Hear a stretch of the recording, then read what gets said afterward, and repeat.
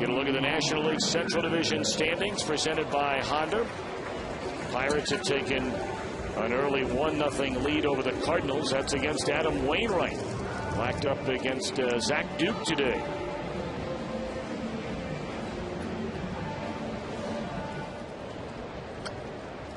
That'll be an interesting divisional race over there in the West. Well, you're right. All of a sudden, San Diego has lost back-to-back games. There's a base hit in the left field by Ramon Hernandez, and so the day is over for Edinson Volquez. He'll be taken down for a pinch hitter. Those 5 innings, throws nearly 100 pitches in the 5 innings. Now Brandon Phillips. Down the right field line, going hard. Hayward, he's not going to get there. And by leaving his feet, he enables Hernandez to score all the way from first. Here's a throw into third, and Phillips is in there with a triple to tie the game.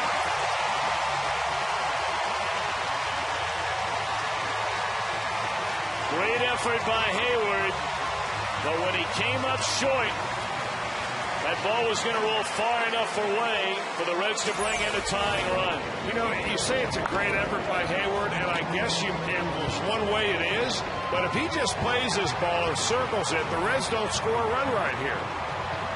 Ramon Hernandez would not score from first on a ball that would probably only have been a double for Brandon Phillips, but because he dove for it and did not come up with it, the ball gets by him. By the time he picks it up, Brandon goes into third. Ramon Hernandez comes around, and we've got a tie ball game. So first run the Reds have scored on a Sunday. The last 4 of them they have played.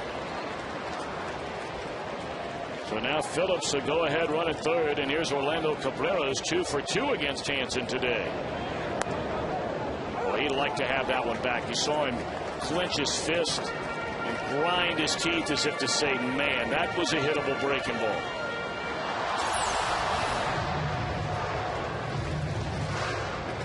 I think he was more of a little bit of a surprise right there. That could be a setup.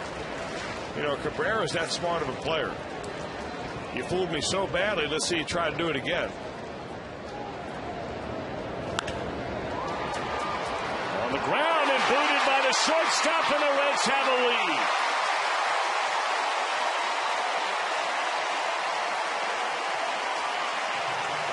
As routine as it gets for one of the best defenders at shortstop over the last decade. And a rare mistake gives Cincinnati its first lead of the game. Now, the guy's got great fielding mechanics, but he came up with that ball and then dropped it. As he went down with it, he gets very low to the ground, Cabrera does, or Gonzalez does. And when he went to scoop it, it wasn't there.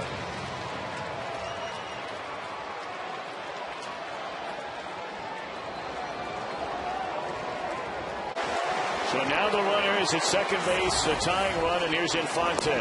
Fastball up and in. Well, you rarely see Cordero do that. That is come up and in.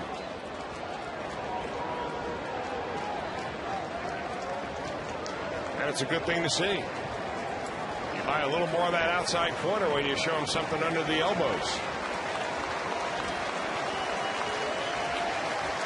Cordero behind 1-0 on Infante. It's in there, strike. I'm not sure outside of Prado there's anybody, as a Reds fan, I'd want to see less at the plate right now than Infante. This guy is just a hard out. I mean, him and Prado, they battle, they foul balls away. But he got sawed off right there, and that's the old ball game.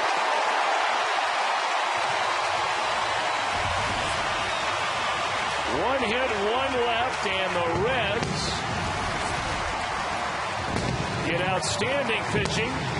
Volquez for 5, Smith, Bassett for 1 each, and Cordero to save in a 2-1 win. And after losing the opener, Chris, on Friday night, they win the series. Well, they win the games they ought to win. You win in front of the big-time crowd here today. They were able to do that yesterday, so they put a little bit of a 2-game streak together before they head to Pittsburgh, where they hope to take care of business against the Pirates. But a nice weekend of baseball here in Cincinnati.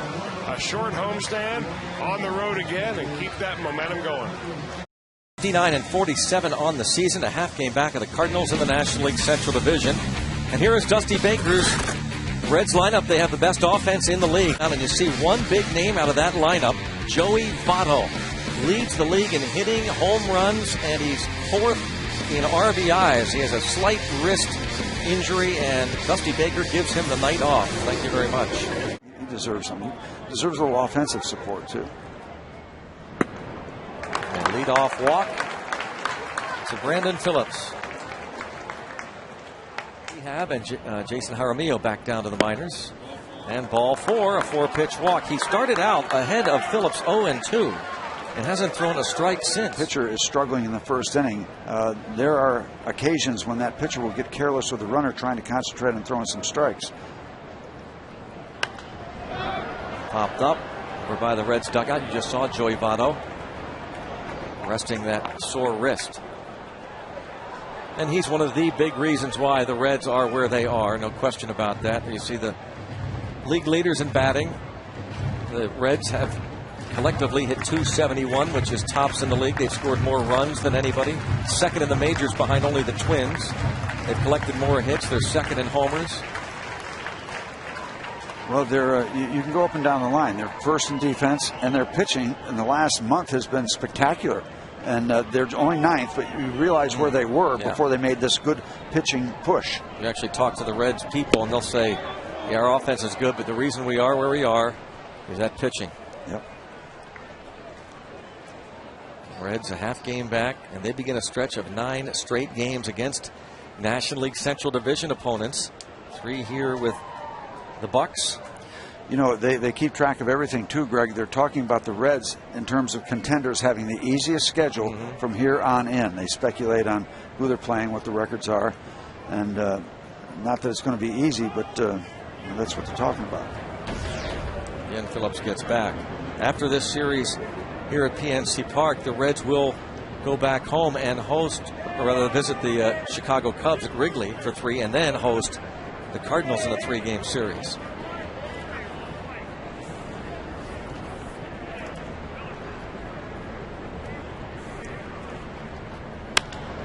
Line drive, base hit to left center field. Runner will be waved home, and Tabata will get the ball into the infield. It's 1-0 Cincinnati. Phillips scores on the base hit by Cairo. So they still get production from their first baseman, even though it's not Votto.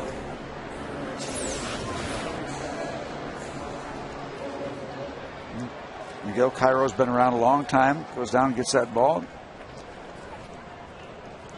Good bit of hitting, good at bat for the Cincinnati first baseman.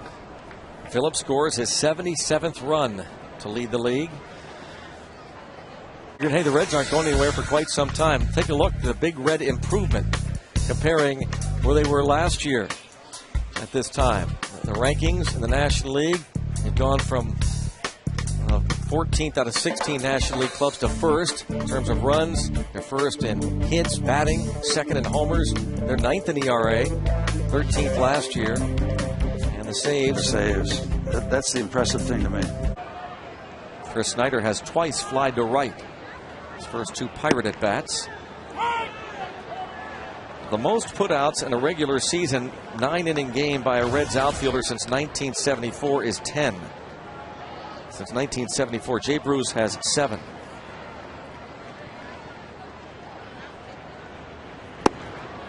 Done most recently by Reggie Taylor 7 years ago. All-time record by a Reds outfielder in any game is 13 by Rolando Rooms back in 1989. And that was a 17-inning game.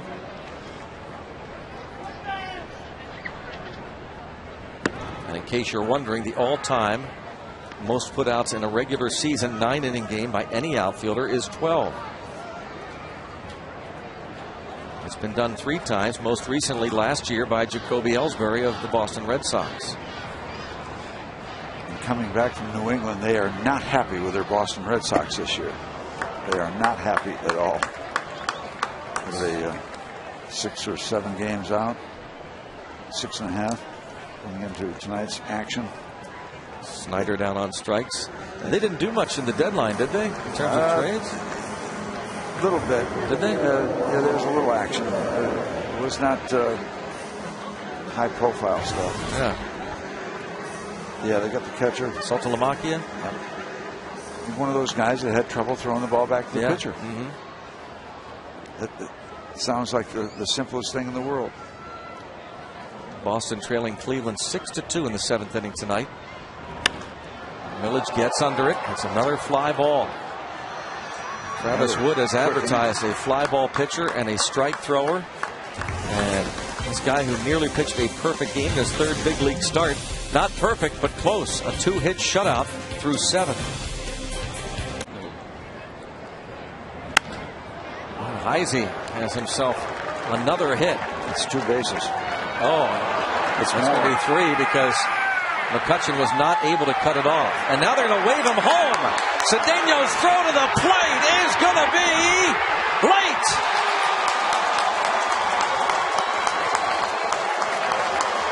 Chris Heisey circles the bases. And Mark Berry does the right thing. Why hold him up in a 2-out situation? You got a chance to get a cheap run after this base hit. Looked like it was going to be 2 bases. And now 3 and then 4. McCutchen trying to time his slide to cut it off. All the way to the notch. There's Mark Berry with the windmill. It's got to be a double and an error, doesn't it?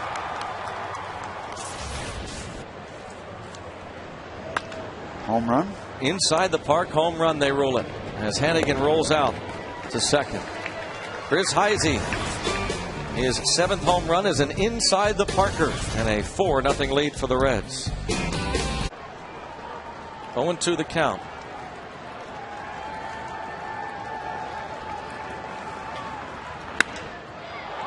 Fly ball to left center field. Heisey and the Reds have 3 hit the Pittsburgh Pirates. Travis Wood, Russ Springer, and Arthur Rhodes, and Travis Wood 2 hits in 7 innings. Pretty impressive, as advertised. As really was quite comfortable for the Reds, to be honest. Not too many difficult outs, and the Pirates went down 1, 2, 3, and 6 out of the 9 innings. The Bucks have scored now in the last 4 games a total of 2 runs. The Dusty Baker's club blanks the Pirates. Ross Ollendorf falls to 1-9. He went 5, gave up 3 runs on 5 hits with 4 walks, hit a batter. And so the Reds are now 7-4 against the Pirates this year. The Bucks have lost 5 in a row. Juan Francisco flip-flop in the order late, and that is just fair inside the left field line. Juan Francisco was in the 5-hole initially, flip-flopped.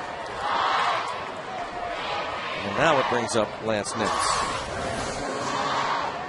Nothing special, just a little cue shot off the end of the bat. And the ball girl, she's not sure fair or foul. She's going to get out there, take a look at it. No, we better let it go. It's one of the surprises in baseball, you'd have to say, along with the Padres. And they both done it the same way. Good young starting pitching. It's really paving the way for them.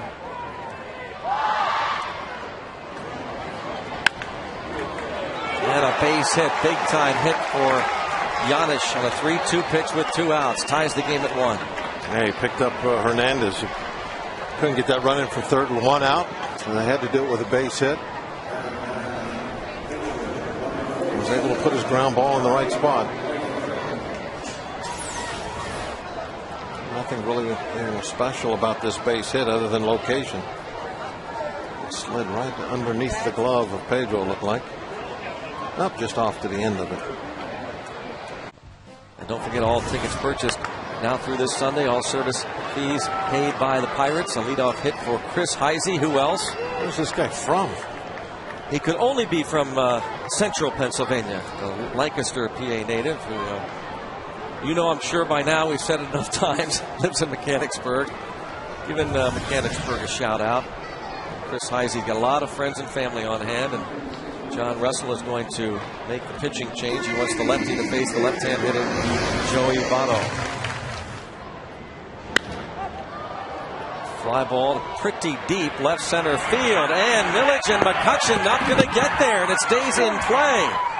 And that will allow the runner to be waved home and score. Izzy able to score easily as that ball into the notch. Scoring from second base on the Votto double and giving the Reds a 4-1 lead.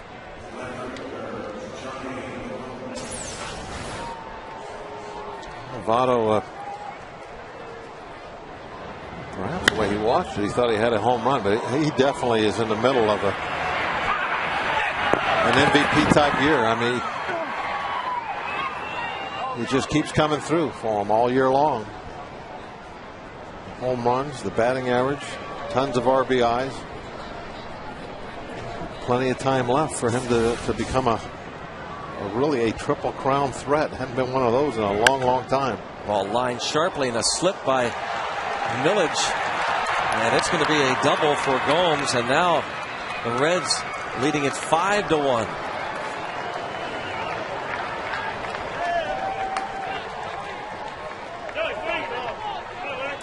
Johnny Gomes, his third hit. He has 66 RBIs. Just a very hard hit ball into the gap.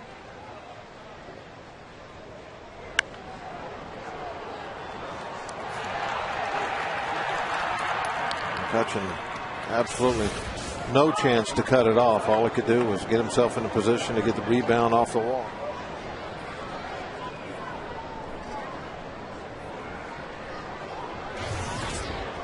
Lined out to McCutchen in the fifth inning.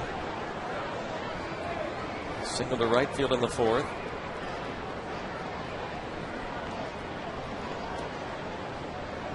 Karstens went 5, gave up 3 runs on 9 hits.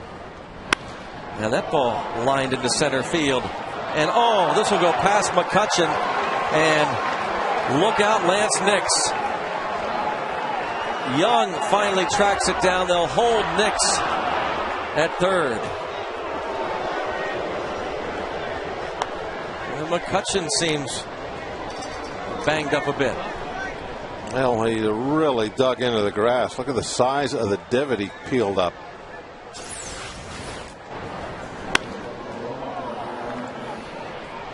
Oh, yeah, look at that, Greg. The left knee just stuck. Watch his knee get in the grass and just, ouch. Wow. Lucky he didn't tear a groin or something. Wow. Look at the size of that 3-1 count. And he walks him. A chance now for a double play, maybe. There's still something hanging around. I'll have to check it out. That ball cracked to left field. Line drive, home run for Paul Janisch. Well, Steven Jackson has been scored upon in all 6 of his outings with the Pirates, and he's now given up a home run in each of his last 4 games. And this one just might have put it away. Yeah, it's 9-1. It's going to be a tough one to come back from. Janisch hit it in the right spot for himself and the Reds. Right down the line where it's not very deep in that low wall. And I think he put it right in the first row. Yep. Maybe a walk or 2 in there. Then you mix in the hits. And then, as you said, somebody's got to hit one over the fence. Bounce to third. Oh, nice pick there by Francisco. On a double play. Couldn't get it out of his glove, but it was hit so hard that he ended up having plenty of time.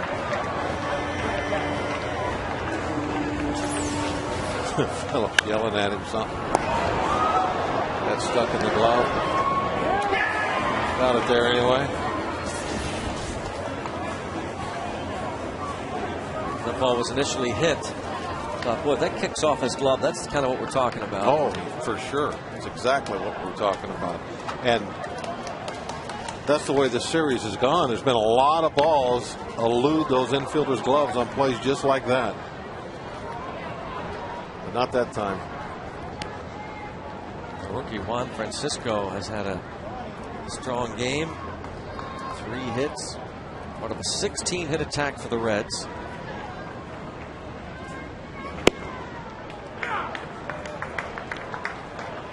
And it was the bullpen that really did in the Pirates' chances to try and come back.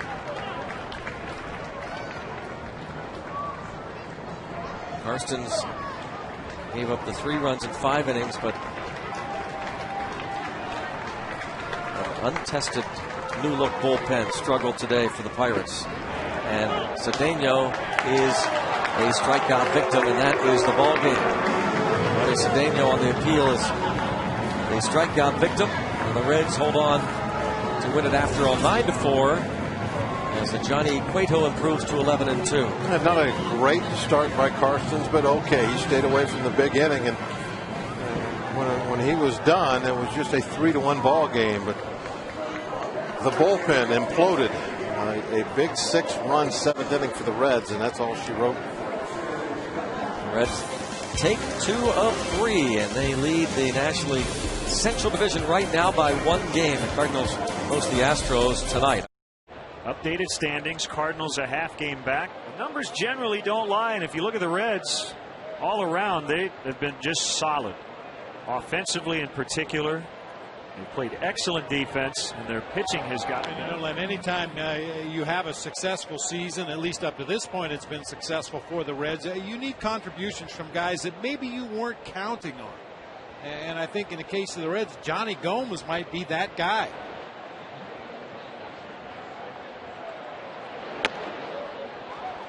And then Bruce takes ball 4. That's the 3rd base runner without a hit the Reds have had. Ryan Hanigan, the catcher, coming up. Still 0-1 on the catcher Hanigan.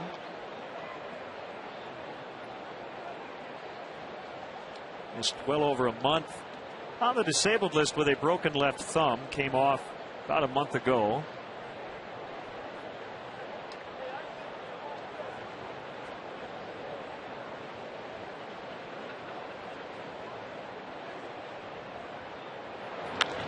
And a deep drive for Hanigan. Gone. A 2-run homer. Ryan Hanigan with a career best 5 RBIs against the Cubs on May 8th. As he hit a grand slam off Justin Berg, and he gets Tom Gorzolani here to make it 2-0.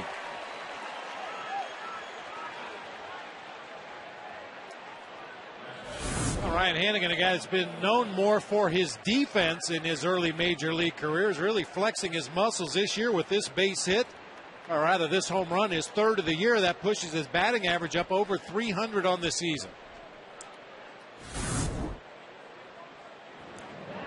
So in this spot, you want contact. And the Reds are conceding a run all the way around the infield. Anything other than a ball hit right back to Arroyo should result in a run here.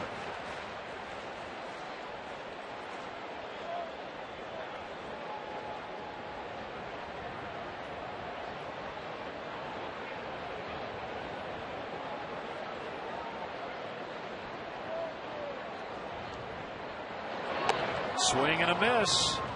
Went up with the fastball and struck him out. As Colvin is down 0-2.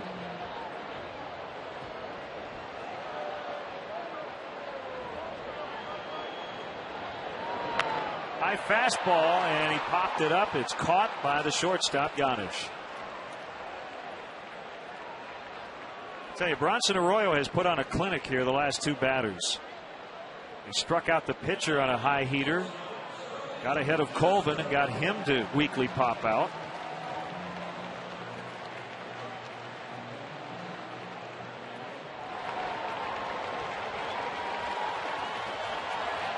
Base hit here could tie it up. And the fans are getting up. 3-2 on Starlin Castro. He's been arguably the Cubs' best hitter over the last month plus. Swing and a miss. He got him on the curve and escapes. 2nd and 3rd, nobody out. The Cubs come up empty. Frustrating period of time, but you know, it's great to see those young kids, and what a great team they did, and what a great playoff it was. A diving catch by Gomes to end the Cubs' 7th. 1-2 on DeWitt, representing the tying run.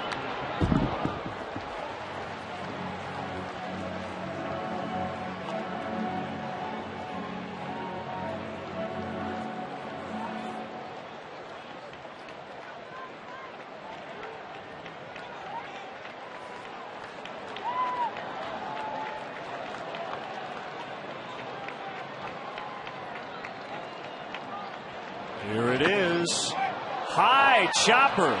Cordero barehands, throws and gets him, and the Reds win it 3-0. Didn't know if Cordero was going to have enough time.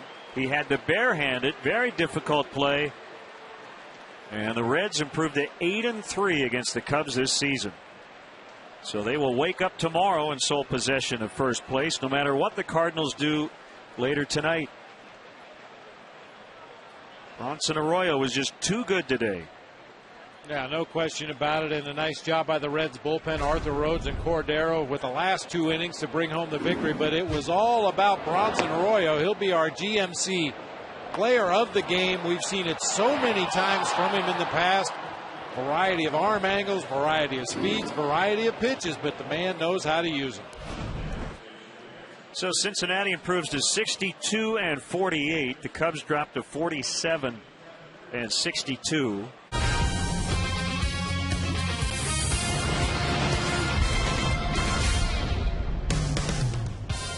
We greet you from Wrigley Field. A great shot from the Sports Corner roof of the Harry Carey statue, and in front the Ted Butterman Band entertaining fans as they head on in to the ballpark. Game 2 of a 3-game weekend series here on Comcast Sportsnet.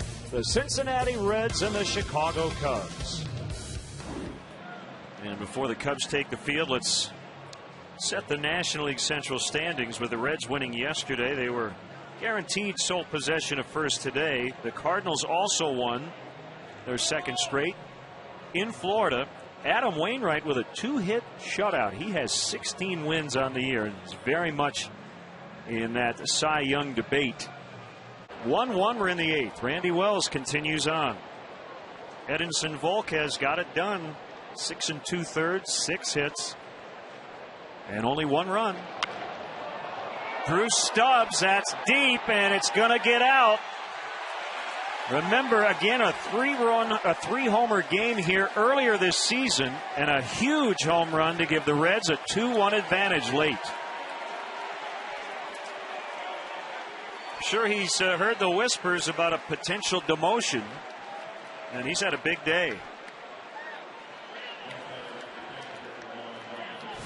Yeah, Drew Stubbs carrying that low batting average, but as the Cubs have witnessed too many times this year, he is a threat to go deep on any pitch if you make a mistake, especially on a ball out over the plate where he can get his arms extended. No doubt about that one. So a 3-homer game here on July 4th. You go back to April 9th in Cincinnati, a game-winning grand slam against the Cubs, and today his 5th homer of the year against Chicago, and this also giving the Reds the lead. Still an important run at third base. Arroyo stands there, and Paul Janisch will hit with 2 down. Inside. No action in the Reds pen, so it'll be on Drusick to begin the bottom of the 8th. He is their pitcher of record after getting the final out of the 7th. Base hit, Arroyo in, 3-1.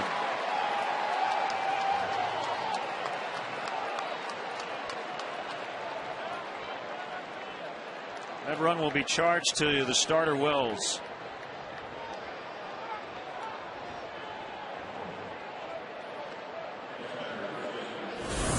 Paul Janisch, a .444 hitter with runners in scoring position and 2 outs this season, and he comes through once again for Dusty Baker and the Reds. From our Coors Light RoboCam, a little roller through the left side, plates Bronson Arroyo. So Cordero just didn't have it today, and Nick Massett has been summoned. Bases still loaded, 1 out. Don't go anywhere.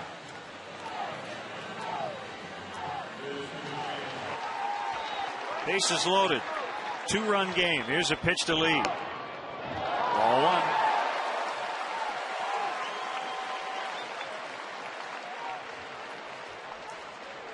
Well, Derek Lee will take this trade off on the mound for the Reds any day of the week. He was 1 for 9 lifetime against Cordero, 4 for 9 against Nick Massey. Kick in the 1-0 pitch. Big swing, fouled it straight back, 1-1. Fontenot at third. Fukudome represents the tying run at second, and Starlin Castro the winning run at first. Castro just got hit by a pitch to force in the Cubs' second run of the day.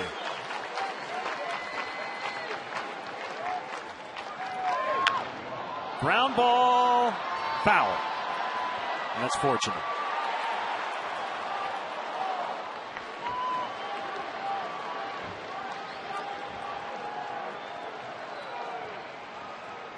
Here's a pitch.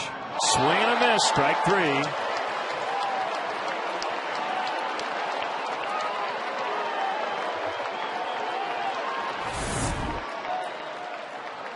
Breaking ball from Nick Massett. Short, sharp curveball. Starts mid-thighs, ends up down below the knees.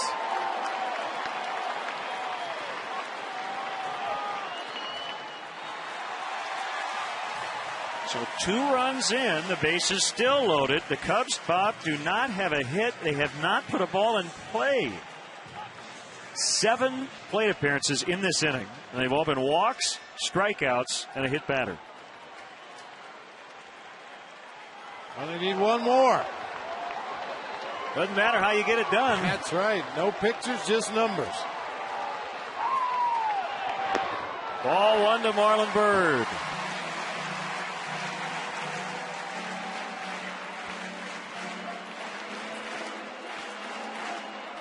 Cubs have been stuck on 6 hits since the 6th inning. But they have rallied for 2 in the 9th. They have the tying run at third, the winning run at second. 1-1. Well, these are the kinds of at-bats that do make you ask. Wish we'd seen a little more of this early on today against Volquez. Could have gotten him out of the game a lot sooner than they did. Had they used these kind of patient at-bats.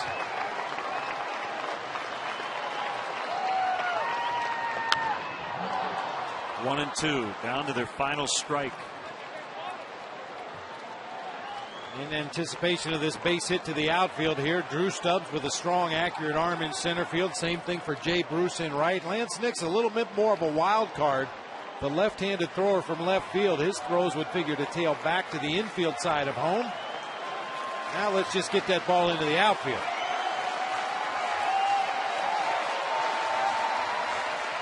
The 1-2 on the way, swing and a miss, and the Reds barely hang on. The Cubs sent 8 to the plate in the 9th inning. 4 of them walked. You had a hit batter, and the other 3 at-bats were strikeouts. So Massett bails out Francisco Cordero, and the Reds win a 1-run game. And the Cubs continue to struggle in the 1-run decisions, now 13 and 26 in games decided by 1. Yeah, the bases loaded for the middle of your order. Rusty Baker fired up as Massett struck out Marlon Byrd to end this one.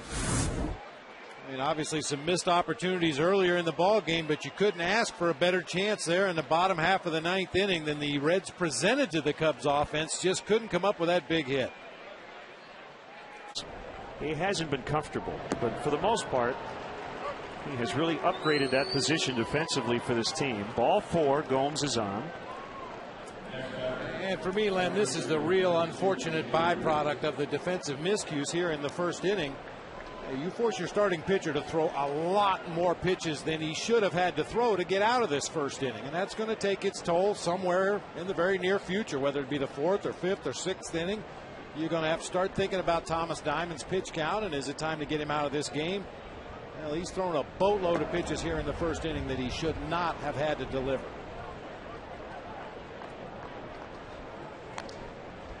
Well, I mentioned the unearned runs the Cubs have given up by far the most in all of baseball. And Diamond trying to make sure no more score. But that's not going to happen. As Jay Bruce finds the right field corner. Votto in. Gomes is going to score. And Diamond should have been out of this inning.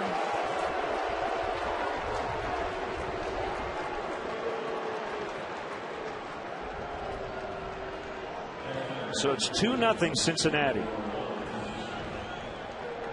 That's what good teams do when you present them with an opportunity to send 3 or 4 batters to the plate that shouldn't have been up in the inning. Jay Bruce with a rocket line drive down into that right field corner. Votto is going to score easily from second base. And with 2 outs in the inning, Johnny Gomes got a great jump off first, and he scored without a play.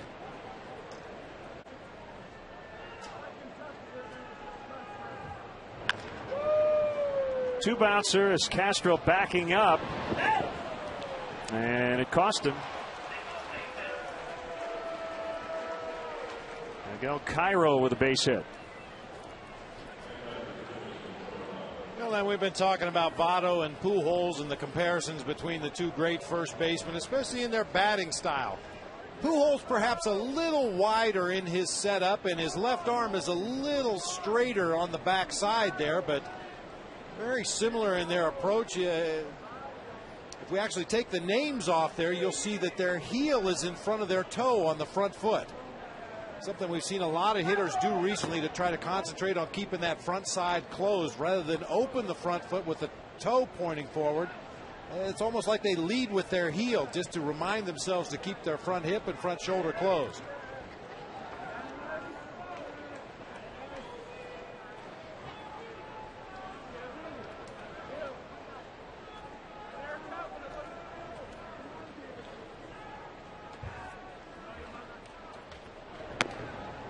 Three and 0. Third stint so far with the Cubs this season for Atkins. Made his major league debut last season. 2 relief outings in July. Fly ball deep the other way, and Soriano just watches it fly. A 2-run shot for Votto, and it's 10-4.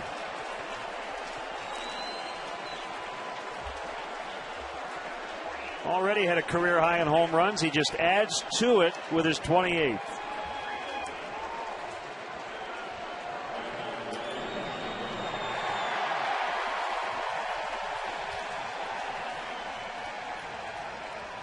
This is what I remember about Joey Votto in his first season in the major leagues, his tremendous opposite field power. That's a ball that's on the inner third of the plate and down, but gets a barrel of the bat on it and knows where that one's headed.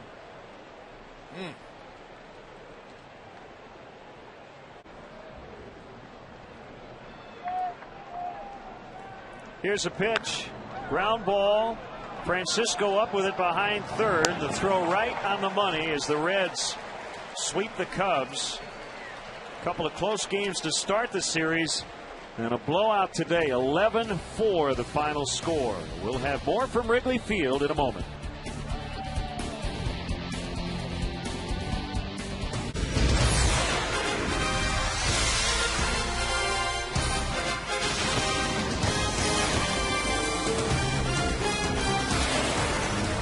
Well, it's a big series that everybody's been looking forward to, and after yesterday was completed, it's all anybody around here could talk about. The Reds and the Cardinals, the first of 3.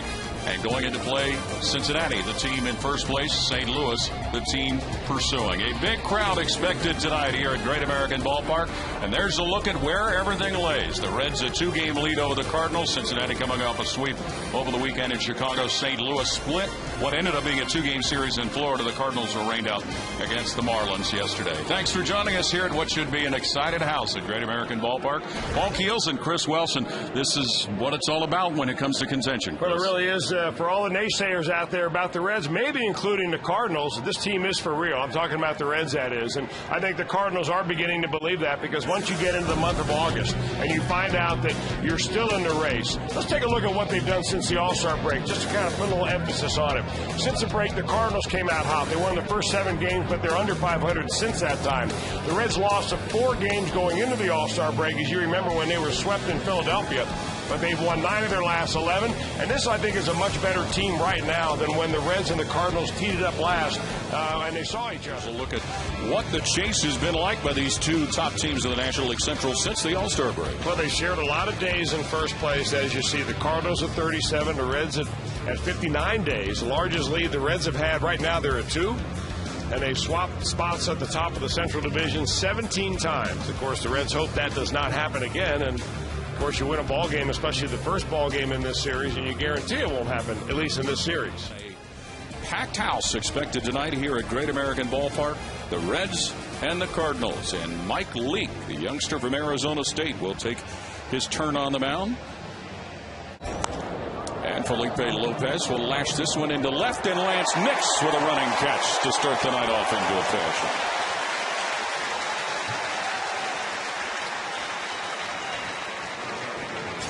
Very nice play by Lance Nix in left. Now, one thing this tells you right away, that the Cardinals know that Mike Leake is going to throw strikes, and they're going to come out swinging the bat.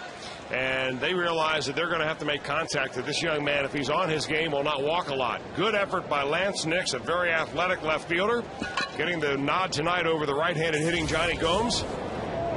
And he comes up with a big play right out of the chute. John Jay looks at a strike, the Cardinal right fielder.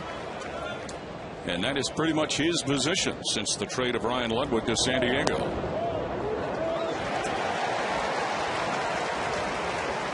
So look at what Mike Leake has done here in 2010.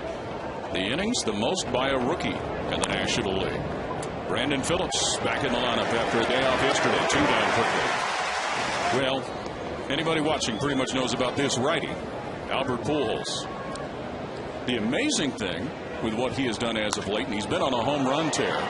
Pops this one into right center, but in position, Jay Bruce. He's got 11 straight games without being walked. And after a half inning, no score.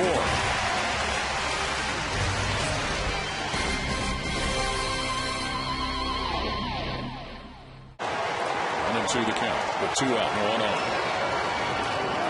And that takes care of it as Phillips goes down swinging. And the Cardinals win the series opener 7-3, and a lot of it thanks to a big 7-run fourth inning. Well, that was all the whole offense the Cardinals had. They only scored in that 1 inning. Unfortunately for the Reds, it was 7 times they were able to touch home plate. Albert Pujols and company, based on the strength of that opposite field grand slam by their second baseman Skip Schumacher, take the first of 3 here at Great American Ballpark. Big crowd, 36,000 plus on hand. The Cardinals have whittled the lead the Reds have in the National League Central down to 1. But there's 2 more games and a lot of baseball left. There certainly are. 7-3. Cardinals with a win over the Reds.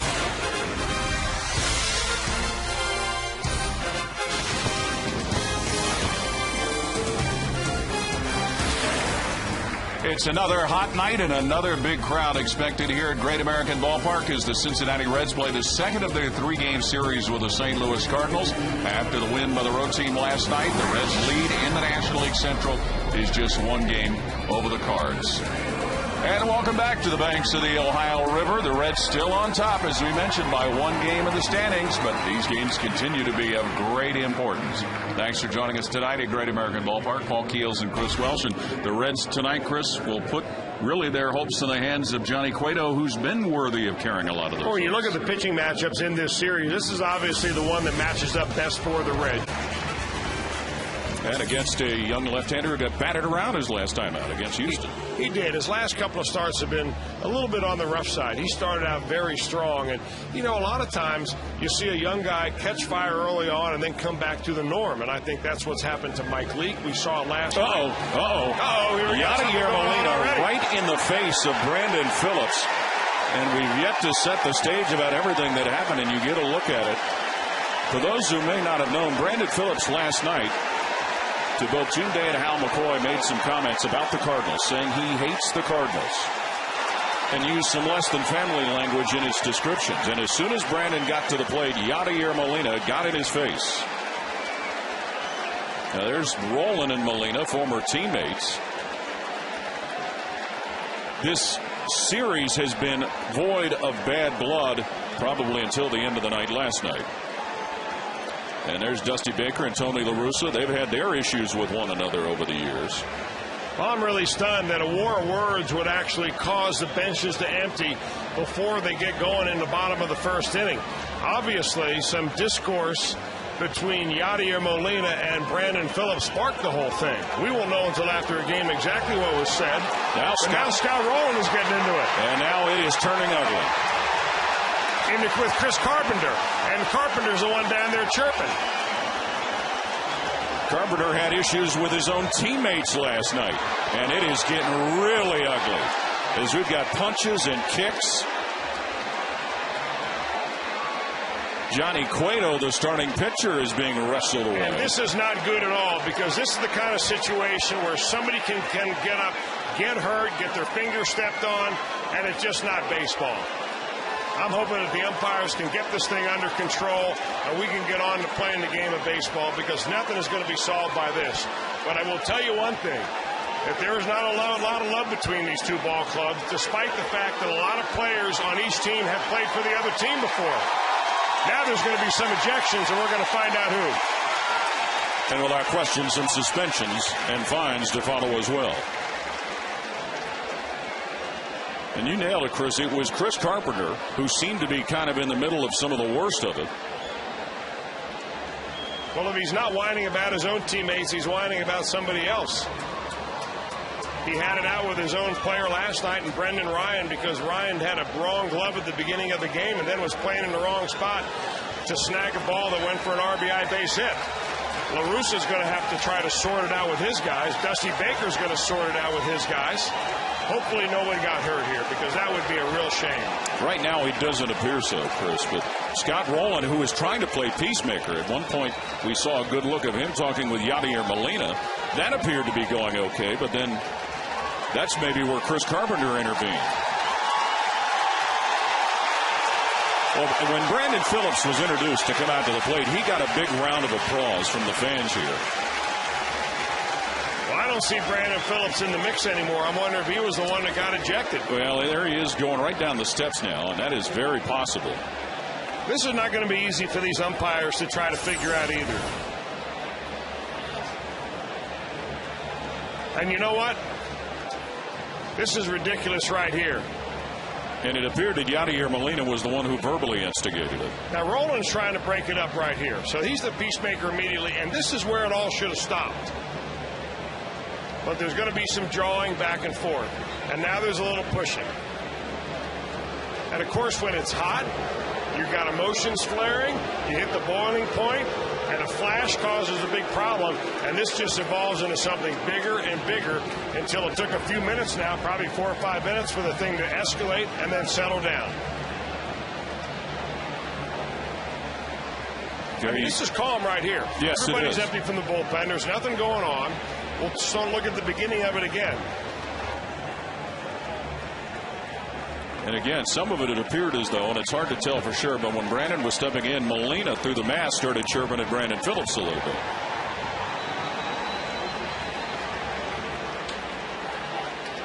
You know, I'm really surprised, though. I mean, Brandon Phillips may have sparked something by saying a quote about the Cardinals and calling them whiny guys. But this is at the end of it, and this is where it gets kind of scary. This is Chris Carpenter right here against the fence. He's being pushed up there, and Scott Rowland was after him because evidently Rowland and Carpenter have gotten into it about something. And somebody was down there at the bottom, and there was some kicking. Here's Johnny Cueto being pushed up against the fence more than anybody, the starting pitcher for tonight. They finally get him out of the melee.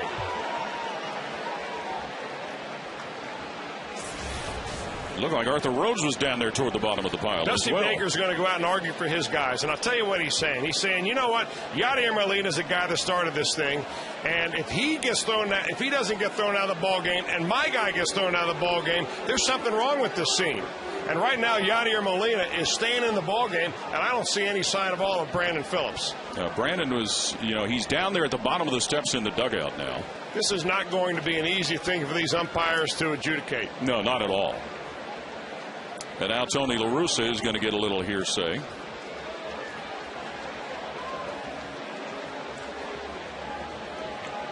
So a tough job for the umpires and probably tough for the managers, too, if there are some ejections. And it appeared, though, Chris, that Brandon Phillips was set to just step in and get ready to hit. Well, you know, how often do you see a catcher going up and go face-to-face with the leadoff hitter? This is all Molina. And I know I'm the Reds announcer, but I can tell you the whole thing was sparked by the catcher saying something to Brandon Phillips. Now, Brandon Phillips is coming back into the on-deck circle, so it appears for the moment there's nothing involving his status, nor Molina's for that matter. Maybe it's the managers that have been thrown out. That is what the indication. There's no Dusty Baker and there's no Tony La Russa. Maybe they'll meet underneath the stadium. Well, they've had their moments. And there's no other indication of players at this point. But you know that Major League Baseball will be looking into this and more than likely suspensions and fines. So our indication is that Dusty Baker and Tony La Russa both have been tossed from the game. That puts the Reds in the hands of Chris Beyer right now. 1-0, by the way, in case you've forgotten, St. Louis with the lead. So Jaime Garcia going to work on Brandon Phillips.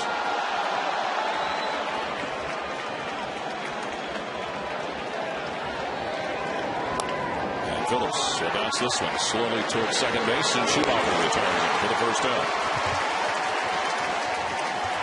Let's check in down on the field with Jim Day with an update of whatever may have happened. JD? Well, the managers have been tossed out of this game, guys. So our indication that no players have been tossed out. Obviously, Brandon Phillips just hit there. Scott Rowland is still in the dugout. Arthur Rhodes is down underneath the tunnel. I'm not sure of his availability. But yesterday, Al McCoy and I were by Brandon Phillips' locker, and he basically, without being prompted, said, I hate the Cardinals. And he went on to say a lot more colorful things. Now, a lot of times when that happens, when you come in the next day, the player will say, well, I was misquoted, or I didn't mean it, or I said it off the record. Today, Brandon Phillips stood by it. In fact, he said, doesn't matter what me or Tony La Russa says, it matters who wins. But he certainly fueled the fire and stood by his comments today. He was not misquoted. Well, and it drew the ire after the game of Tony La Russa, even so much so, according to some newspaper reports, as Paul Janisch is the next batter, that he even flagged down a couple of the St. Louis writers after he had made some initial comments to them to further go on about it. Now, there's Brandon Phillips. That's a war of words. I mean, big deal. I mean, this is like fourth grade playground stuff. You're going to go to fight over one guy calling you a name? No, it probably wouldn't. This is big league baseball. You know, for one team to react, or for one guy to react, whether it's Yadi or Molina or Brandon Phillips, actually want to fight because somebody called him a name, you got to be kidding me. Well, now, if the Cardinals and Garcia had buzzed him close with a pitch or maybe even plunked him a little bit. That's a whole different story at that point. That's when the umpires get involved. That's when Major League Baseball gets involved. I'm just happy no one got hurt, and I hope no one did get hurt in this thing. Let's hope cooler heads prevail and we get to play some baseball. Yes, this is still a big series. Paul Janisch on the 2-2 pitch sends this one into right field, where it's chased by John Jay for the second out.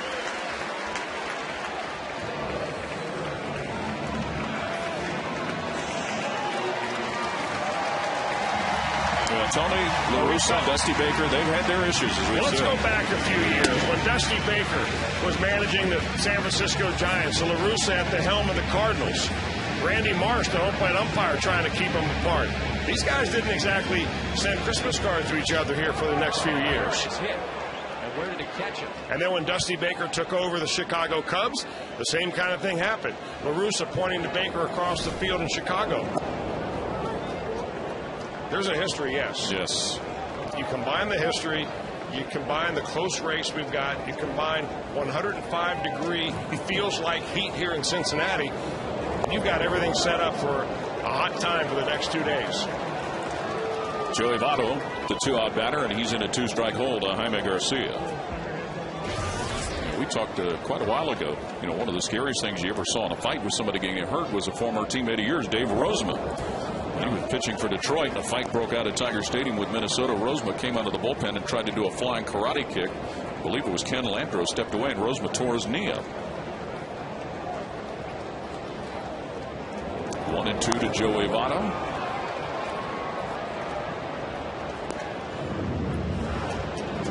One for 3 last night for the Reds' first baseman.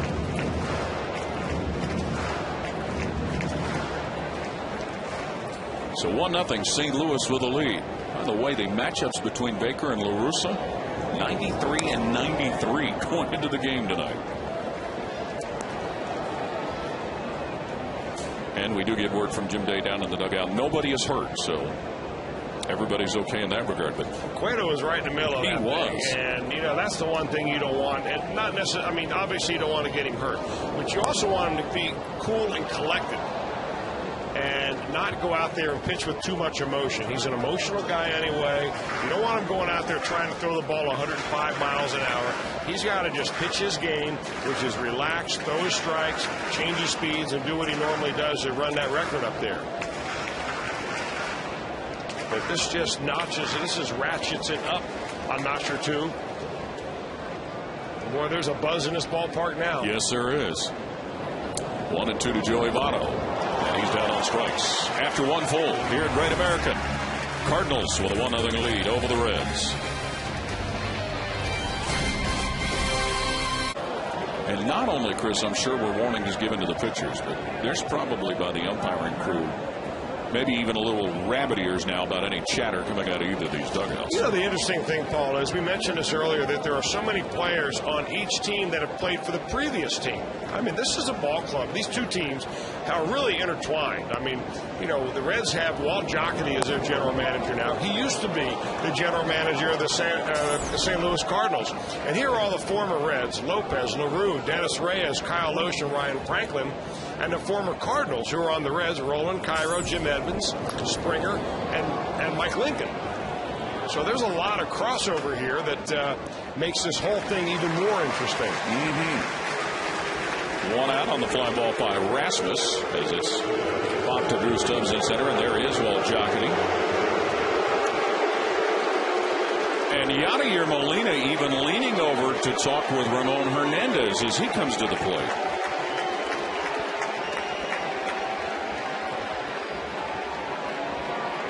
Well, again, you never know for sure, but as best as we could tell through a lot of the replays that we looked at, when Brandon Phillips came to the plate, it appeared Brandon was set to hit.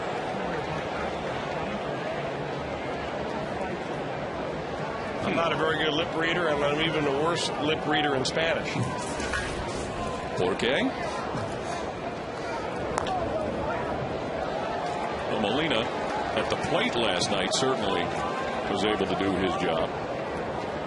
A couple of base hits and scored a run for St. Louis. Hey, one thing, though, that Johnny Cueto's first fastball to Molina was 96, the best he's thrown all night.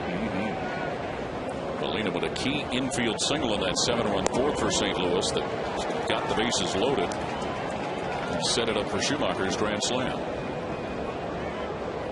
Schumacher on deck. 2-1 the count. This is the 15th straight game that Yadier Molina has started behind the plate. Big key for Johnny Cueto: just control his emotions out here, pitch his ball game. This win in the standings more important than his emotions, how he feels about the Cardinals. Well, he's now in a 3-1 situation. And he wants to know where that 2-1 cutter was right there.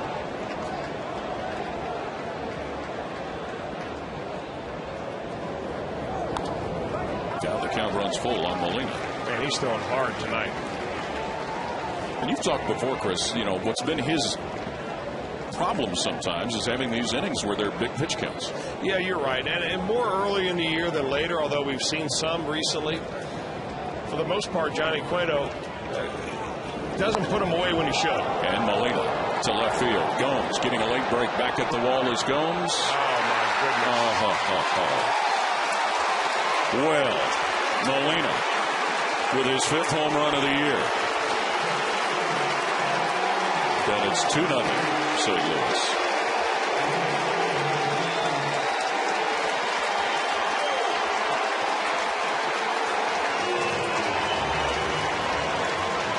Well, you got to hand it to Molina. He stepped up when he had to right there, and he turned on a 95-mile-an-hour fastball. Open wound, pour in salt. So the Cardinals up a couple of runs. Brandon Phillips, well, if you want to think he was the powder keg with some editing, Here's kind of what he talked about last night with Jim Day and Al McCoy. I play against these guys with one leg. We have to beat these guys. I hate the Cardinals. All they do is complain and moan about everything. All of them. They're little babies. Not sure he said exactly that, but that's our translation. All of them. I really hate the Cardinals. Compared to the Cardinals, I love the Chicago Cubs. Let me make this clear. And he did.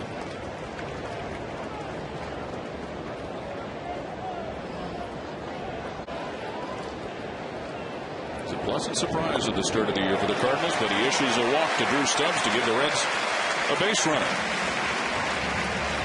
So the first walk Garcia has issued. Stubbs on down to first base. And a base hit for Hernandez. First knock of the night for the home team.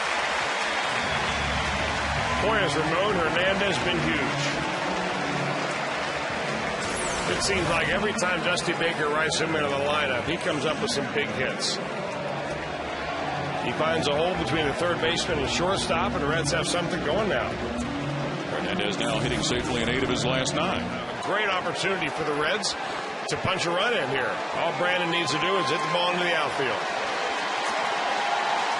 1 out. Runners at second and third for Brandon Phillips.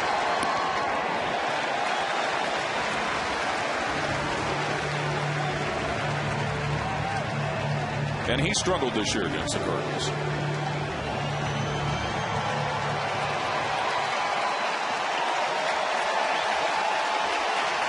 It's another big house here trying to get behind the Reds. And Jaime Garcia finds himself in a jam. Count now even at 1-1. 3 for 9 is Brandon Phillips against Jaime Garcia with a home run.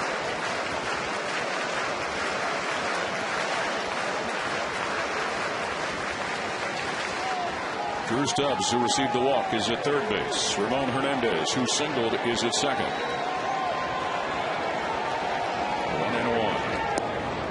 Now 2-1.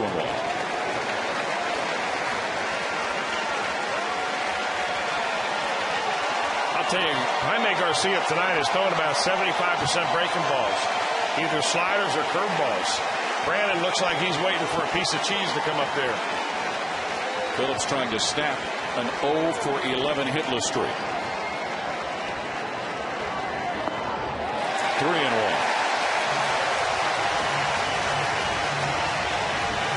You know, if I'm Jaime Garcia, I wouldn't be all that disappointed in putting Brandon Phillips on base here with 1 out. You got Paul Giannis coming up next, not nearly the hitter that Phillips is, and you set up a double play anywhere.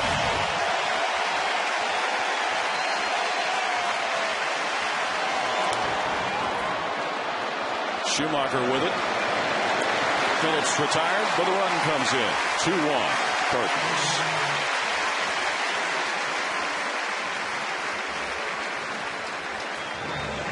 Well, the bump by Cueto helped the Reds play a little small ball right there on a 3-1 changeup by Jaime Garcia. He was not going to give in to Brandon Phillips and pipe a fastball.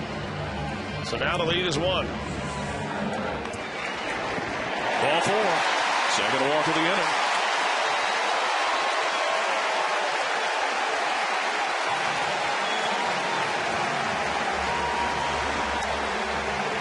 I think you mentioned it last night, Chris. If you want to be an MVP, these are the kind of situations that you need to deliver. I'll tell you what, the fans are into it here at Great American Ballpark. About half of them are standing. They've been a buzz ever since the bottom of the first inning when both benches emptied. And it does have a playoff feel. Joey Votto, a strikeout victim in the first inning.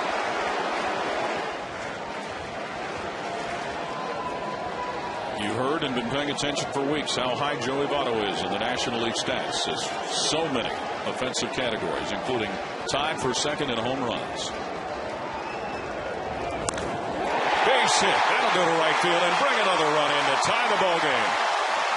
And Paul Giannis is fortunate to get back at second base as he stumbled going around the bag. However, Hernandez scores on Joey Votto's RBI base hit, and the game is in.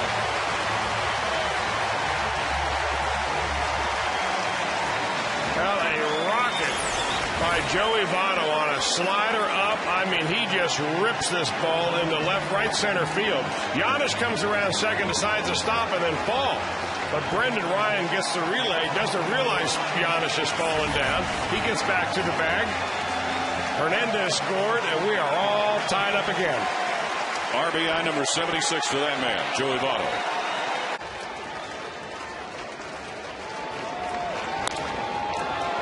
Miles will gobble it up.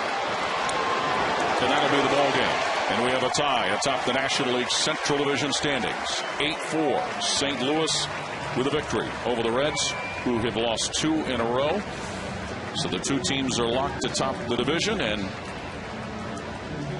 this has been a game that it'll be interesting to see the after effects and the emotional after effects. Well, it will. I think for the most part, maybe the managers will pull each team aside and say, hey, listen, what happened tonight is an isolated incident.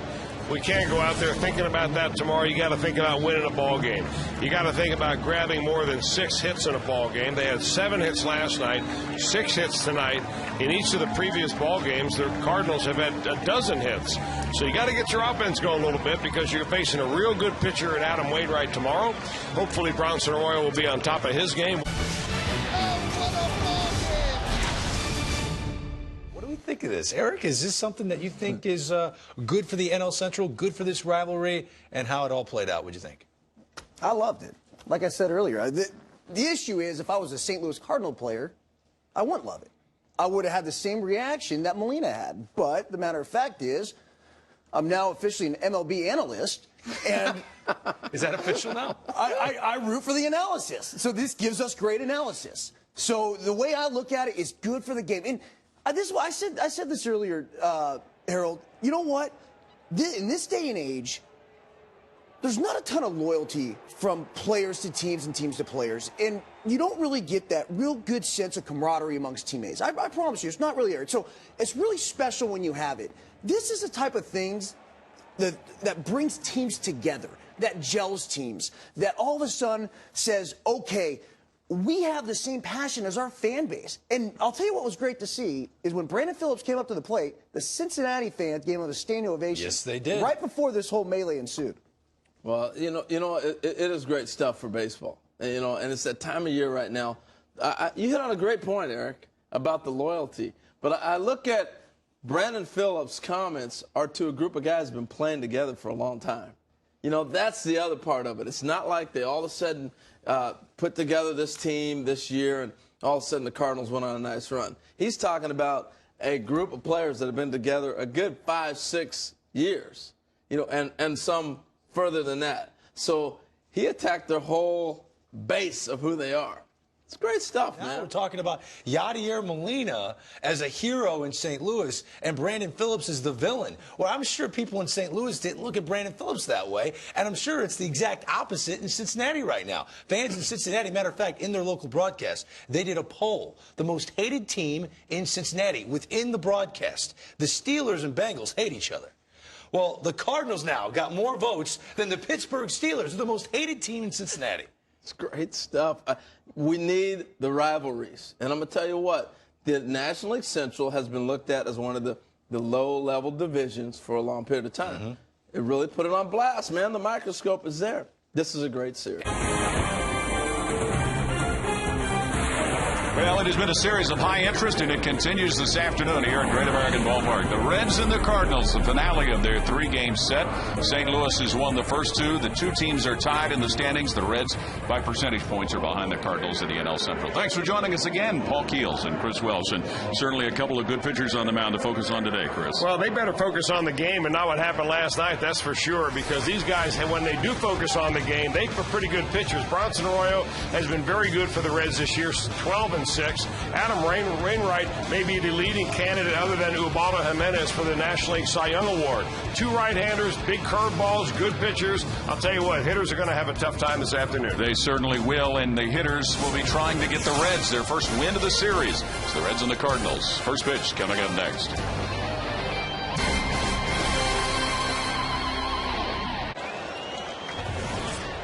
Eighth pitch of the at-bat coming up. And nowhere to put him. Here's the breakdown by inning.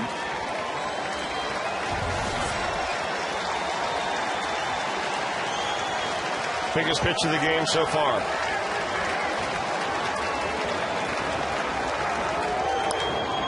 Center field, Stubbs chasing, going back, Stubbs, and it is a grand slam for Colby Rasmus. The second grand slam the Cardinals have hit in this series. And they're up 4-0.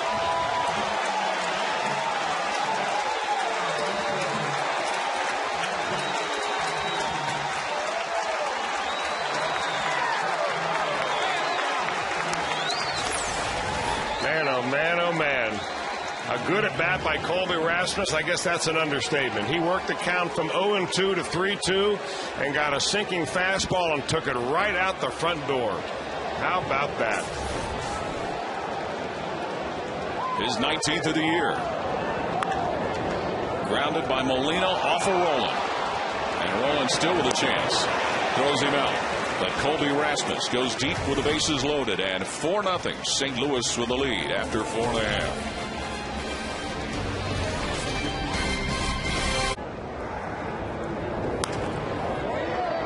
Headed toward left center, and Alan Craig has it for the second out. Today marked the first time, because of the difference in percentage points, that the Reds have been in second place in the National League Central since the 1st of August.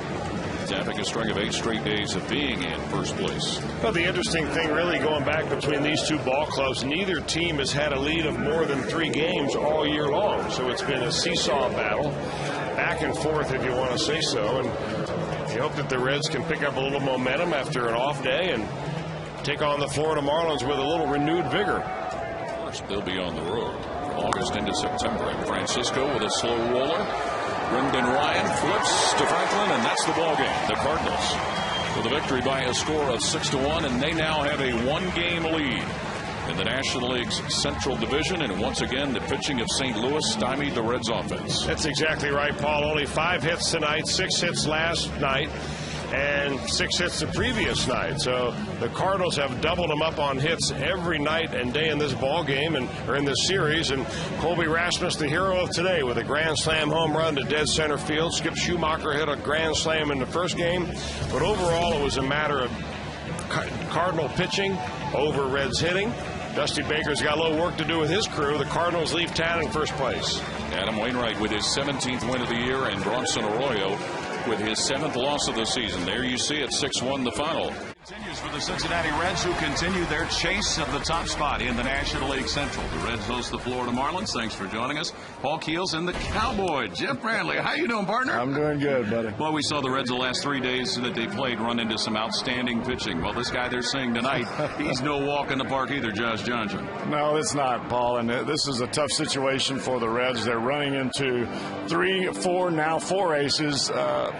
It's a tough situation for the Reds. They've got to bring the bats, and this is the one test of the middle of the season where the Reds in the top of the National League really have to bring out the bats after this situation with the Cardinals. Josh Johnson, 10 strikeouts in his first appearance against the Reds down in Florida. This will be his first start here at Great American Ballpark. Hopefully, with some new changes for Dusty Baker's lineup, some lefties against this right-hander, they can put some runs on the board and do it early. And this is an offense that really needs to get going after what they've run into the last 3 games.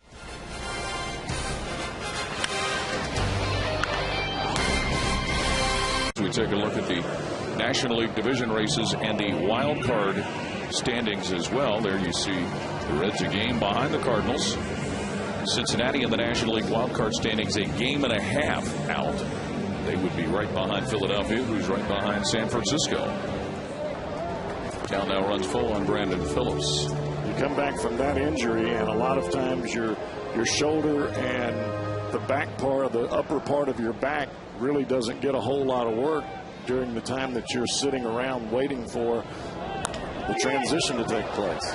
Hanley Ramirez cannot get it with a bare hand. And Brandon Phillips will start the game off for the Reds in the bottom of the first by reaching base.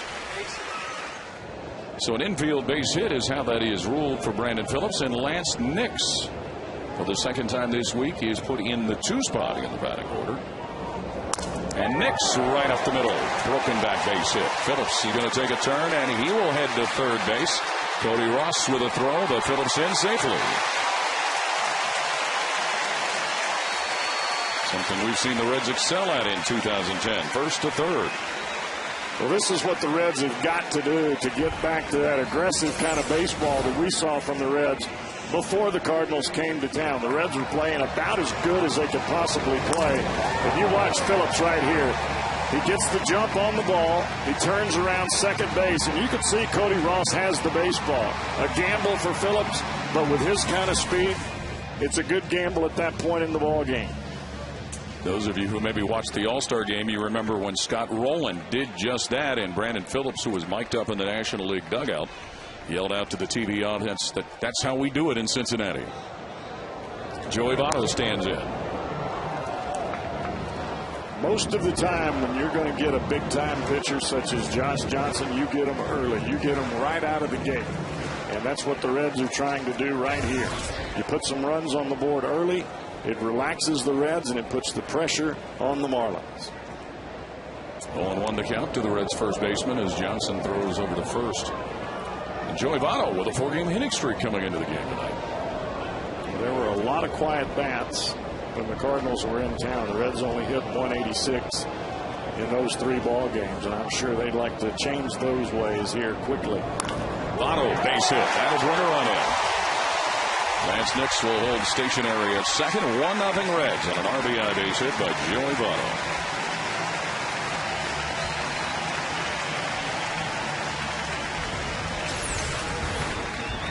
Three hitters in a row now, not trying to do too much with the baseball. Look where this pitch is. I'm talking about down and in, right on the inside corner, right at the hollow of the knee. The picture-perfect strike zone pitch down. And Votto doesn't try to do too much with it. He just drops the head and pops it right through the right side. The 78th run batted in on the year for Joey Votto. You could almost see Votto squeeze those hands in just a little bit at the last second. Scott Rowland the batter, and still nobody out. 2-2 is the count with 2 on, and a run in already for the Reds. Base hit. Scott Rowland snaps that over 12 straight. Nix round third, and headed home is Lance Nix. 2-0 Reds.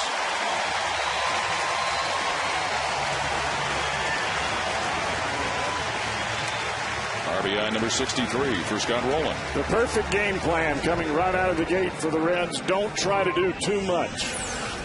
Just put the bat on the baseball. Look at this fastball inside, running in off the plate. And Rowland just drops the head. A very similar swing that we saw from Joey Votto. Let the pitcher's fastball do the work for you. Get the bat head to the ball. The guy's throwing 96. You get the bat head there and let him supply the power. Jay Bruce, the one-out hitter. 1 for 5 with a couple of walks. The first 3 games of this week against St. Louis. And that one banged up the middle off the glove of Ramirez. Round third and coming home Joey Votto. Play will be made at third where Scott Rowland is tagged out for the second out, and Jay Bruce ends up at second base. Base hit and an RBI. And the Reds have a 3-0 lead. Boy, that ball took a wicked hop on Hanley Ramirez up the middle. For a moment, I thought that was going to be a tailor-made double play, and it ends up just devouring the glove of Ramirez. He had to lay out for it. Bounces off of his glove. Rowland trying to go first to third there, and this time Cody Ross makes a nice throw. He certainly does. And a good crowd on hand here tonight at Great American Ballpark, and they've seen the Reds take a 4-0 lead over the Florida Marlins as we roll into the bottom of the 4th.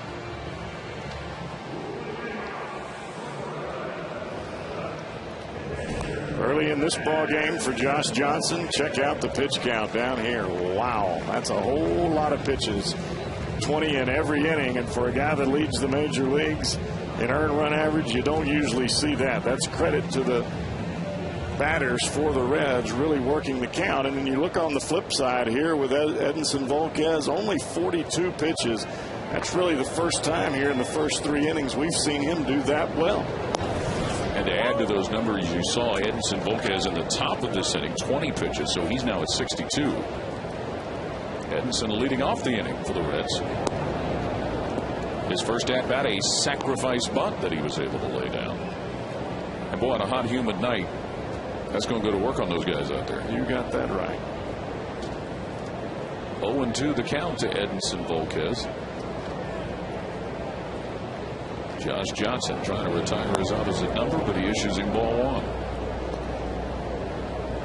And I think for the Reds, if they can just continue to put the same types of quality at bats against Johnson. Volquez on. Quality at bat.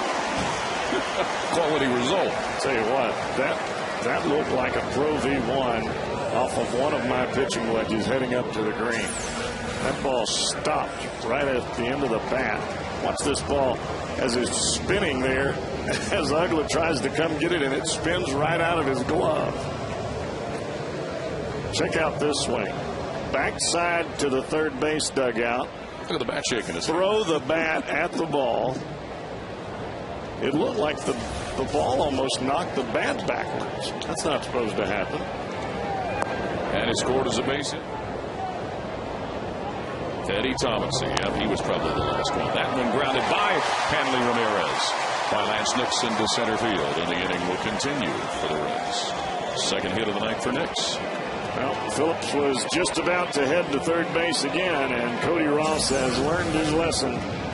This ball is away from Nix, and he hammers it right back up the box. Another base hit for Lance Nix. And watch Cody Ross come and get this baseball. Boom, in a hurry. No more running on me, he says. So Phillips at second, Nix at first. And Joey Votto, the batter, and Randy St. Clair, the pitching coach, is going to once again make a walk out to the mound to talk to Josh Johnson. Josh Johnson bearing in. 2 on the pond for the Reds, who have a 4-0 lead. Chops this by Sanchez into right field. Phillips is going to come racing home. There'll be a play to third base on Lance Nix. He's taken out.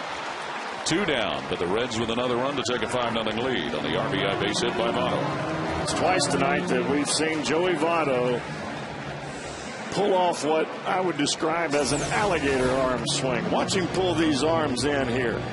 Pulls the arms in, gets the top hand over the baseball quickly, and shoots it right through the hole. Takes an awful lot of upper body strength and a lot of left hand strength. If you're a right-handed thrower, you probably can't make that swing there. But because of Votto being left-handed and being a stronger arm, he pulls it right through. And earlier in the year, Jeff, this was a Reds team that usually went up there hacking earlier than need be in some cases. And they saved these types of at-bats for later in the ballgame. That's why they have so many comeback wins. Here you saw how the pitch count's been divvied up for Josh Johnson. And Scott Rowland to left field. That one headed toward the corner. And that one is going to get another run in. As coming around is Joey Votto.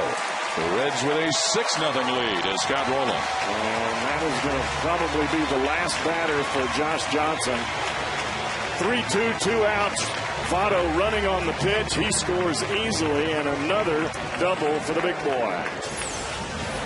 And another RBI as well for Scott Rowland. A hanging breaking ball, and the reason that ball is hanging is it goes back to the first 3 innings of the ball game that we showed you. All of those pitches, 62 pitches for the right-hander Josh Johnson in the first 3 innings, and the Reds have just flat worn him out physically. 6-0 Reds with a lead over the Marlins. Skyline called to the bullpen for Taylor Tankersley. We'll be right back. 6-0 Reds with a lead over the Marlins here in the bottom of the 5th inning at Great American Ballpark. Taylor Tankersley back out on the mound in relief of Josh Johnson, and Jay Bruce at the plate for the Reds. Jay Bruce, a couple of RBIs tonight, one on a single and one on a fielder's choice. Well, as Tankersley handles the duties on the mound, a glimpse at Josh Johnson's night. Remember that last time? 10 strikeouts? 10 strikeouts, yes. Not tonight. 0 strikeouts. That goes major credit to the Reds batters tonight and the way they worked. Josh Johnson from the beginning of the ball game with Brandon Phillips all the way to the last batter that he faced. And Scott Rowland And you saw how the league's best ERA took a hit there at the bottom of that column. Once again, a 3-2 pitch, and Jay Bruce puts this one into center field. Cody Ross back to the wall. See you later. Home run, Jay Bruce. His 11th of the year and his first since June 30th. So throw one more up there for the Reds. Well, I think everybody was hoping with the addition of Jim Edmonds that it would help Jay Bruce from the offensive side. When you've got a veteran power hitter that's been around a long time and he hits from the left side, look at this extension from Jay as he gets the bat through the strike zone from a left-handed pitcher. We haven't seen that kind of swing from Jay in quite some time, and that is a big help for the Reds if he gets hot. Yes, it is. Oh, my goodness. 7-0 Redlegs. Later on by appealing it now. Check swing, and he's gone. Check swing, and Morrison is gone for the second out of the inning, the 7th strikeout of the night. For Reds pitchers, and aerial coverage tonight provided by DirecTV. Get every MLB game. And the most in HD. We'll call 1-800-DIRECTV. I understand the Bluff's going to be here for some more time during the weekend. Cool. Thing puts some great pictures out, I'll tell you that. Tomorrow they'll be here. Outstanding. Gabby Sanchez, the batter for the Marlins, as the crowd, 29,571, come to their feet to urge on the final out of the game. Well, this is the time, doesn't matter who you are on the mound, whether it's a save situation or not. When you're at home and you've got your fans on their feet, boy, your heart's pounding. Sanchez sends that to center. Edmonds got it. Ball game. 7-2 Reds with a victory. They snap that 3-game losing streak and get that winning feeling again. And how about Edinson Volquez and his night out on the mound, Jeff? Well, he had said it after his last start, said that he felt like he had fixed some things and that he was back, and he showed it tonight. And threw the ball very well, and I expect him to continue to get better and better as the starts pile up. What a great addition, knowing that you've got Volquez back in his 17-game winning form. 7-2 the final. The Reds defeat the Marlins here at Great American Ballpark. Going to be the second game of the weekend series between the Cincinnati Reds and the Florida Marlins here at Great American Ballpark. The Reds with a victory last night, and with the Cubs beating St. Louis this afternoon. The Reds now in a position where a win tonight would put them back into a tie for first in the division with the Cardinals. Thanks for joining us here at Great American. Paul Keels and the Cowboy, Jeff Brandley. Mike Leake will be on the hill. Second consecutive start where he's been given 5 days. He's on a regular turn right now. 2 on for Dan Uggla. Last night 1 for 4 and twice a strikeout victim. You sure don't want to make a mistake to this guy. Sometimes with Uggla at the plate, slower is better. His 26 home runs, tied for third best in the National League. Count is 1-1. Now it's 1-2. That is a big time changeup from Mike Lee. If he can harness that pitch for the duration of the night, it will be awfully good for the young right-hander. Got him swinging. Strikeout number 1 for Mike Leake as Uggla goes down. That's what makes that changeup so valuable, because the speed of the changeup and the speed of that breaking ball are very similar. You throw the changeup for a strike, here comes the breaking ball, and it looks like the changeup, and then it takes a left turn, and you're caught swinging with the bat in your hand and no contact. Up now, Cody Ross. 0 for 4 last night. And this should end the inning. It's Chris Heisey will play this in right field, and the Marlins leave 2 stranded. No score after a half inning.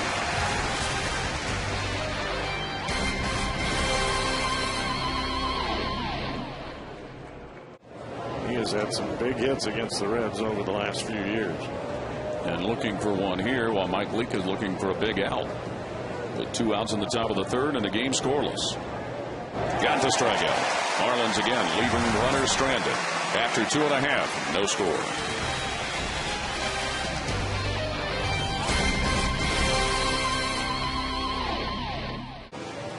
No score, Reds and Marlins in the bottom of the fourth here at Great American Ballpark. Both young pitchers throwing awfully well here early. Well, Sean West got out of a jam in the last inning after Paul Giannis had doubled and then Mike Leake reached on an error. He struck out Brandon Phillips, Chris Heisey, and Joey Votto to leave 2 Reds runners stranded. And they were all breaking balls. A lot of breaking balls thrown by West there to get out of that inning. And I would imagine there's quite a few folks in that first base dugout that were watching all the breaking balls coming to the plate. Scott Rowland, one of the 4 strikeout victims of Sean West on the night. San Francisco for 3 more. Ball 4. First walk of the night given up by Sean West. Badly in need of a strike. And he doesn't get it. Back-to-back walks for the Florida pitcher. The first 2 and only 2 he has surrendered so far tonight. They come in back-to-back fashion, and you never want to have that happen to lead off an inning. So once again, the Reds find themselves in a position to threaten to score. Here's a look at what Ramon has done on the night.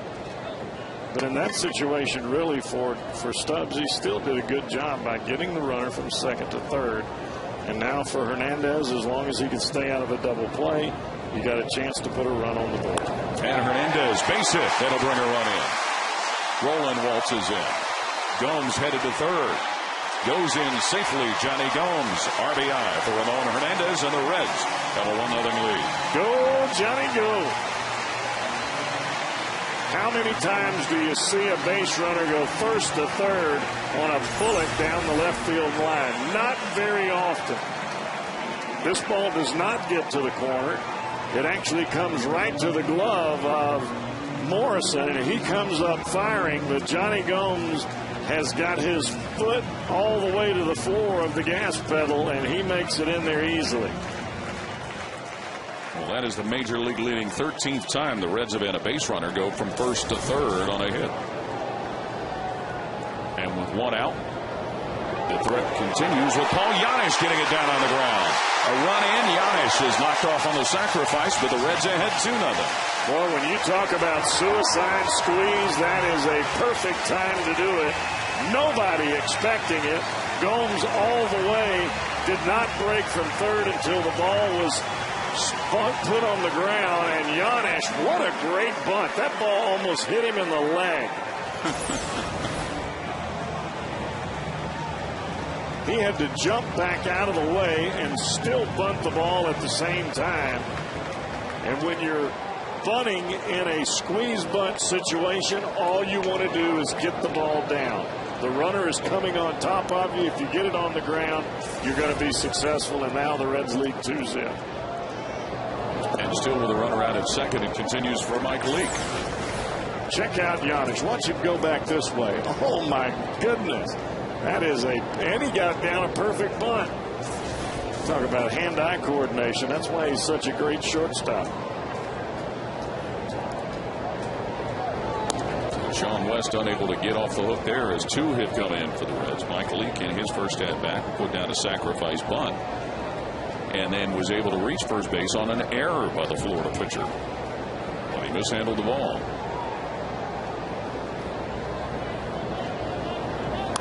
And Leake strokes it to left. Base hit for the Reds pitcher. Hernandez will round third and head home. And Cincinnati with a 3-0 lead as Mike Leake has his 3rd RBI of the year. We've seen it time and time again this year where the Reds, they start to edge that rally and it starts to roll faster and faster and faster. And the next thing you know, they put a big crooked number on the board, and that crooked number is 3 right now. The 16th base hit of the year from Mike Leake. Boy, what a benefit to have a good hitting pitcher at the plate. Nick Massett out of the bullpen on the mound. 60th appearance for the big right-hander. He's only given up 2 runs in his last 25 games. And with 2 on, he'll go to work on Gabby Sanchez, who's over 1 with a couple of walks. Reds will be looking for a double play and a strikeout. double play here and a strikeout, or a strikeout and then a double play. Either way. Count 2-2. Right at Phillips. To Giannis for 2. That'll be the 13th time this year, if it even counts that way, that Sanchez has hit into a double play. Well, that was not exactly the double play that I had designed when I was talking about that earlier. But you'll gladly take it. But I'm sure that Massett will take it, as will the Reds, as it puts 2 outs on the board and it erases the gentleman at second base. There are 2 outs right now.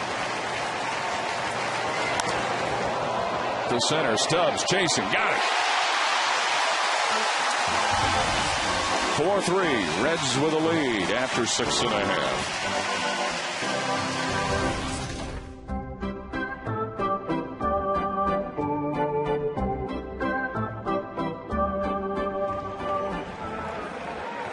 Plenty of time to heal. The last thing you want to do is come back and have it happen again.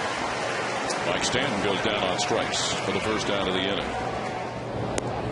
Helms frozen by that strike.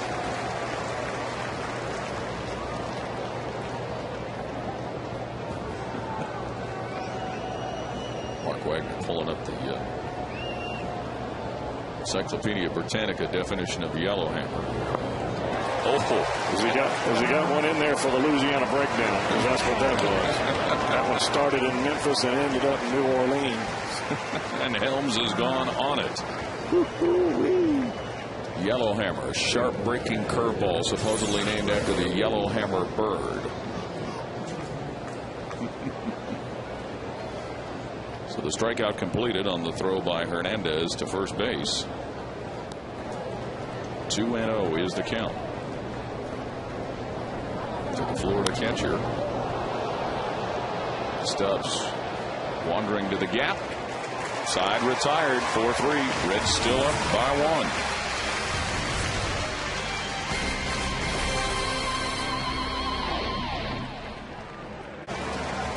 Reds with the lead over the Marlins. We head to the bottom of the 8th inning here at Great American Ballpark. Drew Stubbs to lead off the 8th for the Reds. He starts to show up. Emilio Bonifacio, as you saw, has taken over at third base. He will bat in the number 9 spot. Stubbs fouling that off from Hensley.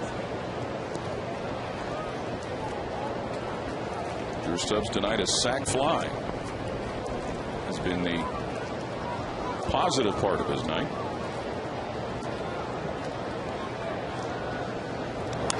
That one left field deep, gone, see ya, by home run.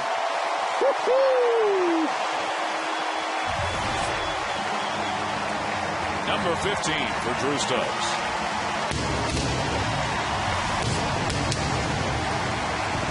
Every once in a while, he'll show you a little something. And by George, that baby got out of here as soon as he left the bat. My goodness. Boy, the talent that this kid possesses is unmeasurable. Wow.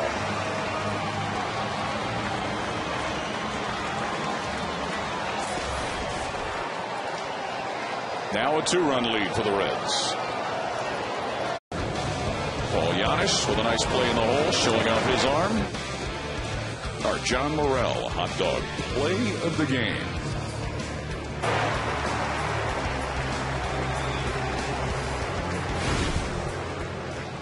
Aerial coverage provided by DirecTV. Get every MLB game with the most in HD. Call 1-800-DirecTV. 5-3 Reds with a lead over the Marlins. Top of the 9th inning. On comes Francisco Cordero for the Reds. There's Drew Stubbs, who belted that mammoth home run in the bottom of the 8th inning. His 15th of the year into the second deck. In left field, there are the numbers for Cordero. You're looking for save number 31. But now you really got to bear down. Visit by Brian Price, the pitching coach. Nobody out. Gabby Sanchez will be the batter. 2 walks hit by a pitch and a fly ball to the outfield. And Edwin Rodriguez watching his team trying to rally from 2 down. And a tough guy at the plate to strike out right now.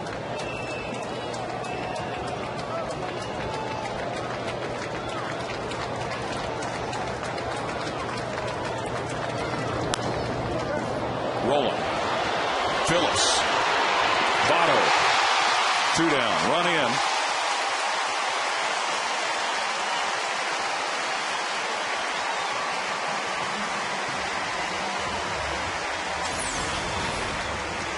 Well, this shows you how big the home run by Drew Stubbs is. It allows you to play back and not have to play in to cut down the run at home plate. You get the double play, and now you're 1 out away from winning this baby. By 1 run. But how about the work of those infielders? Well, we talked about the double play before the ball game, that they had to make it when it came down to tough times, and they got it done right there. Dan Uggla. Pop fly. Will there be room for Joey Votto? Reds get it by a run on the foul fly from Dan Uggla. Not without some tense moments. 5-4. Reds beat the Marlins to move into a tie with St. Louis for the lead in the National League Central. Closing ball games is never easy, my friend, especially when the folks at home know that you're having difficulty throwing strikes. You could hear the chants in the stands, but Cordero ends up getting the job done. He may have bent a little bit, but he did not break, and he got the double play when the Reds had to have it. And as you said, Jeff, a key home run from Drew Stubbs to give the Reds what ended up being the deciding run at 5-4.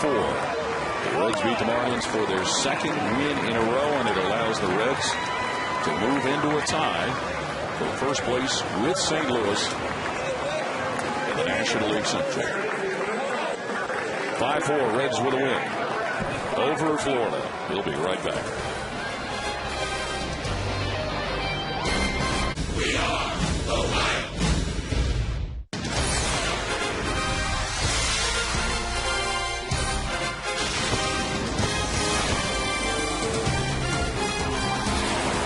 It's the end of the series and the end of the homestand for the Cincinnati Reds, who find themselves tied with St. Louis for first place in the National League Central. And they go for the series sweep this afternoon at Great American Ballpark against the Florida Marlins. Thanks for joining us here at Great American. Another sunny, warm day. Paul Keels and the Cowboy, Jeff Brandley, and Homer Bailey back in the fold today.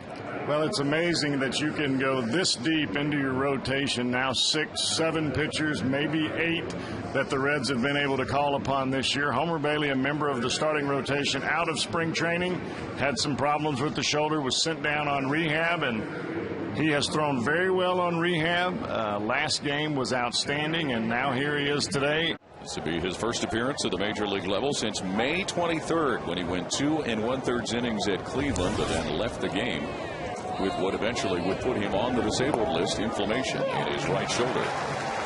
And he starts Hanley Ramirez off with a strike.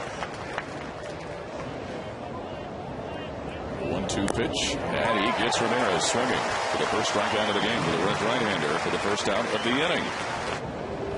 Time to take a peek at the Honda standings. The National League Central, the Reds and the Cardinals find themselves tied for the lead. After the results of yesterday, the wild card, the Reds and the Cardinals, both a half game behind the Giants. San Francisco's trying to stay within reach of those Padres, who got another big win over the Giants last night. Yeah, I think anybody that thinks that this Reds club is going to fade has lost their mind. The 2-2 pitch from Bailey.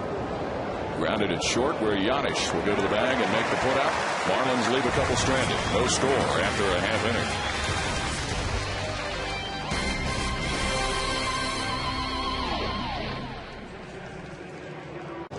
Ramirez, a strikeout victim to begin the game. And he's a strikeout victim staring at strike 3. So he's been gotten twice by Homer Bailey. This is about As artistic as you can be painting a breaking ball, that baby is the old dewdrop in. Breaks straight down right to the outside corner, and there's nothing you can do about it. After seeing a 95-mile-an-hour fastball, what are you going to do? Wait on that until they open the door? This guy's sitting dead red. Nice pitch. Yes, it was. Curveball and then back-to-back breaking balls. And you're back even with the count. Now, if you're Homer Bailey, you can go anywhere. You can go in, you can go out, up. There's the payoff pitch. Got him looking. That's money pitching right there, folks. You get down in the count, you got a guy standing at home plate, just sitting on your fastball, looking in, trying to take you out of the ballpark. You put 3 breaking balls out there where that fastball ends up, and then you drop a 94-mile-an-hour heater on him after 3 consecutive breaking balls that comes back to the corner and splits it. 3rd strikeout of the day for Homer Bailey. Normally there's some kind of demonstrative discussion going on. They're going to get the strikeout. Appeal to first. And down on strikes Wes Helms. After 3.5, Reds and Marlins scoreless.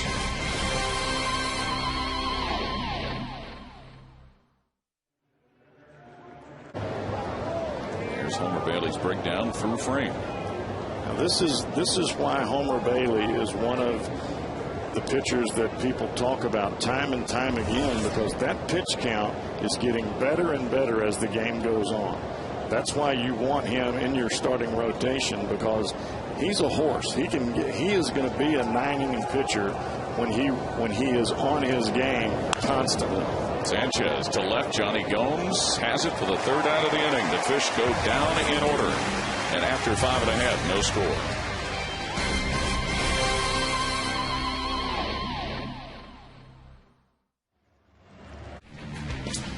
And might this be the end of the day for Homer Bailey? I would imagine so. When the manager comes and gives you a hug or a handshake, you're done. And a job well done, I will say. Coming back and throwing the ball he did today. No walks, 4 strikeouts, 3 hits, 6 innings. A walk to Johnny Gomes, the first walk given up by Anibal Sanchez on the afternoon. 2 outs. Gomes at first after a walk, and Miguel Cairo looking to try and bust out a base hit. Still looking for the first run of the game for either side. This is the last time these two teams will see one another in 2010, barring a possible postseason matchup. As many times as Sanchez has picked the first with Gomes over there today, you would think he was Usain Bolt. Agreed. 1-1. And Cairo to left. Backing Morrison. Morrison back still. See you later. Miguel Cairo with his 4th long one of the year. 2-0 Reds. Somebody got a breaking ball.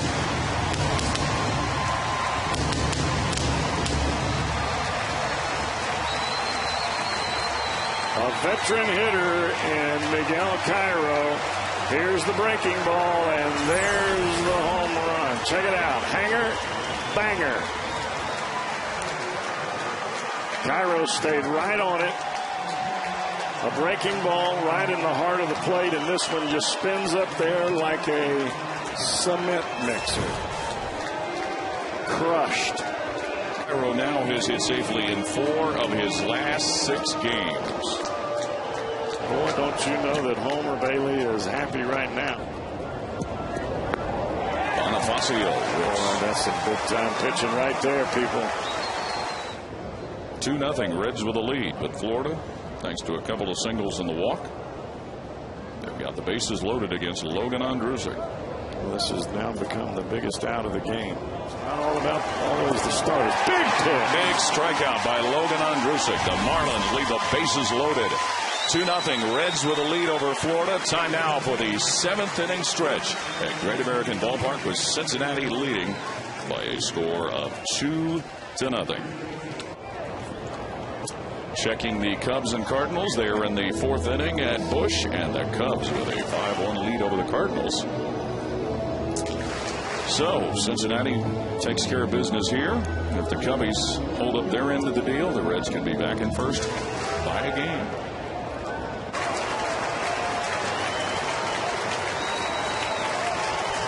Two for 10 on the current road trip for the Marlins is Donnie Murphy. Strike from Francisco Cordero. Breaking ball right over the heart of the plate. That's what you want to do. You want to get ahead right here. Stanton at third base. Ross at first.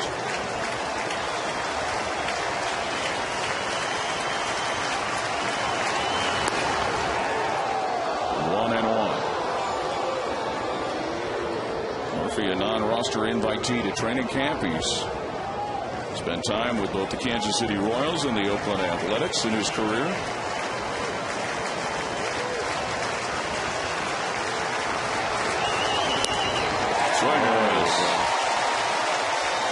See, that ball started right on the edge of the corner and comes right back to the plate. Watch this ball just slightly come back. That is a perfect pitch. The pitch before, he started too far outside. Strike three. 3-game sweep for the Reds over the Marlins. And for the moment, a half-game lead in the National League Central as the Reds beat the Marlins 2-0, and Francisco Cordero closes the door.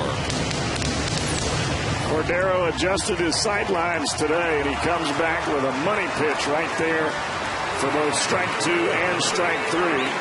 Not only is that a strike, it's right at the hollow of the knee. It's right on the outside corner, splits it in half. You're not going to swing at that because you think it's a ball, and you're not going to hit it because it's 97 miles an hour. Impressive relief work by Cincinnati and Francisco Cordero. Following up an impressive starting assignment by Homer Bailey. Miguel Cairo's 2-run homer, the only tallies of the game. And the Reds beat the Marlins 2-0. We'll be back on Fox Sports Ohio.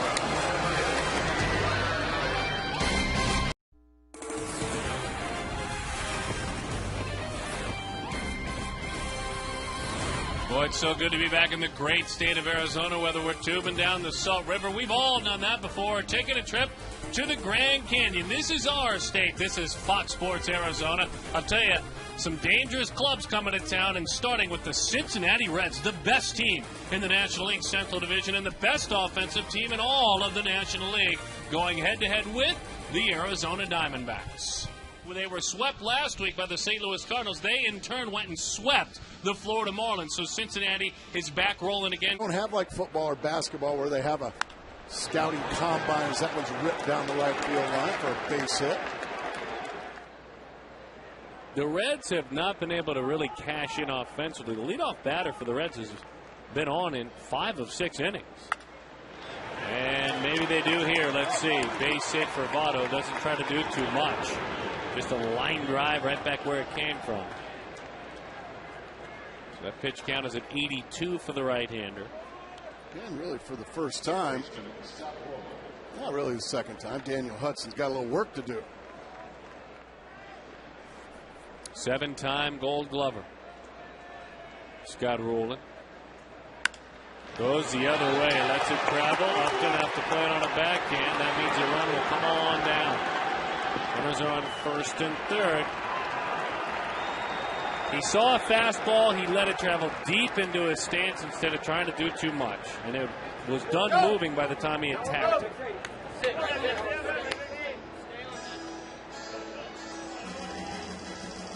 Here comes this offense.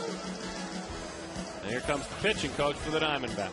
That fastball in the middle of the plate, and like you said, he lets it travel and just drives it, rifles it the other way. A lot like Andrew Jones used to do. And now all of a sudden, not only are the Diamondbacks trying to keep the lead, they're trying to keep the Cincinnati Reds from having a big number on the board.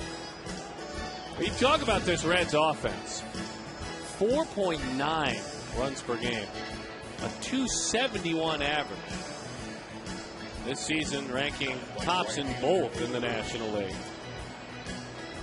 132 home runs. By the way, the Diamondbacks, the most runs per game allowed as a pitching staff. So it's a dangerous combination. 11 home runs, 46 RBIs this year. As he pulls that one, LaRoche looking to get 2. He just got it. That'll tie up the ball game.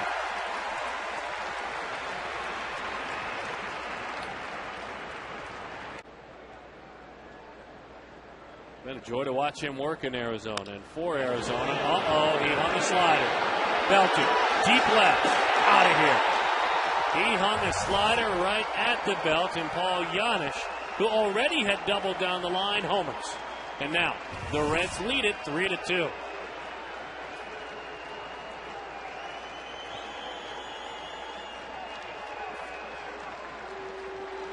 You can see the disgust in Hudson's face. Janisch hammers a hanging slider. This thing just spins. Oh, dear. Hudson knew it when he threw it. Oh, boy, that's just a cement mixer. Belt high. And credit Janisch. He hit it.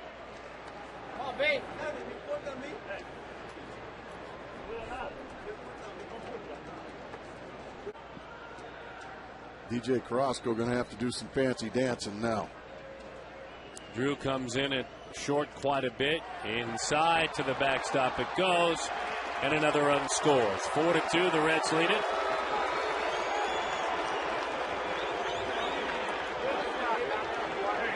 The Reds just relentless with so much to play for and playing like it. The 2-2. Bouncing ball, base hit left field. One run is in. Another run come on down. And a big inning now for the Reds. And that's the first hit in this inning.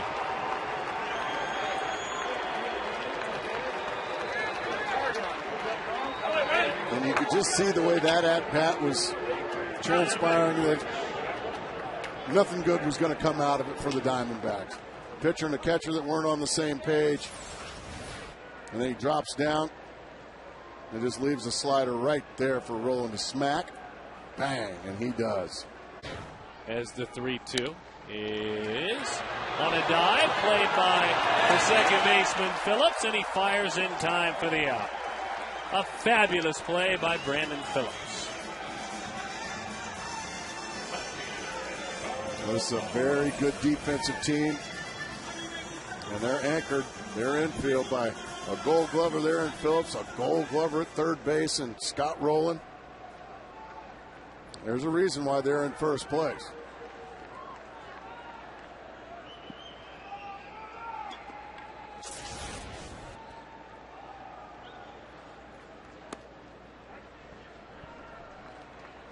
The Reds publicly saying heading into this series that they expect to take 2 of 3. They feel like their battle will be on other stops on this series along the way. That one is away. Bronson Arroyo said they've got to go to San Francisco and San Diego, don't they? Yes, they do. Arroyo said, and I quote, "In our minds, we know that Arizona is a team that if we play well, we should have an opportunity to take 2 out of 3. I think they've got number 1 right now. Number 1. High fives all around. Arroyo is the winner, and he wins for the 13th time this year. A great outing by Daniel Hudson is wasted, unfortunately, for Arizona. And the bullpen, the defense in the last inning certainly hit a speed bump. And so Cincinnati, to back up that quote, he went on to say, we know we're going to have a dogfight with L.A. and San Francisco. We need to get it done in Arizona. They gain a game. They are 2 games up on the St. Louis Cardinals. They gain a game. Bronson Arroyo, if you're going to speak, back it up. And he certainly backed it up. He got the win here, along with his Cincinnati Red teammates. And unfortunately, a revert back, the 9th inning, a revert back to earlier in the year. And I'm sure Gibby will have plenty to say about that after the game. And we'll talk about all of that in Quest Diamondbacks Live, our post-game show. Let's get it going. The Reds win it by a score of 6-2. Good to be back with all of you talking baseball. Guys, keep it up right now.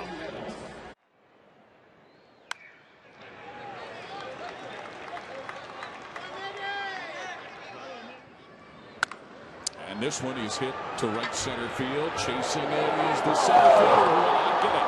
Cairo hits third base. Miguel Cairo is going to get home with a run, and Jay Bruce will end up at third base with an RBI triple. That'll even help push your confidence further forward. Well, you don't need to get them all at once, but you can peck away a little bit. And he goes the opposite way and lances it fair. Bruce in, 7-5, Reds down a couple. Hernandez will scamper on to second base. So an RBI for Ramon Hernandez, his 36th of the year. Well, it was a come-from-behind win for the Reds last night, and they blew it out late in the ball game here. They've got a little bigger obstacle to overcome, down by 4 with two innings to go, but they've punched a couple in right here. They've got another runner on second base and only one out in the inning. 7-5 Arizona. Nix popped this one into right center, coming on Upton. Makes the catch. And he'll cut loose with a throw that'll be off target. Giannis coming in, and he's safe. Or Hernandez, excuse me, he's safe. Started to hold, but then when the throw looked to be off target, Hernandez finished the run and brings in the 6th tally of the night for the Reds. Well, we have seen some very poor outfield play tonight, and now on both ball clubs. The Reds have botched it up in the outfield, but this is almost unbelievable. In shallow right field, I mean, they're not even going to go on Justin Upton right here, and he airmails everybody. Fly ball to right. You're not even going to try him. So you don't have to have a great shot down the line to get him. Phillips to left field, fair ball, and it'll bounce into the bullpen. Giannis will come scampering in. A double for Brandon Phillips, and the Reds have tied the ball game at 7-7. How about this Red Leg Ball Club? Coming back off the mat, giving up a 2 spot in the 7th inning to make it a 4-run spread, and they come right back with 4 of them. Brandon Phillips slightly fooled on that off-speed pitch. And they just keep coming at you and coming at you and coming at you.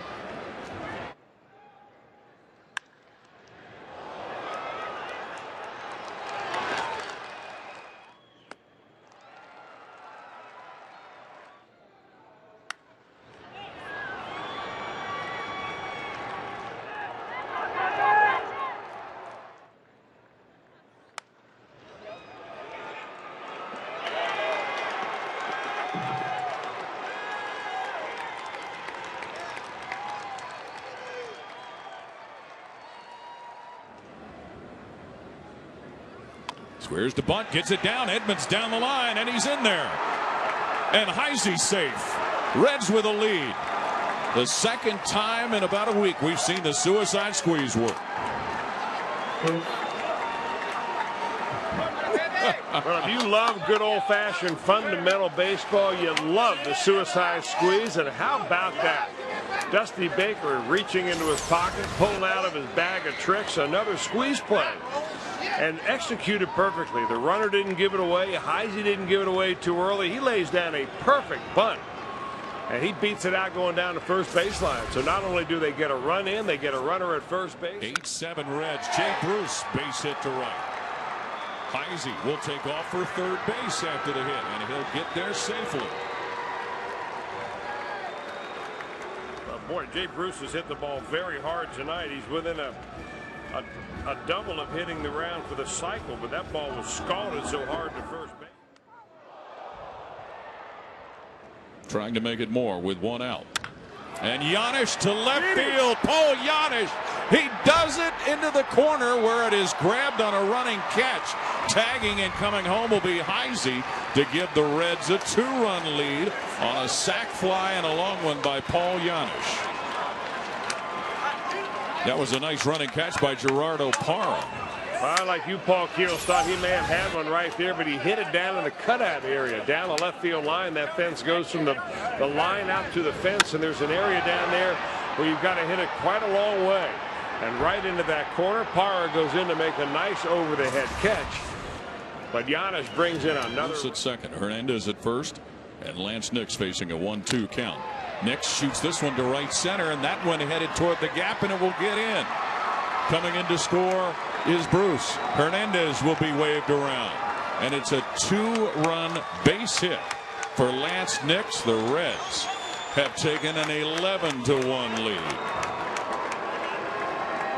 Well, the few Arizona Diamondback fans that were left in this ballpark at Chase Field are now making their way to the exits. what you see left behind are Reds fans, and there's plenty of them here wearing Reds gear.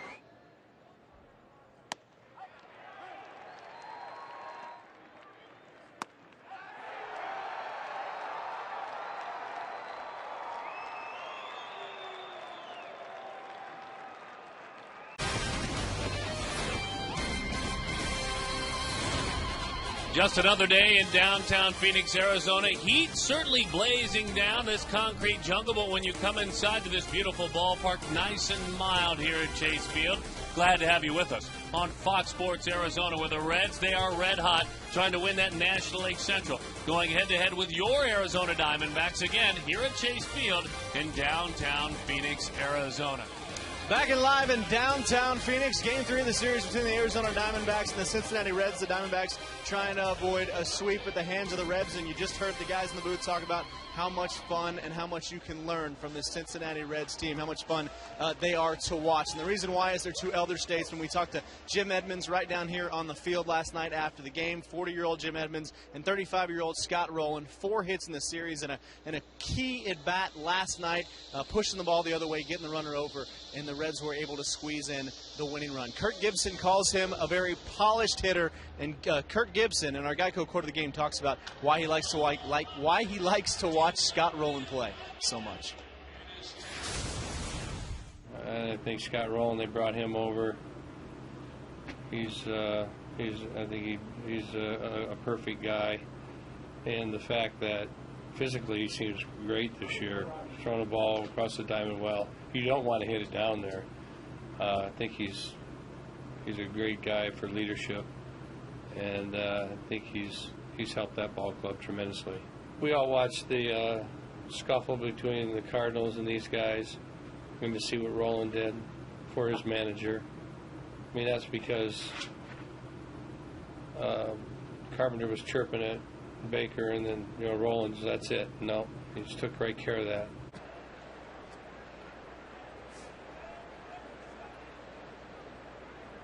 The 2-2. Line drive into right center field. Young is tracking. He at least gets in front of it.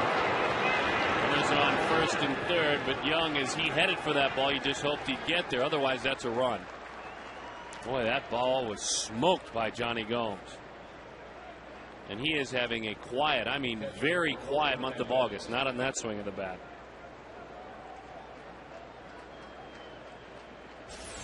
He gets a fastball to his liking right in the middle of the plate, and he just smokes it into center field. Really a nice job by Chris Young cutting this ball off. Like you said, that would have been extra bases in a 1-0 game for the Cincinnati Reds, but you got an opportunity here with a ground ball to get out of this unscathed.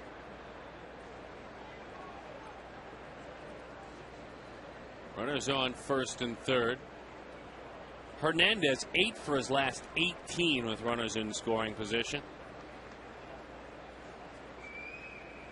Ramon Hernandez strokes this deep to left center, and you can chalk that baby up as a 3-run homer for Ramon Hernandez. His 6th of the season, and the Reds have taken a 3-0 lead.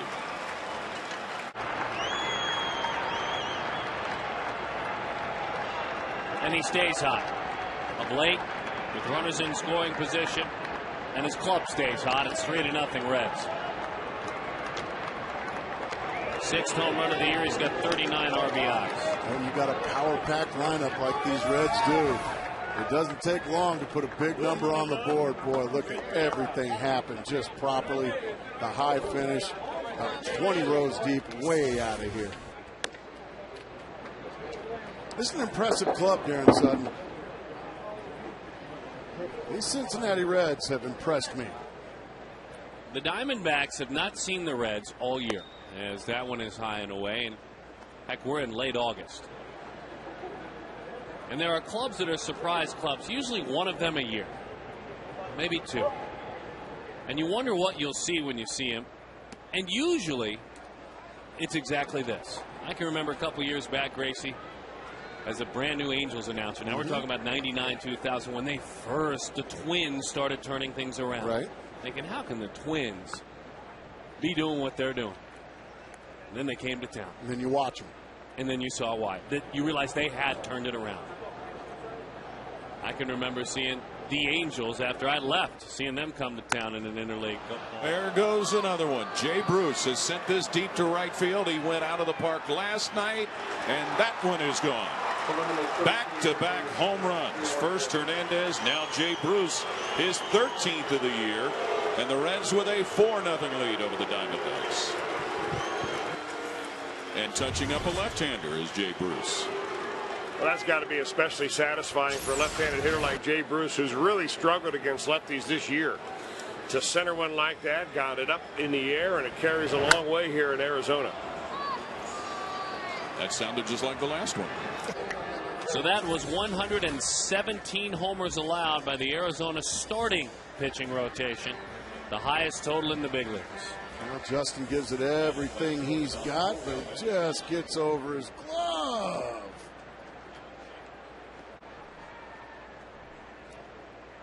3-0 the count.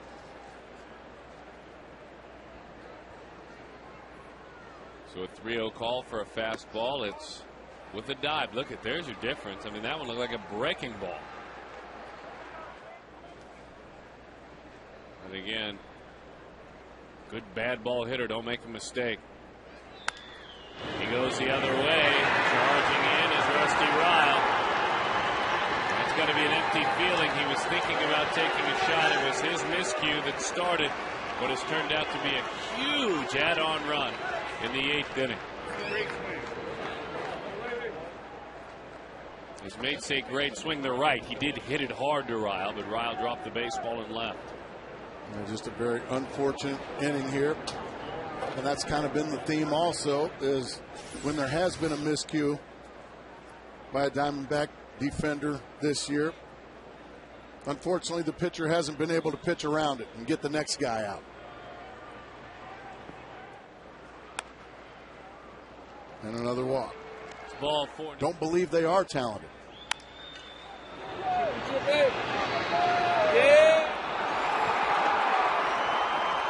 Texas leaguer, couple of RBIs. And this one getting away from the Diamondbacks now. We saw it last night. We're seeing it again tonight. Championship ball clubs pounce when another team makes a mistake. And unfortunately for Carrasco and unfortunately for Rusty Ryle, this is an inning that just won't end, and Kirk Gibson's got to come to the mound. And he's going to have to make a change. Carrasco's going to leave. 3 runs, they're all unearned.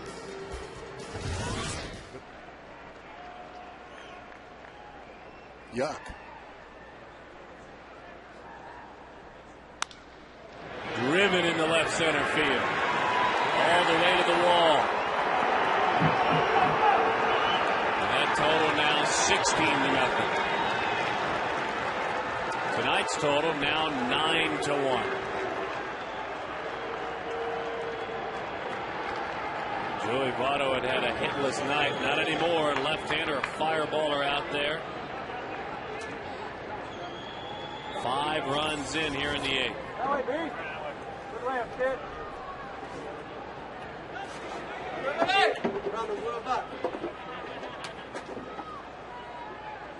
Right now, these Reds are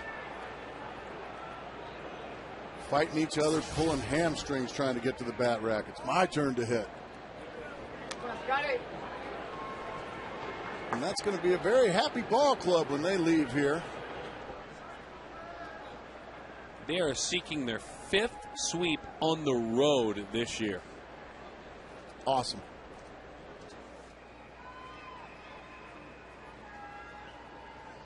Big right-hander rocks and fires. Breaking ball, strike 3. That's the first curveball we've seen from Massett. And boy, was that a dandy. Ryan Church saw it up close and personal.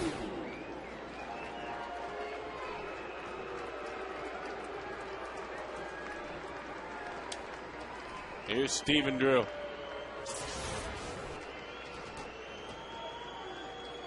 Drew singled and scored back in the 8th inning. Has flied out a couple of times and walked in this ball game.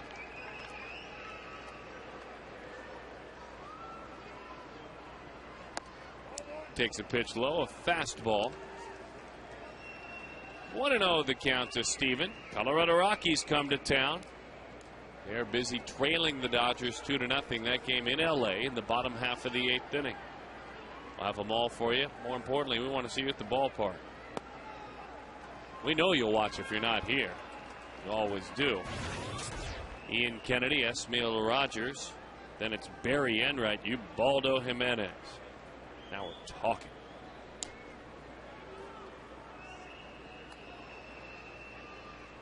The 2-0.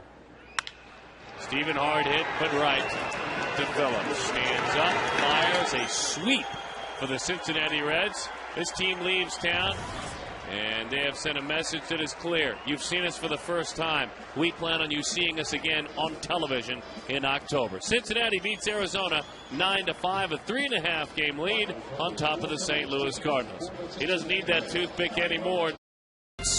We are Blackmore. We are Rodriguez.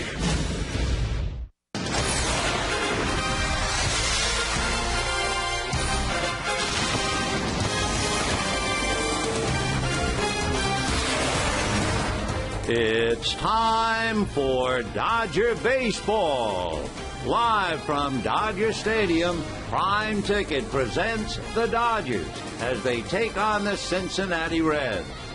Hi, everybody, and a very pleasant Friday night to you, wherever you may be. 7th meeting of the year between these two clubs, and yet it's Cincinnati's first visit to Los Angeles. The Dodgers and Reds split 6 in Ohio, so they'll be playing each other 9 times this year. For the Reds, they came in a hot ball club. They've won 6 in a row. They're leading their division 3.5 games ahead of the Cardinals, who, by the way, are playing the Giants tonight. Meanwhile, the Dodgers kind of limping along, 12 games back of San Diego.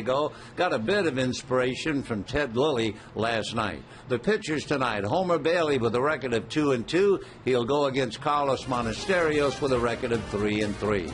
We'll get to the ball game. We'll have it all coming up right after this.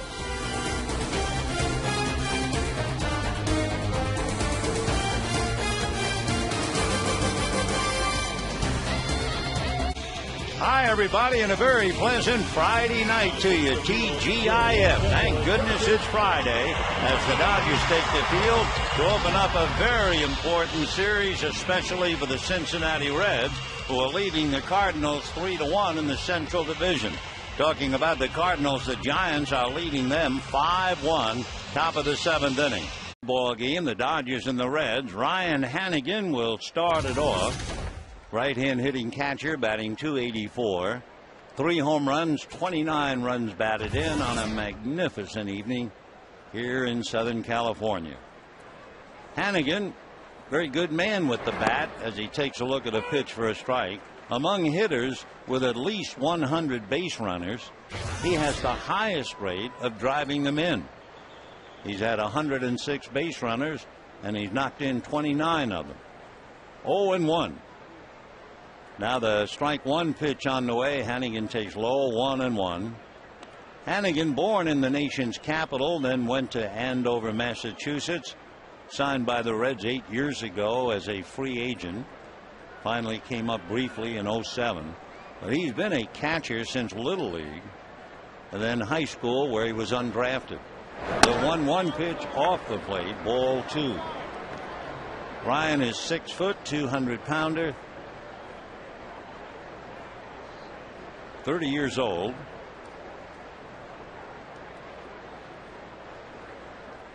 Hannigan back up. A couple of scores to duck in with some details. The Giants are leading the Cardinals 6-1 in the bottom of the 8th inning. The 2-1 pitch to Hannigan. Monasterios delivers, swung on and fouled away, 2-2. Madison Bumgarner, the pitcher for the Giants, knocked in the first run. Buster Posey, who's hitting .343, doubled in another. Pablo Sandoval hit his 10th home run. And then later, Aubrey Huff hit a 2-run home run. So it is 6-1 Giants, bottom of the 8th inning. 2-2 the count to Ryan Hannigan. Monasterios is a breaking ball banged into right field for a base hit. So that's hit number 3 given up by Monasterios, but no runs for the moment. So no score, 2nd inning, despite the fact the Reds had lead-off singles by Phillips and Nix in the 1st inning. Monasterios turned right around, struck out Votto, Rowland, and Bruce. Then a leadoff single by Hannigan, though he struck out Stubbs and got Giannis to pop up. Now 1-2 against his opposite number, Homer Bailey. Monasterios ready. Carlos delivers. Fastball hit up the middle for a base hit. So Bailey extends the inning with a single. It would be his 4th hit. So Bailey swings the bat, singles, and Monasterios has to make more pitches with 2 on, 2 out, and Brandon Phillips coming up. Phillips began the night with a base hit to left center field. They left him at second base. You look at Brandon Phillips' background. He is the 3rd lowest rate in the National League of called third strikes. I mean, he's up there swinging all the time. He doesn't hang around. He never, or not often, gets deep in the count. So Phillips hitting .283, 14 home runs, 45 runs batted in. Right-hand hitter, bends at the knees and waist.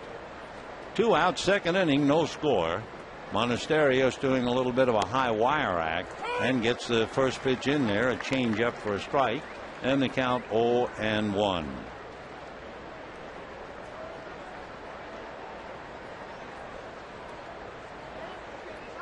Brandon Phillips waiting, no balls, 1 strike.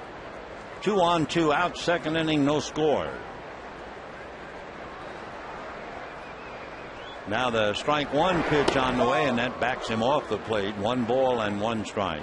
Phillips has struck out only 62 times, and he has had well over 500 plate appearances, so he's very tough.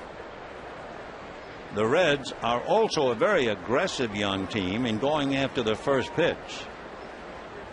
1-1 the count to Brandon Phillips. Monasterios, another look at the runners, and the 1-1 pitch on the way. Check swing, and that'll be a strike. And the count 1-2. Well, for young Carlos Monasterios, he has now made 50 pitches, and he's not out of the 2nd inning. You just can't hang around very long doing that. Carlos trying to throw strikes, trying to get some outs with a minimum number of pitches. His high in pitches this year, 86. Which is a perfect cutoff number. 1-2 the count to Brandon Phillips. Right-hander ready, very deliberate, and with 2 out, the 1-2 pitch is a hard ground ball by the diving Carroll into left field. Coming to the plate is the catcher Hannigan, and he'll score standing up, and the Reds take a 1-0 lead. So Brandon Phillips singles to left by the diving Carroll. His 2nd hit and a run batted in. Bailey stops at 2nd. Hannigan brings the run home, and the Reds break through and take a 1-0 lead. So 1 run, 5 hits, and we're only in the 2nd inning. And Rick Honeycutt going out to see if he can perhaps help his young pitcher. Meanwhile, the always active and animated Brandon Phillips is thrilled over his good luck of driving in a run. For Phillips, as he stands at first base, he picks up his 46th run batted in.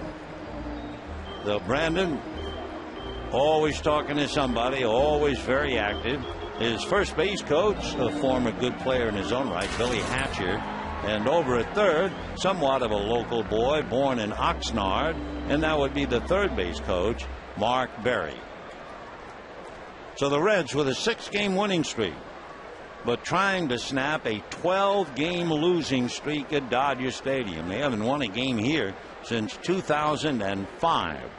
And here is Lance Nix, and he goes first ball swinging. That's a Reds trademark, and he flies out to Matt Kemp. So the Reds revert to character, but they do come up with 3 hits for a run, and at the end of an inning and a half, Reds 1, Dodgers nothing. 2-2 to the catcher.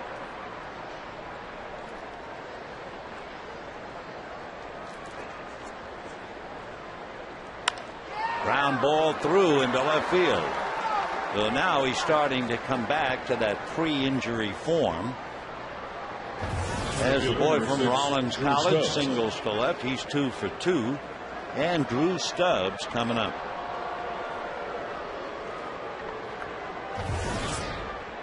Stubbs struck out in the second inning.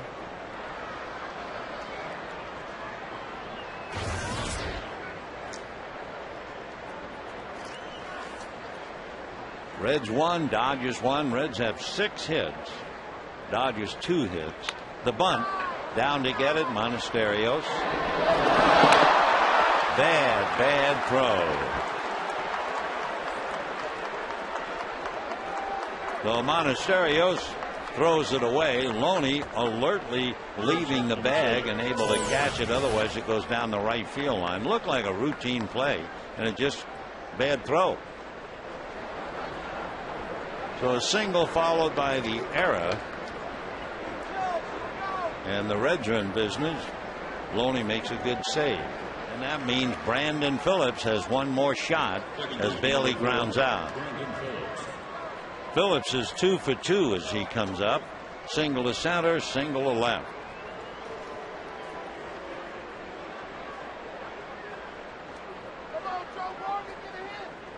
Brandon hitting .285, 14 home runs, 46 runs batted in. Having a very solid year, and he's had quite a few of those.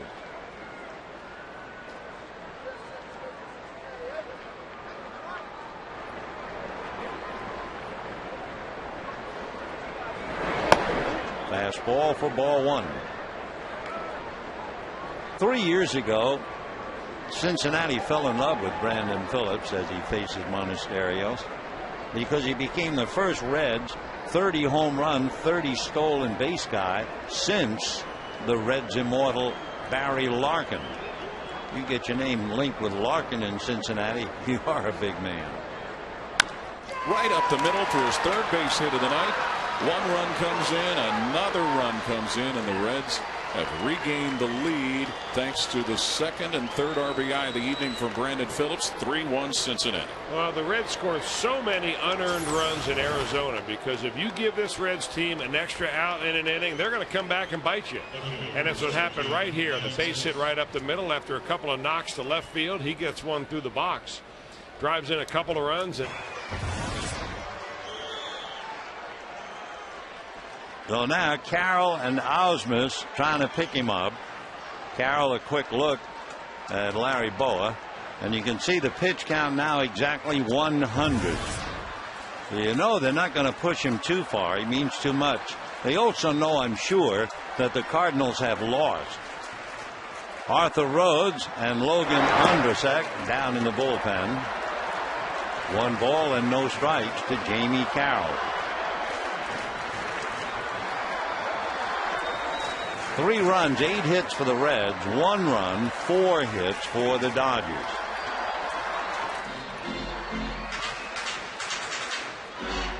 David Bailey Jr., known to the world as Homer, out of LaGrange, Texas, and wearing the number in honor of Nolan Ryan. 2-2. Little nubber. Brandon Phillips makes the play. Casey Blake moves over to third, and with 1 out, Brad Ausmus coming up. So if nothing else, Carroll moves a man along. Down in the Dodger bullpen here in the 7th inning, Broxton and Dotel begin to warm up.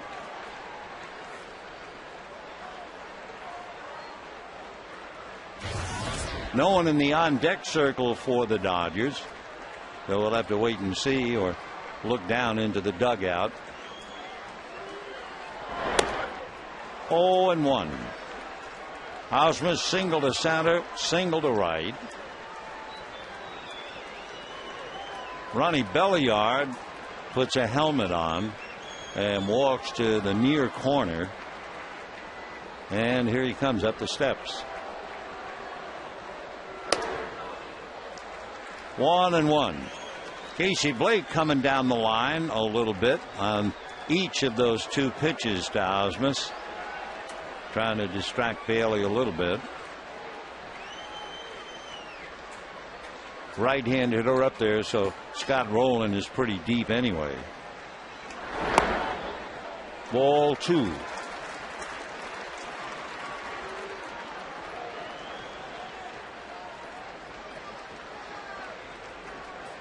Ausmus batting .214. Blake, who doubled, now at third with 1 out. It's 3-1 Reds. Bottom of the 7th.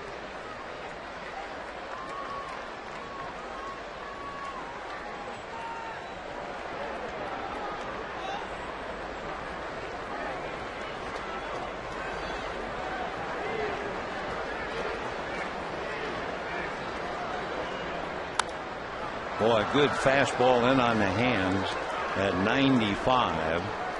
So he still can bring it, that's for sure.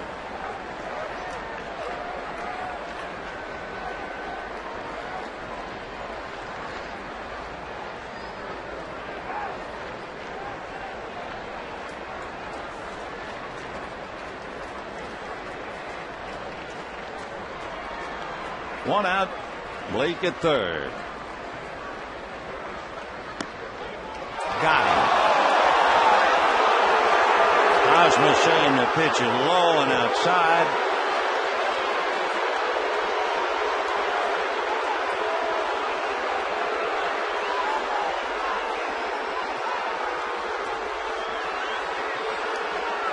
Now getting a warning from Doug Eddings.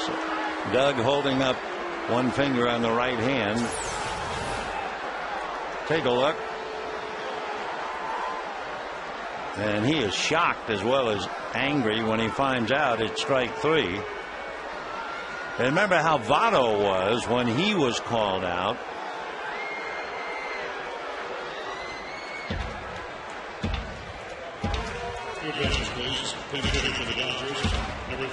So with 2 out and Casey Blake at third and an upset Brad Ausmus, the batter is Ronnie Belliard coming off the bench, trying to get the run home. And a strike. Belliard has a half a dozen pinch hits and 3 runs batted in.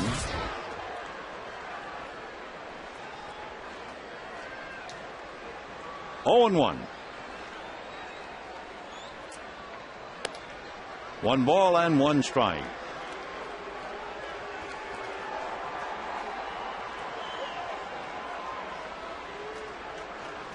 That was a big pitch for strike 3 to Ausmus.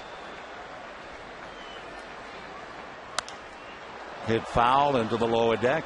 1-2 the count. Gibbons appeared as a pinch hitter in the 5th inning. He had a 12 pitch at bat and walked. Belliard up there and the count 1-2. For Bailey, this would be his 114th pitch. 1-2. And it's enough to end the inning.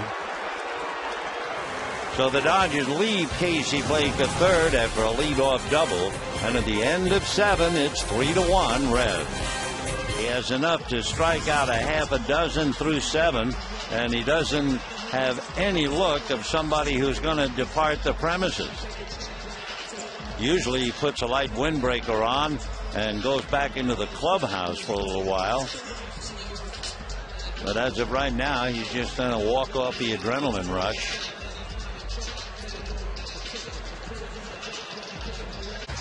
So a 1-out single will bring up Blake as hope burns eternal here at Dodger Stadium. Casey has struck out, flied to center, doubled in the 7th inning, leading off, and the Dodgers left him at third. Casey hitting .247, 12 home runs, 48 runs batted in.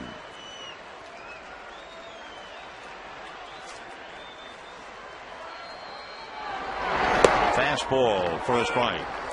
Just to try and answer your questions, you're probably thinking about it.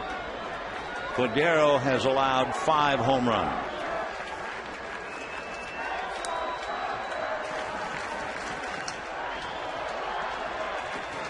Blake is 1 for 9 against Cordero in the past. 1 ball and 1 strike to count it, Casey. Cordero has 282 saves. He's converted 32 of 38 opportunities. 8 straight. Ground ball to short. They get 1. They will get 2. And it has snapped. The 12-game losing streak at Dodger Stadium is over for the Reds as they beat the Dodgers 3-1. 3 runs, 8 hits for Cincinnati. 1 run, 5 hits, and 2 errors for the Dodgers. Tomorrow night we'll be on KCAL 9. Hope you'll join us then. Right now, stay tuned for Dodgers Live coming up next. Good night, everybody. It's time for Dodger Baseball. Live from Dodger Stadium, Prime Ticket presents the Dodgers as they take on the Cincinnati Reds. Hi, everybody, and a very pleasant Sunday to you, wherever you may be. Dodgers and Reds in their final meeting of the year. It's game number 9 between these two, and they've split the previous 8. They split 6 in Ohio, and the Dodgers now trying to win the rubber game here today. By the way, for the Reds, they've had 2 incentives. Number 1, they had lost 12 straight at Dodger Stadium, and they snapped that Friday night. However, the Reds have not won a series from the Dodgers since 2004. So they have a lot on the line today, besides the fact, and more importantly, they're 3.5 in front of the Cardinals. It'll be Clayton Kershaw, Bronson Arroyo. We'll have the ball game and a whole lot more coming up right after this.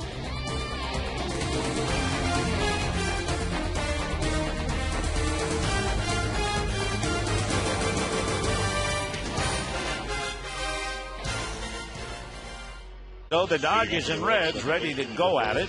And the first thing for the Reds to know, the Cardinals, trailing them by 3.5, are leading the Giants 8-0 in the bottom of the 6th inning. And Dusty knows it's going to be a bumpy ride from here to the finish. The Dodgers also learn the Padres are leading the Brewers 4-2 in the top of the 6th inning. So now it'll be Brandon Phillips, Miguel Cairo, and Joey Votto. Brandon checking in, a Gold Glove second baseman with power, and punches one foul outside of first down to Billy Hatcher, and the count 0-1. Phillips hitting .284, and he brings a lot to the dance. A Gold Glover, an RBI man with power. He has 14 home runs, and an all-star as well. And the pitch to him is probably hit just over the head of a leaping Terrio into right center field for a base hit. So Brandon Phillips comes up with his 5th hit of the series, and he's as hot as the weather. The weather right now at game time is 93 degrees. So wherever you are, sunblock and a lot of water today. Joey Votto, a standout player, a prime candidate to be the MVP this year. Joey hitting .321 and backs away on a pitch low and inside, ball 1. Votto has 28 home runs, 83 runs batted in. He has gone 10 games without a home run, but he makes contributions every day, and he had 2 base hits last night. So Votto waiting, 1 ball and no strikes. No score, we're just, well, I was going to say warming up, but forget that phrase. And the pitch to Votto is high, ball 2, 2-0. So Clayton Kershaw, 1-0 this year, 1-0 lifetime against the Reds, trying to win his 12th, going up against the veteran right-hander, Bronson Arroyo. Clayton ready now, and the 2-0 pitch on the way. High fastball, check swing. Ellis looks over to third base umpire Kerwin Danley, no response. So they count 3-0. And waiting on deck, Johnny Gomes. Brandon Phillips off the bag at first. He has stolen 13 bases. Votto looks at a strike, looking at right into A.J. Ellis mid, and the count 3-1. It's a somewhat of an optical illusion. If you sit here and you look out over center field at the mountains, for all the world you'd think that's snow up there. 3-1 the count. Kershaw ready and delivers very high, ball 4. So Votto goes to first. Phillips advances to second, and with 1 out, Johnny Gomes. The mountains with all their majesty out there in center field.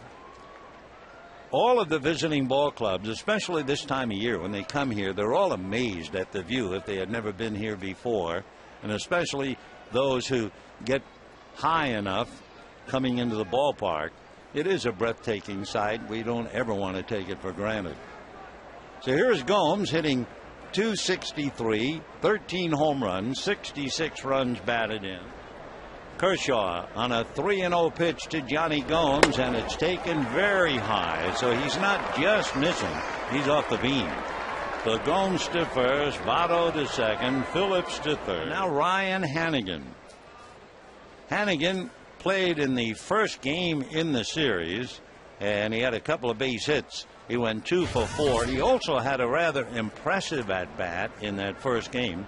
It was a 12-pitch at-bat before he flied to center. Last night he came in late, grounded out.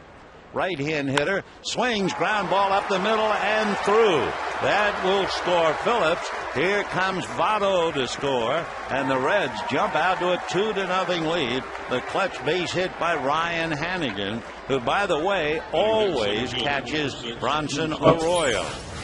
So Hannigan, who had broken his thumb earlier this year and was on the DL when he was really hot, battling to come back, and he's found his stroke in this series.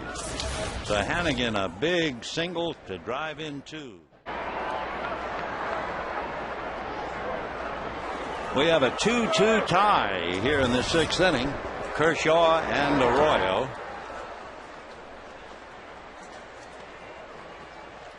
One ball and no strike. Votto has walked and struck out, scored a run.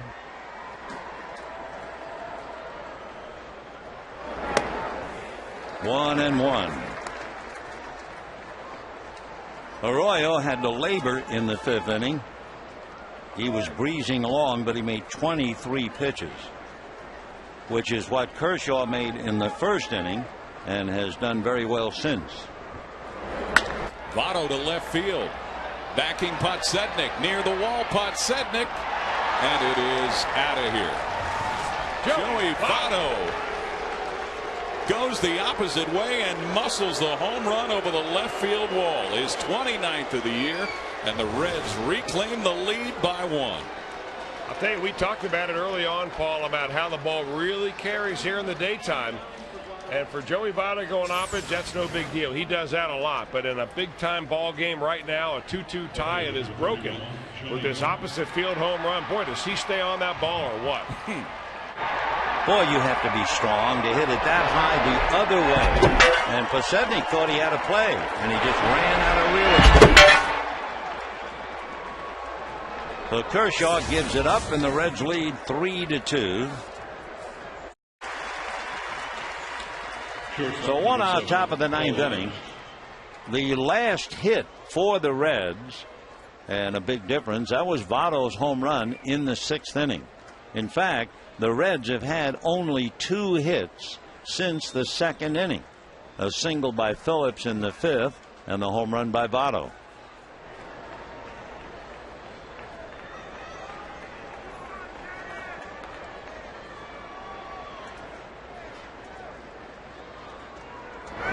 And he walked him. So a pretty good at bat for Paul Giannis to draw the walk, and that'll bring up Jay Bruce. Jay Bruce last night 0 for 3, had a scoring fly ball. He's hitting .263. And he hits a little dunker into center for a base hit. Stopping at second is Giannis. So Broxton now in trouble. First and second, 1 out. And the hot hitter in the series coming up, Brandon Phillips. Phillips has a total of 7 hits in the 3 games. 3 in game 1, 1 last night, 3 more hits today. So 1 away. Phillips with 14 home runs.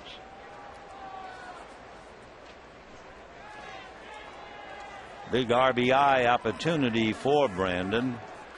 He has 49 runs batted in.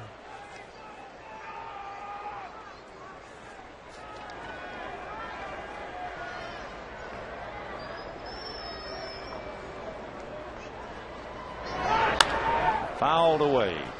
And looking at Jonathan Broxton battling Brandon Phillips. Phillips hitting .429 against him. Last night, however, Broxton struck him out.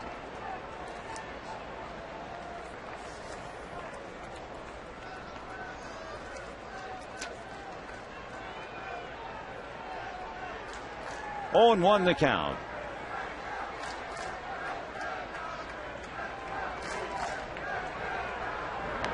We told you earlier that the Dodgers acquired catcher Rod Barajas from the New York Mets.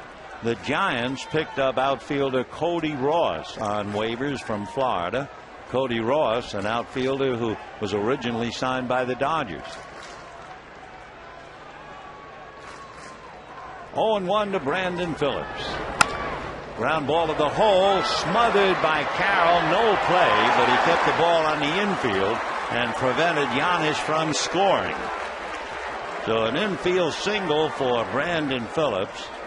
Remember his unbelievable numbers here at Dodger Stadium. I mean, it's scary as Scott Rowland is now going to come up and hit. I mean, the last time Phillips was up there, we were talking about the fact that he was hitting .448 here, but it's better than that now. The highest batting average of any major leaguer with at least 50 at-bats in the history of Dodger Stadium. There it is. He's now hitting almost .460, and Ramirez back of him at .410. Way down there at .377, Roberto Clemente. So Brandon Phillips is so very much at home here. He's had 8 hits in the 3 games. He'll hate to leave town. On a 1 for 3, a walk, a strikeout, and his 29th homer of the year.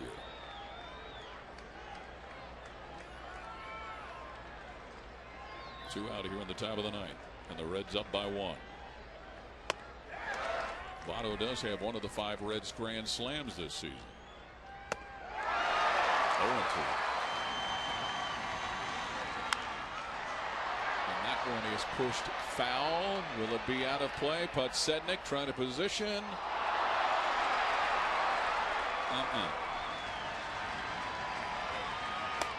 Ball 1.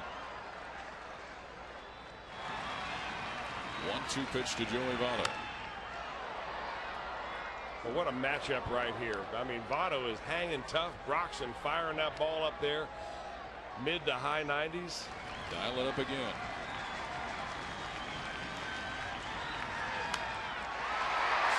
With a foul. Broxton against Votto. Ball 2. Sacks full of Redlegs here with 2 out. Top of the 9th. And that one another foul. And another breaking ball. Boy, so he went back-to-back curveballs or breaking balls for Broxton. I would probably call that a slider. And here it comes. Broxton to Votto. Full count. 3-2. Bases loaded. 2 out. 1-run lead for the Reds here in the top of the 9th inning.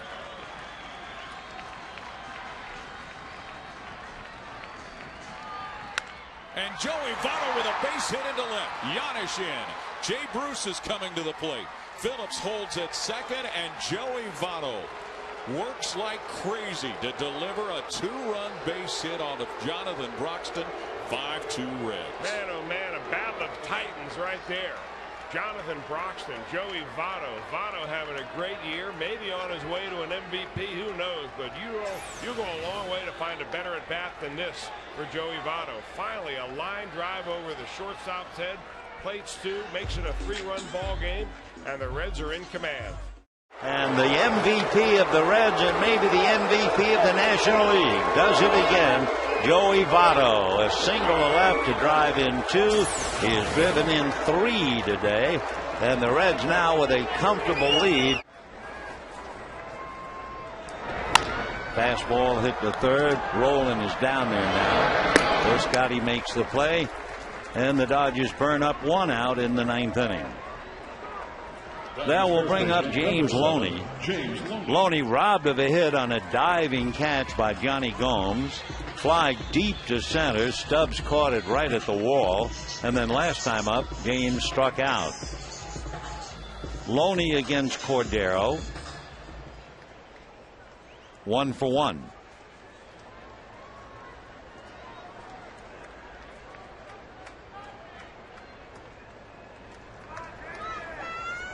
Cordero, when he first signed with the Tigers and came up, he was a starting pitcher.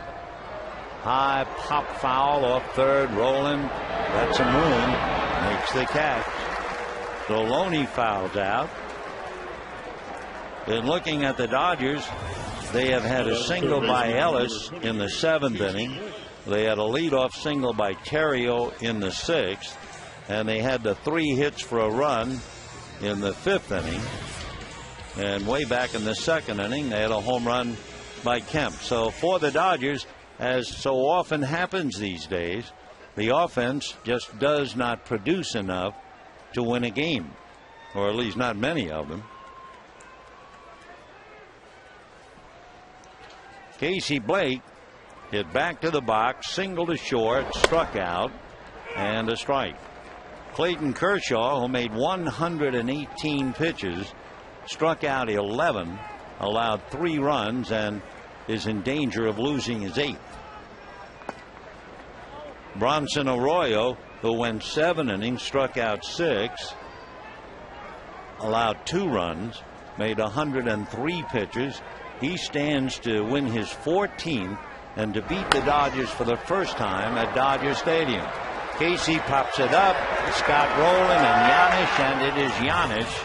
And that.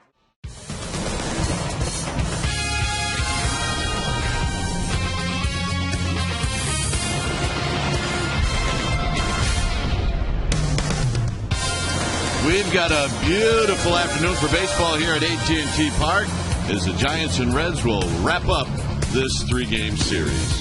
Folks are weaving their way down Lombard Street on their way to where else? AT&T Park. The Giants posted 27 runs over the past 2 games, and last night a season-high 16 runs. They've put themselves in a position to sweep the Cincinnati Reds as the final game of this 3-game series is getting ready to get started. Welcome back to AT&T Park. I'm Amy Gutierrez. So Madison Bumgarner will be facing the Reds for the first time. That will not be the case for Homer Bailey. Giants do have a little bit of history against Bailey, but not a lot. All right, now we're going to look at our Toyota keys of the game. And the offense the last 2 games of this series have been fantastic. So keep the big O as in offense rolling. And keep Phillips in the yard. Brandon Phillips, 2 home runs last night, both on the first pitch. He likes to be aggressive on that first pitch.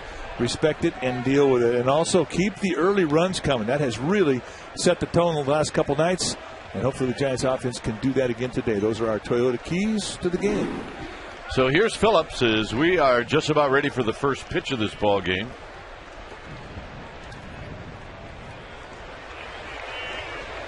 And Bumgarner throws, and there's a breaking ball for a ball. So we get underway at 12:46.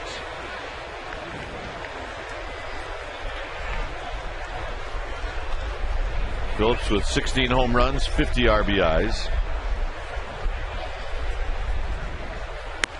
And a strike. So Bumgarner comes back with a fastball. It's John Hirschbeck, James Hoy, Laz Diaz, Wally Bell. Hirschbeck behind the dish. You're going to get a pretty consistent strike zone with Hirschbeck, and he will give you a low strike. And a good fastball on the hands of Phillips, and it's 1-2. And there are some umpires that maybe might not pull the trigger and a call third strike as quickly as other umpires. Not a problem with Hirschbeck. I think he enjoys calling the third strike. Chris Heisey to follow. And the 1-2 pitch to Phillips is fouled out of play.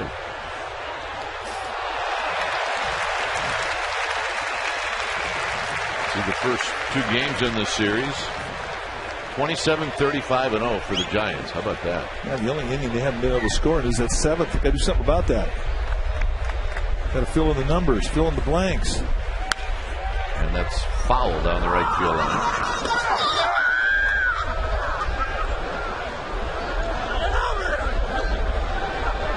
Phillips in a battle, 5-pitch at bat.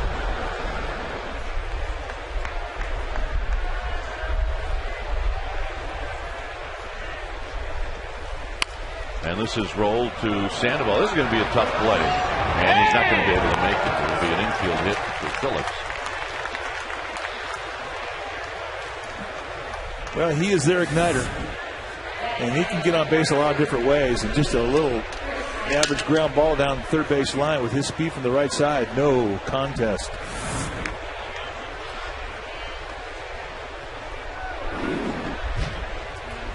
Giants are in respect of this guy's inside-out hack, and they're kind of pinching that gap in left center and giving him the line in right field. They're anticipating him hitting the ball to left center or left. He's hitting .323, 29 home runs, 86 driven in. Breaking ball and makes it 0-2. This is the front page of the USA Today. Big story, two big pictures of Votto and Pujols, both very much in the running to possibly win the Triple Crown. Runner goes, and the throw, and it's not in time. As Posey kind of threw sidearm, the Thurman Munson style. I didn't think he had a shot at all. Well, not an easy pitch to throw off of, but there's the sidearm throw. And I mean, you talk about a strike and a half. Just too much foot speed from Phillips. Boy, it was close, though. Votto lifts it to left. Burrow back. Burrow's looking up, and it is gone.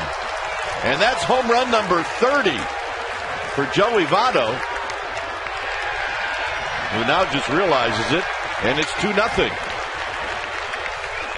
Well, you talk about one of the best swings in the game, and he's got great inside-out approach where he can go and extend from the inside out, and here he backspins the opposite way in a 2-strike count, and that's really all you need to know is just how good of an approach this guy has.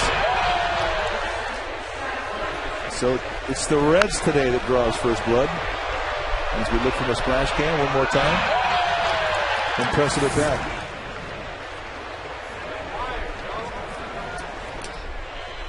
Gomes hitting .260, 13 home runs, 66 driven in. The hornblower is on its way.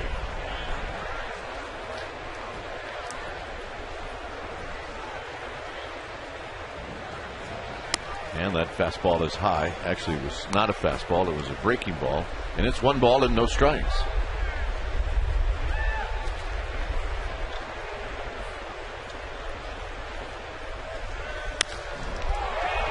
Very deep to left field. Burrow back. Gone. And it's 3-0. Well, the Giants have kept Phillips in the yard, but that's about it. Home run number 14 for Johnny Gomes. What would Pete Rose say about now? That'd be a pretty good game.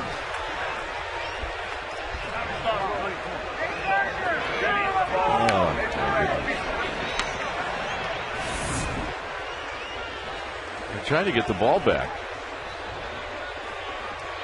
Let's look at the bent arms. I mean, this is a cut fastball, and he stays inside it. And Johnny Gomes very quick inside, and he just proved it.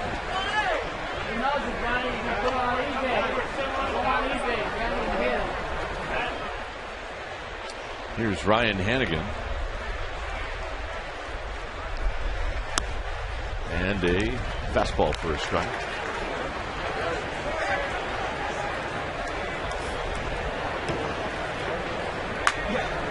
Two home runs here in the first.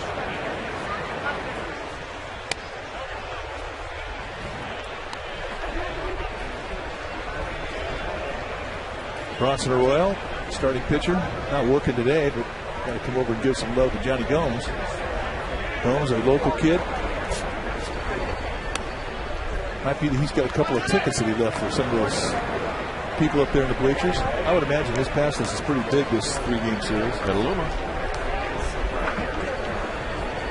2-1 to Ryan Hannigan. So Bumgarner trying to find that strike zone.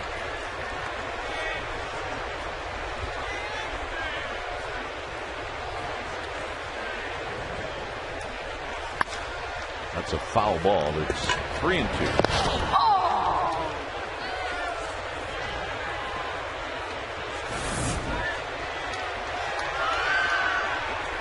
Some Reds fans behind the dugout. I think a barbershop quartet. Pretty hard to pick out.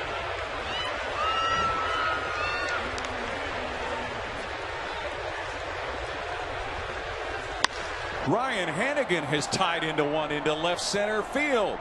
And the Reds have hit 3 home runs here on the top of the first inning. That is number 4 in the year for Ryan Hannigan. And they're giving it right back to the Giants here today. Well, not exactly the way that Bruce Bochy wanted to see his ball club start. Running their young left-handed Bumgarner out there, and he finds himself down 4-0 on 3 dingers in the first inning. Gomes and Hannigan go back to back. This is a first in Madison Bumgarner's career. An inning where you give up 3 home runs. 8 runs on 7 hits for the Reds. Giants with a run on 4 hits.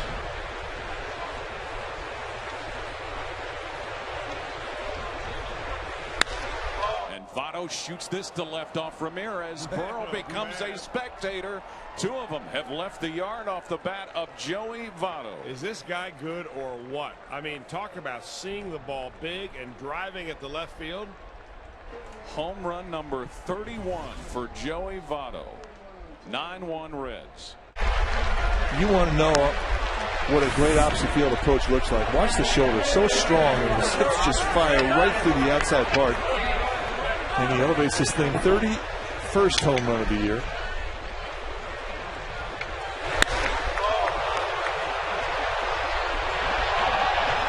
Wow. Reds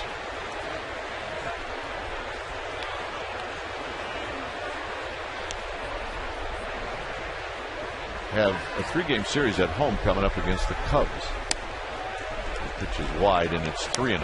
So Ramirez may be running out of gas. Well, that was the 32nd pitch that he's thrown. He's been pretty economical.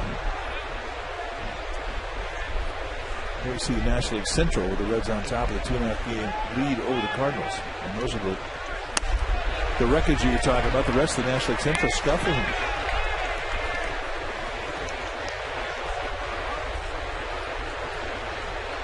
3-1. 3-2. But you know what? I know. Even though you're playing a team that doesn't have a winning record, there's no such thing as an easy win. I mean, you've got to play good baseball to win your division. You've got to play good baseball to get to the playoffs. Pulled on the ground, foul. The Reds have 6 more games against Houston.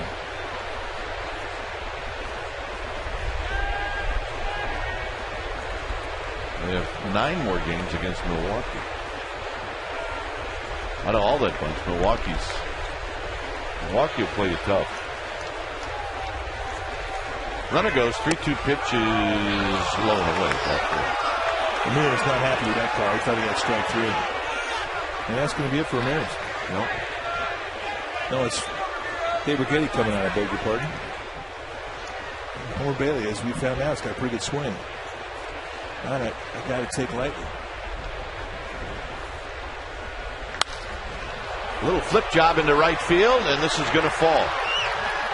As Guillen kicks it around, and a run is going to score, and that's Stubbs. So it's now 10-1.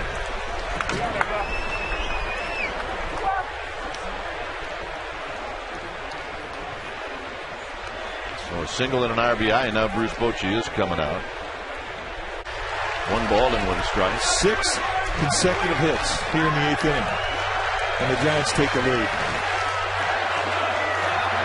Wow. 1-2.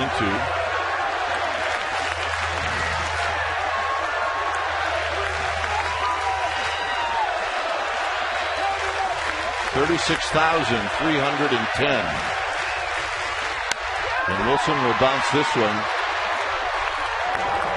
And that'll end the inning. This crowd is very much into this game. The Giants, with the help of Uribe's 3-run home run, bye-bye baby, have taken the lead. It's 11-10 Giants.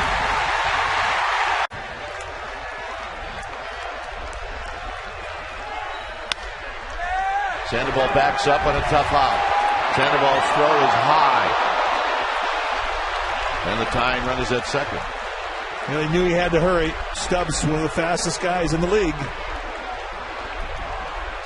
I mean, it gives you an idea how fast he is. This ball was scorched. Had to play the hop back. And here he realizes he's got to hurry. And he air mails it. The 5th air today by the Giants. Here's Giannis with Stubbs at second base.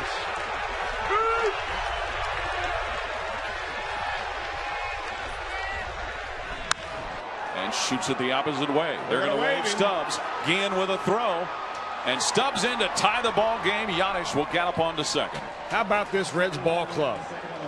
Giving up 6 runs in the bottom of the 8th inning, no problem. They come right back against one of the game's better closers in Brian Wilson. And he's trying to protect the 1-run lead. Can do it. A little base hit going the other way. Giannis picks it up. They're going to send the runner all the way because Drew Stubbs is so fast. Even the fine arm of Jose Guillen is not going to be able to gun him down. In fact, it gets by the catcher, and Giannis is able to head to second base. So it stays tied, 11-11. And the Reds have a new pitcher. And it's going to be Massett. Nick Massett facing Guillen. And Guillen will look at a strike. He led the 8th inning off with a base hit. And there you see the numbers. Matt Massett, their setup man, has had an excellent season. 63 strikeouts at 59 innings. Here's the 0-2. And Guillen out swinging. A 95-mile-an-hour fastball. And Massett could do that. I mean, he's got good fastball. He can go mid to high 90s with the fastball.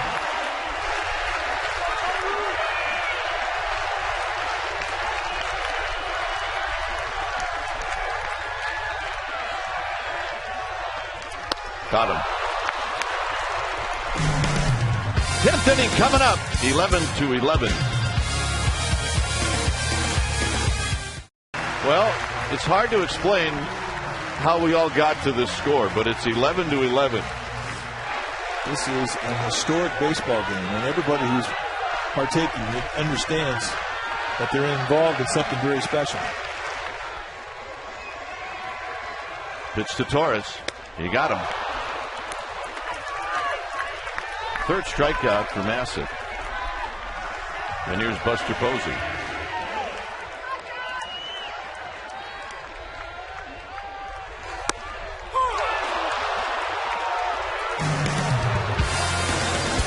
We'll head to the 11th.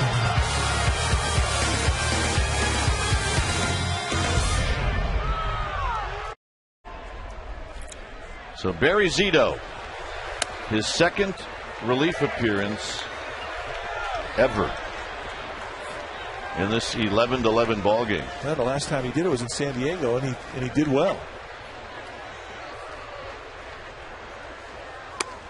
And a strike. Thank you very much. 1 ball and 1 strike. But it is definitely a fish out of water. You feel a little strange coming into a game that's already existing. And he throws his first breaking ball, which you'd like to see. And there you see his numbers. There you see the numbers. 165 and 2/3 innings, 153 hits allowed, 121 strikeouts against 60 walks.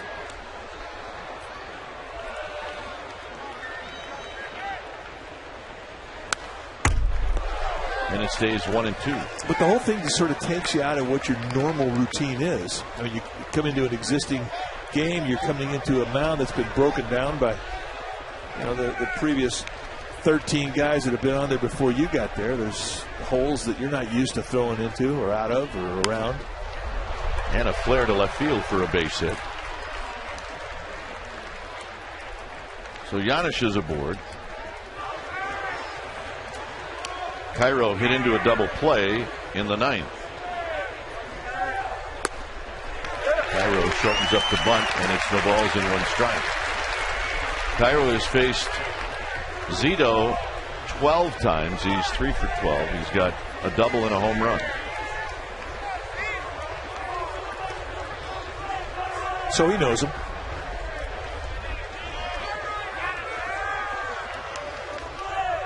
And a base hit into left center field.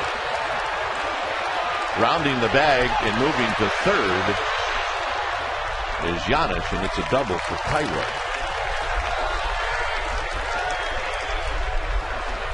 And that'll bring up Chris Heisey. A changeup in the outside corner, and Cairo picks it up early. He does not have any give in his back leg whatsoever. Gets off a good swing, finds a gap.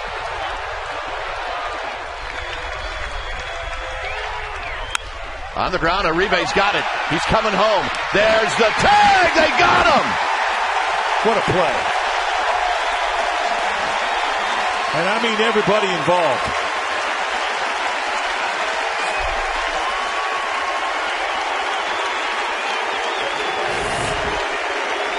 They play the infield in. Giannis going on contact, the one-hop seed. And Posey putting the tag on. And everybody does their job. And a huge out. Posey sealing it off, protecting the ball with both hands. And Giannis trying to come in and blow it up. So here's Votto.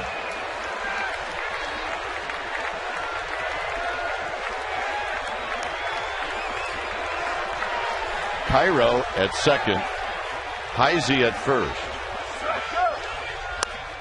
1 ball and no strikes.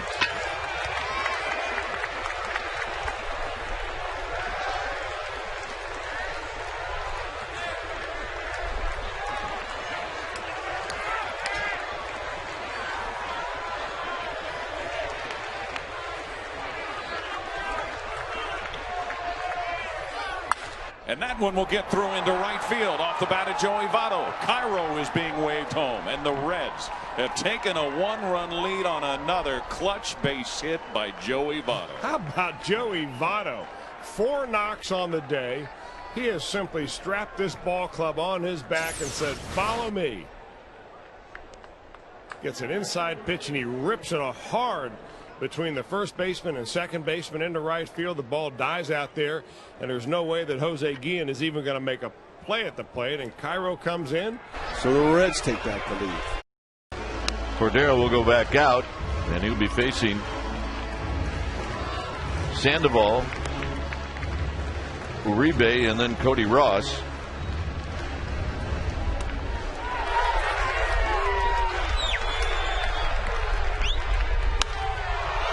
High into left field. Who's it going to be? It's going to be Heisey who makes the catch. Heisey, who plays so deep, had to go a long way. And that is out number 1. Boy, this turned out to be a pretty good play. I mean, he was way back there. You saw him calling on it. Catches the ball and do a barrel roll.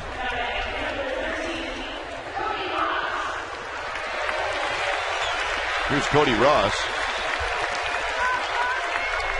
3-2.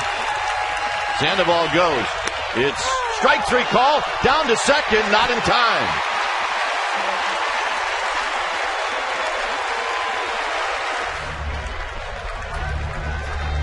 The last pitch for Cordero, number 32.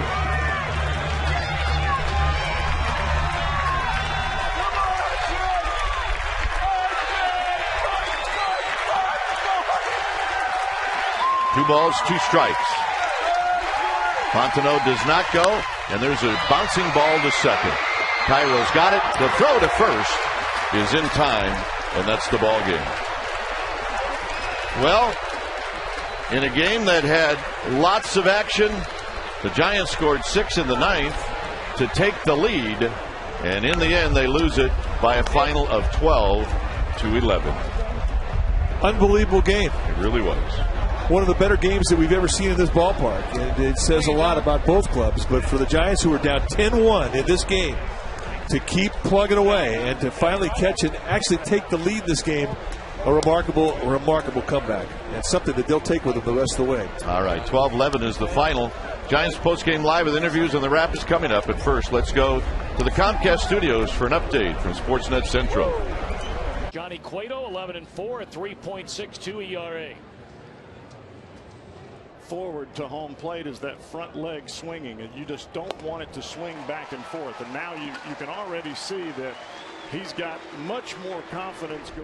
And wound up knocking in a major league record 6 runs for a player in their major league debut. And gone swinging Borzolani. That's 3 of them for Johnny Cueto. You know, you get a lot of dirt and you'll get the grass stain.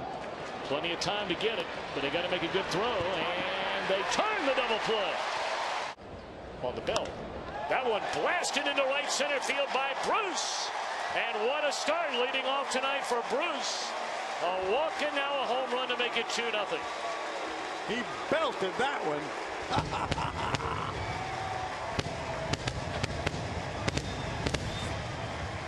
3 straight years and was traded. There's strike 3 called on the inside corner to Bird. I'm not sure he agreed with Scott Berry. They just couldn't get to the ball. Swing and a miss, and that'll end the guru around these parts at the ballpark, as there's Borzolani swinging and missing strike 3. Trying to add to a 2-1 lead, and Jay Bruce homered his last time, and he's homered again.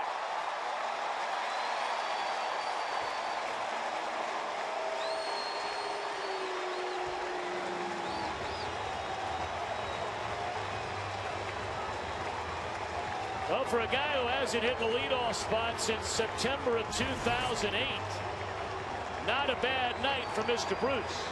He got a breaking ball that he hit out earlier, so of course he's going to look for the fastball middle in here, and that's exactly what he gets.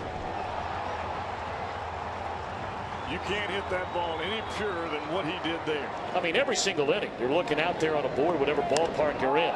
And Valleca to deep left center field, his first major league home run. The Reds go back-to-back here in the 5th.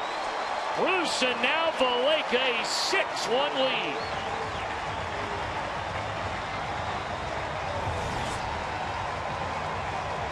Ho, ho, ho, Billy, Billy, Billy. Time for a little pep talk as Mr. Rothschild is headed to the mound. Valleca got his first major league extra base hit with a double in the 1st inning. And now his first big league home run. How about that? Looked like a breaking ball that started in the middle of the plate. Not the big curveball, but more of the cut fastball type. And Valleca all over it. That's just a great job of hitting. You saw Bruce earlier. He hit the breaking ball out, so he's looking middle in. After hitting a breaking ball, he's figuring, well, he's going to try to get me in with a fastball here, and he hits another home run. Oh, the ball has come way inside. Struck him out on a high fastball, and that's back-to-back strikeouts for Cueto. I look back on the field. Here comes another one. Jay Bruce, a 3-home run game. Holy Moses.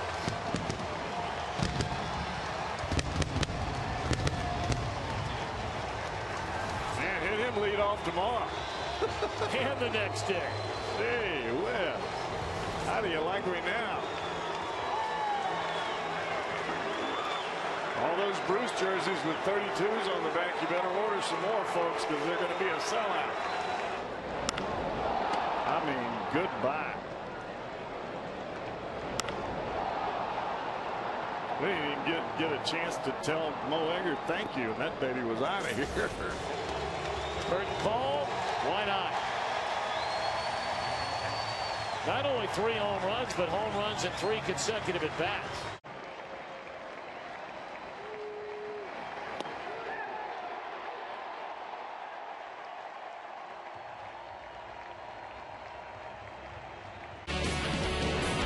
Behind the stellar arms, up and down the Cincinnati Reds rotation.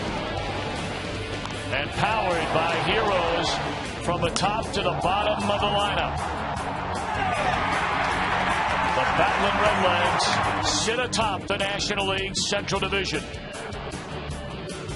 and continue to hold their rivals on the outside looking in.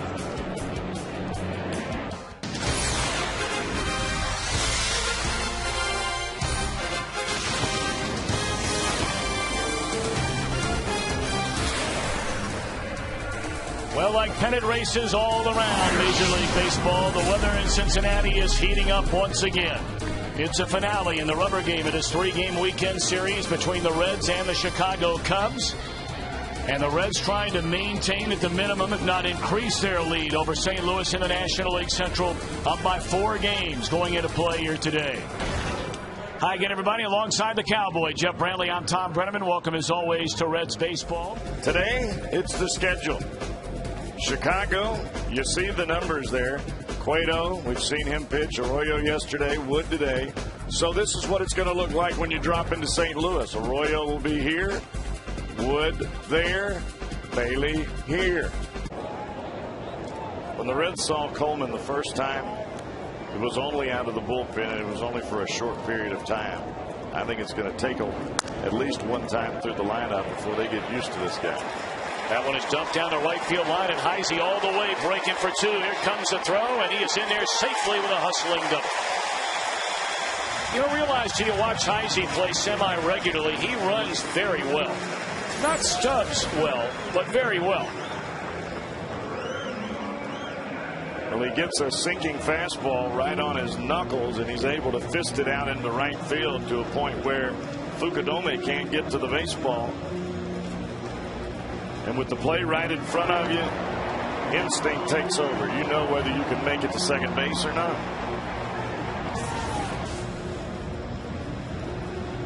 Fourth two-base hit in the young career of Chris Heisey, and now it'll be the number 7 hitter, Ramon Hernandez, at .299. Ramon 6 home runs and 41 runs batted in. This is where Hernandez has been awfully clutch for the Reds.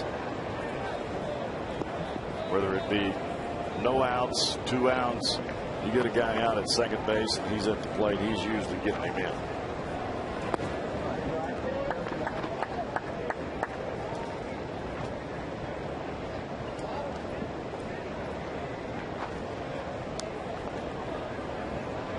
Hernandez this year a .354 batter to back up what Jeff just said with runners in scoring position. And has a very big right side of the infield to shoot it through.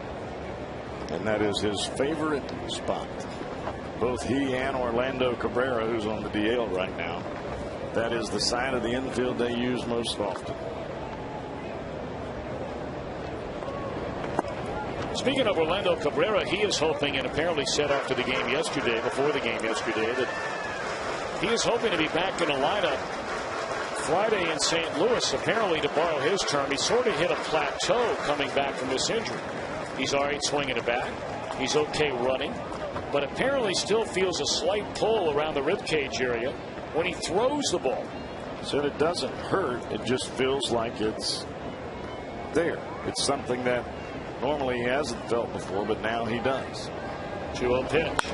And it's back up through the middle of the center field. And that's Ramon Hernandez stepping up when they need him once again. A run-scoring single, and the Reds have the lead again. Boy, he has been so good here over the last month and a half since coming back off the DL. Well, early in the season, his nickname was Money for Ramoni. Now it's Money. Because when a guy's standing at second base and he gets a chance, he's cashing in. Jay Bruce leads things off against Casey Coleman, who, after allowing runs in each of the first 3 innings, has shut the Reds out in each of the last 2. A 3-3 game with the Reds batting in the home half of the 6th inning. High fly ball into right center field. Did Bruce get enough? You believe it. And the Reds lead it 4-3.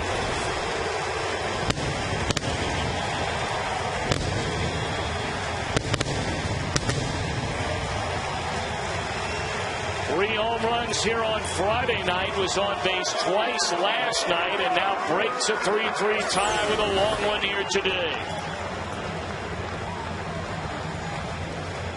A changeup that was supposed to have Bruce out in front. Well, he gets out in front, but he keeps his hands back. Your body can slide a little bit towards the pitcher on a changeup, but you keep those hands back. And watch the wrist of Jay Bruce. They come through there like lightning.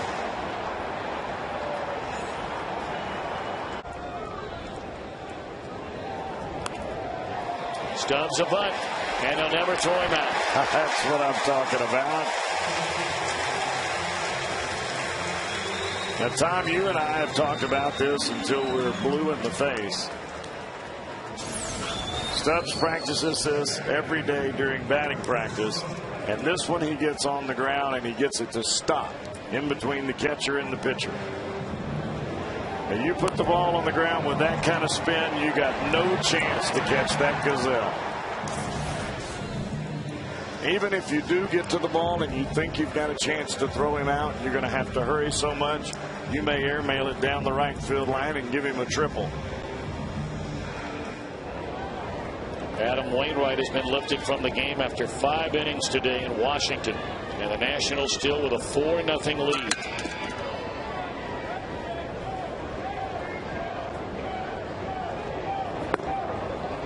Boy, with that kind of leg kick, you got to run Stubbs right now. And especially after you saw us move to first base. I mean, you combine those two things, and that is a no-brainer.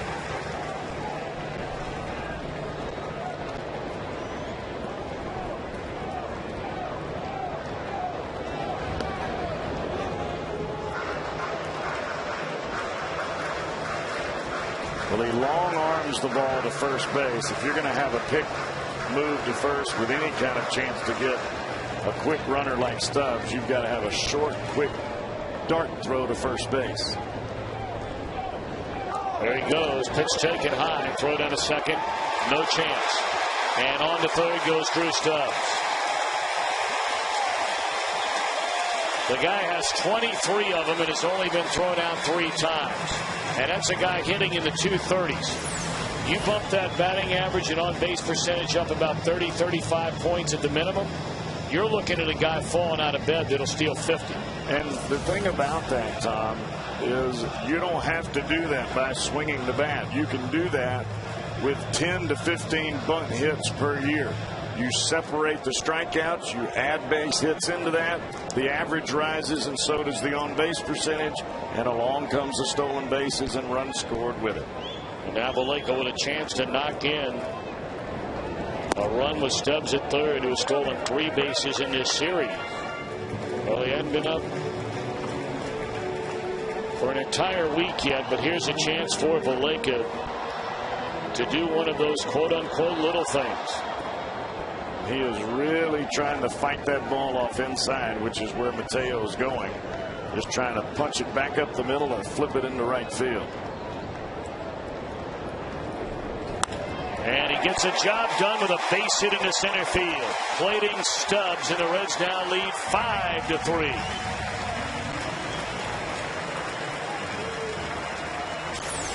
If you fight the ball off inside, sooner or later they'll come out here for you. And that's exactly what happens there. And he almost spins the gap of Mateo. So Vallejo, a couple of the little things in the game here today. Put down a bunt that advanced Stubbs from second to third in the first inning, which led to a run. And now with a runner at third and less than 2 men out, he's able to bring in the runner from third with a base hit. A 2-run lead. That's it for Mateo. Logan Ondrusek will take over on the mound. Well, you'd love to see Ondrusek pull a double play ground ball here and at least get the Reds back into the dugout and get working on the positive side. A double play ball here. There's one. There's 2. There we go. Well done. Very well done. All right. Bruce Heisey Hernandez coming up. It's a 5-5 game, middle of the 8th.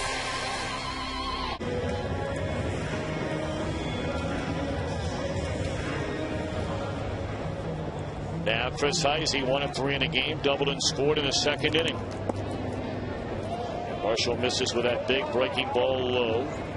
Ramon Hernandez next.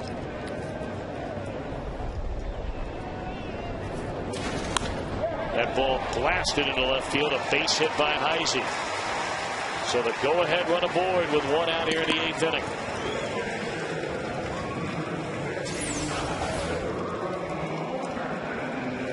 Backdoor breaking ball. Instead of the ball going to the corner, it gets back to the heart of the plate. And Heisey, as you said, blasted into left field.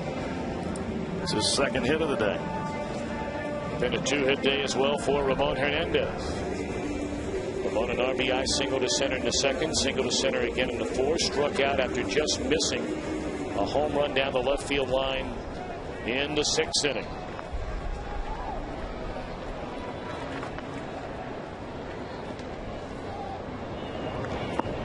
Strike 1.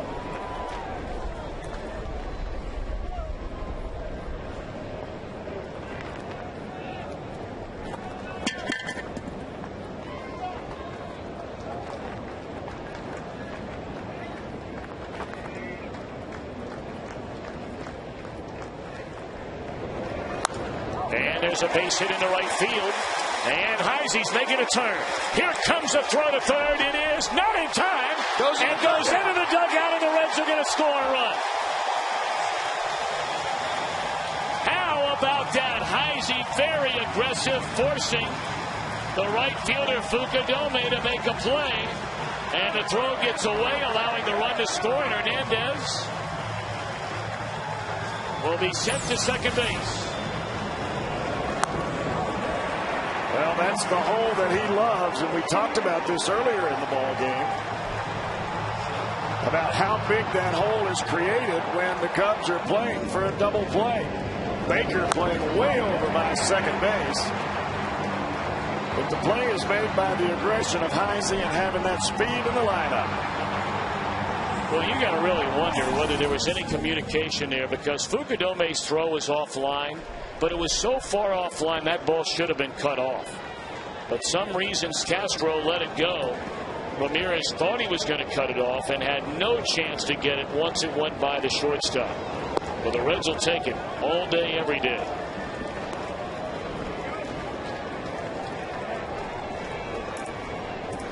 So now you have the lead again. And that has really been a story of this Reds team throughout this entire year. You can't do it every night, but there have been a lot of games and a lot of nights where they battle just like this. And here's another run, perhaps. Nope, they're going to hold the runner at third. And Giannis with a base hit to shallow center field sends Hernandez, who had to make sure, although it certainly appeared that ball had no chance to be caught when it left the bat.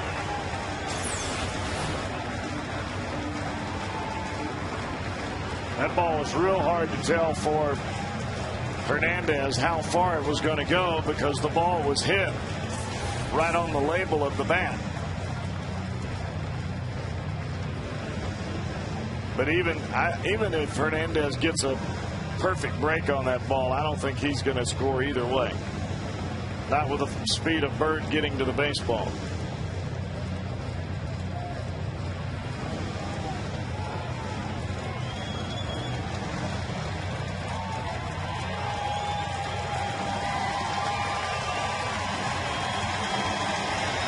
How about this? Our first Brandon Phillips appearance. As he comes out of the dugout, he's not on the disabled list, despite the fact that he's not played since getting hit on that right wrist, right hand area in San Francisco. But he has been running. He was taking ground balls earlier today. Heck, he's getting a standing ovation just for pinch running. It's a good feeling. Heck yeah.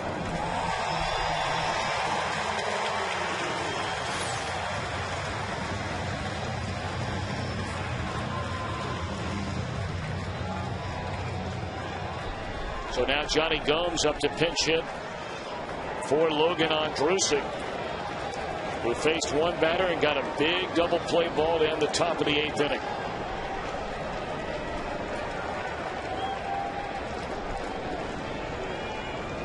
Johnny Gomes digging in. First to throw over to first. Gomes early in the year built up huge numbers batting with runners in scoring position.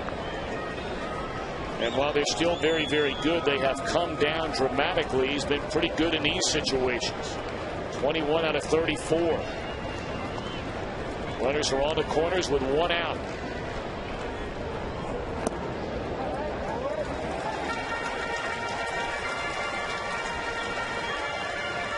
That has been almost an automatic get-ahead pitch for Sean Marshall. And right now, he's either off the plate with the curveball or it stays in the middle, and the Reds are hitting it hard.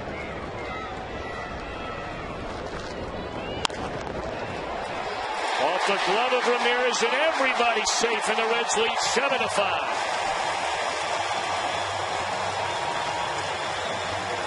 That'll be a base hit and an RBI for Johnny Gomes. Tom, you said it just a few seconds ago. This club never quits.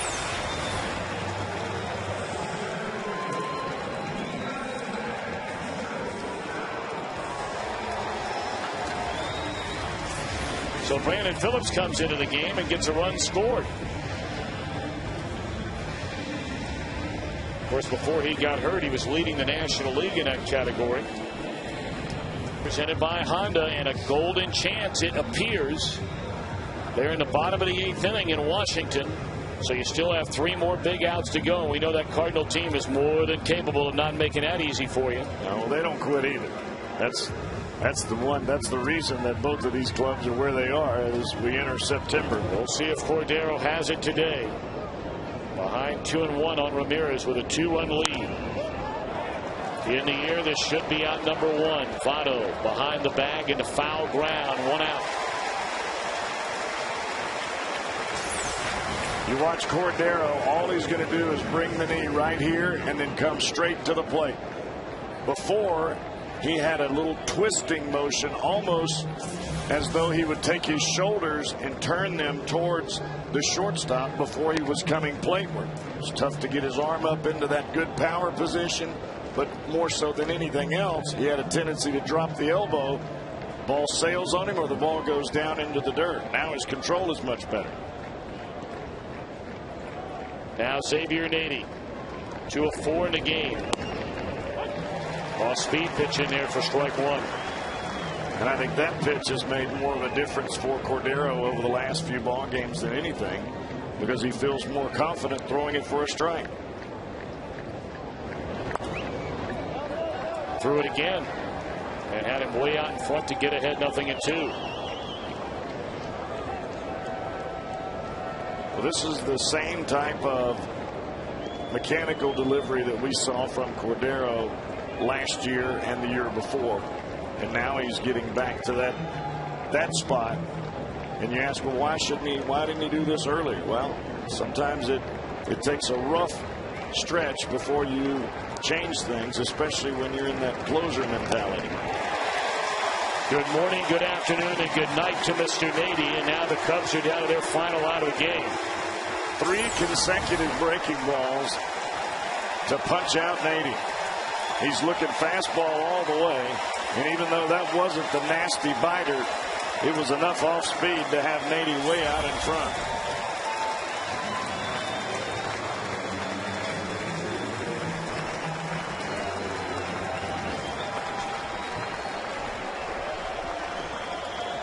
Blake DeWitt pinch hitting for the pitcher Cashner.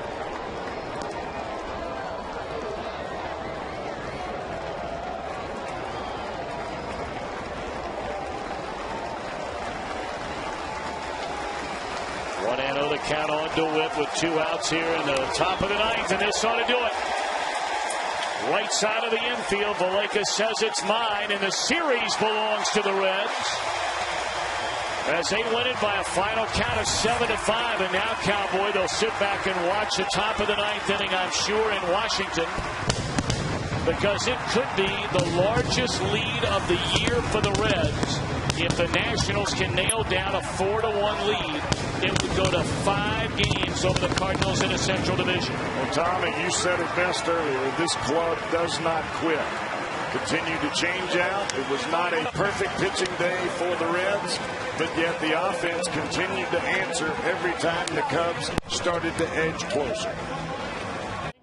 Home run. Ball hit hard into deep left field, and that ball is gone. It's another home run for Bruce.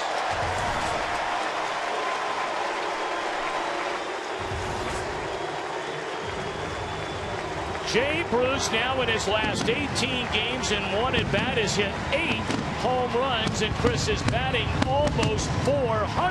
I'll tell you what, and the damage that he is doing against left-handers, Tom, is astounding, because you could used to just throw a left-hander out on the mound and you could get Jay Bruce out. Randy Wolf trying to go away, and that ball catches the outer third of the plate, and that is a sweet swing by Jay Bruce, going oppage in the first inning to put the Reds up 1-0.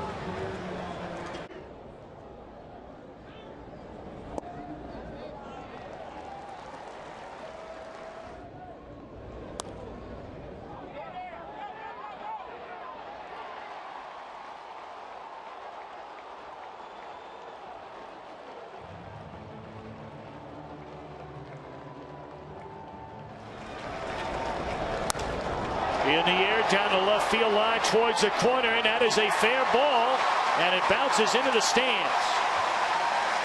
So that'll be a game-tying double by Votto, scoring Bruce from second. They'll throw the brakes on Valleca at third base, and it's a 3-3 game. The beat goes on for Votto. I'll tell you what, how good is Joey Votto? He was determined this time up not to get out ahead of that ball.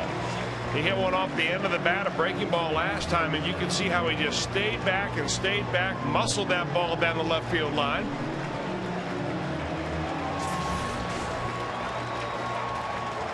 Came out to visit him, and Mark Gray standing there on the mound as a first baseman. That ball's in the air. Right field off the bat of Francisco, and this game is tied. A pinch hit home run by Juan Francisco.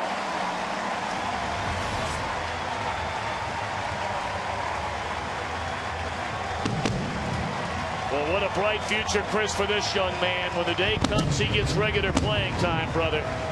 I'll tell you, he generates some serious power, does he not? I mean, you talk about bat speed. Stand near the batting cage during batting practice, and it sounds like somebody's stacking timber. And the only question about this one was it going to be high enough? A laser beam of a home run.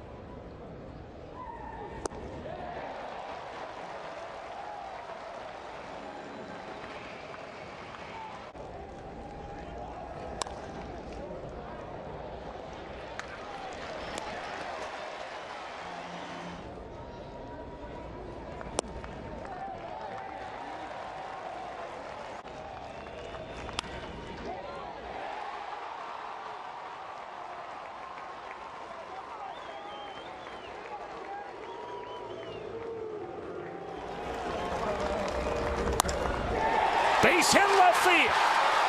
Broad field, throw to the plate. Reds win 6 games ahead in the National League Central Division.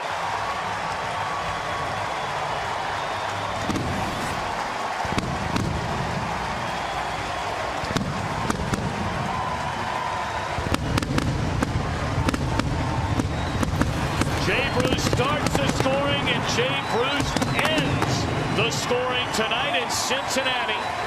A 5-4 10-inning win, and Chris, it is a 6-game lead now over St. Louis. Well, he started the scoring in the first inning with an opposite field home run off of Randy Wolf, and he ends it right here with an opposite field single in left field. Brandon Phillips on second base. Jay Bruce's sweet stroke continues.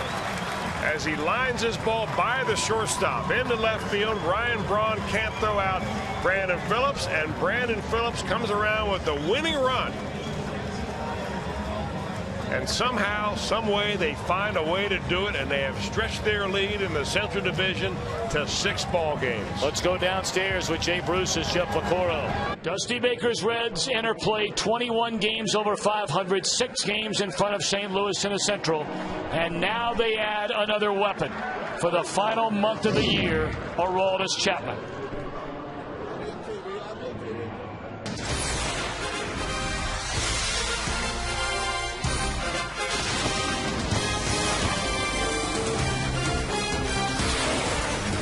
It is an absolutely picture-perfect weather night for baseball in downtown Cincinnati. And a crowd rolling into Great American Ballpark, some donning the number 54. That of a young man who's never thrown a pitch in the major leagues. Aroldis Chapman. The Brewers and the Reds set to tee him up in Game 2 of this 3-game series. And will we see Chapman make his major league debut here tonight? Drew a .240, 15 home runs, 59 runs batted in.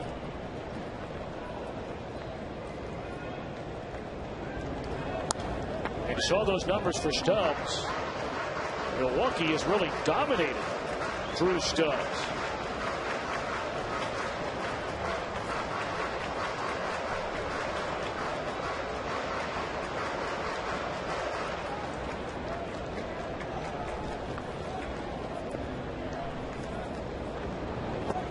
Breaking ball away.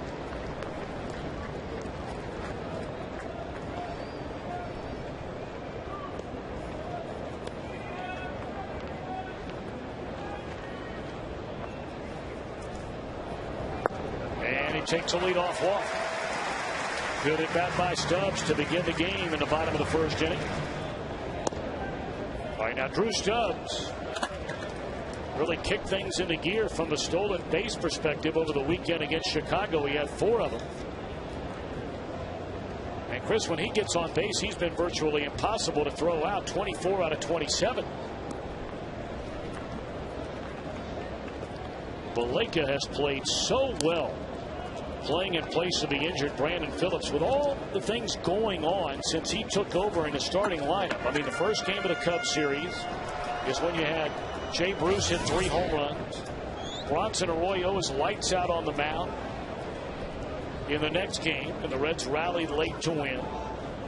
Sunday, they rallied late again. There's Baleka with yet another hit. And, of course, the thrilling 10th inning win last night. Chris, it has overshadowed Baleka, who now has 9 hits in his first 21 at-bats. Well, the guy can hit. I mean, a couple of years ago, he was one of the brightest prospects the Reds had in their minor leagues. And then he had an injury last year, really took a step back from a production standpoint. And a lot of people kind of marked him off the top prospect list. But he works hard, and boy, you see that very short stroke he has. I mean, he gets to the ball in a hurry. He can play around the infield, number of different positions. Tell you, love the way, like you said, man, this guy can hit. Great exposure for him up here, too. Now Joey Votto with 2 on and nobody out. Votto at 325. Second best in the National League to Carlos Gonzalez. And it's ripped by fielder down the line. Stubbs will score. Baleka is being waved around. He will score. Votto a 2-run double, and the Reds are in front.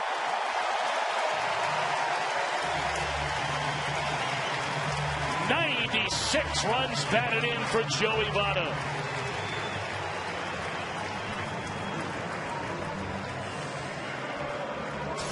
That ball nearly undresses Prince Fielder at first base. A little sinking fastball from Gallardo, looking for a ground ball, but not a sizzler like that. Holy tamale, that ball nearly took his head off. All the way down into the corner. A couple of speedsters on the bases will come around, and 2-1 with that double by Joey Votto.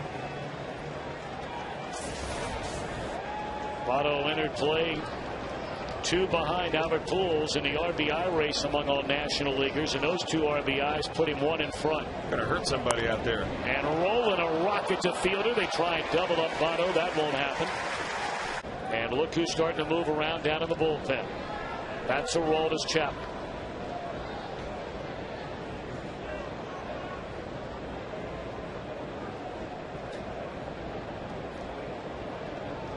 Well, he's a man that a lot of folks came here tonight to hopefully get a chance to see pitch. I mean, he was clocked at 105 his last time out. Can he do better than that with adrenaline pumping in his first major league game? We might find out. Reds trying to push their record to a season best 22 games over 500 with a win here tonight.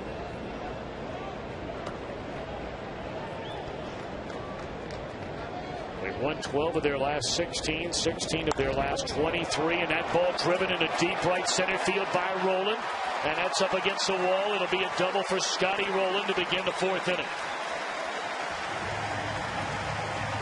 And his ownership of Gallardo continues. Well, there's no real reason for it, but some hitters see the ball real well off the certain pitchers. And Rowland does that off of Gallardo, and that ball is crunched. Almost a chula down there in right center field.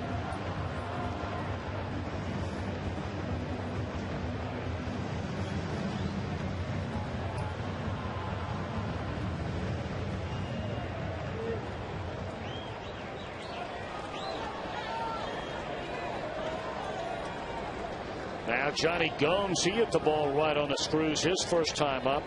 Boy, both teams have hit some balls very hard tonight.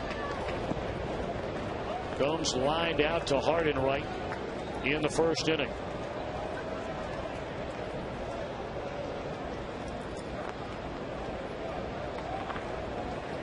Houston batting in the bottom half of the 2nd inning in a scoreless game. Astros entertaining the Cardinals for a 2nd straight night. They'll wrap up their series tomorrow night in Houston. And the Reds and the Cardinals have Thursday off before locking up Friday night in St. Louis.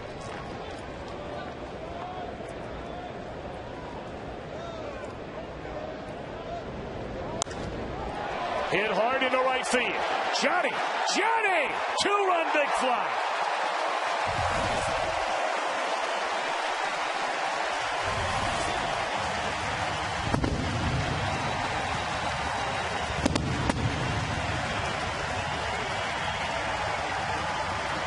Chris, twice tonight we've seen Gomes hit the ball the other way. We haven't seen him do that for the better part of a month and a half. You know, it's almost like he told himself before this ball game, I'm going to do nothing but hit the ball to right field. Hit a line drive to right his first time up, and that little bit of a slider. And not a bad pitch at all. Look at the spot on our box tracks. But he stays with it, and plenty of power for Johnny in this ballpark going oppage.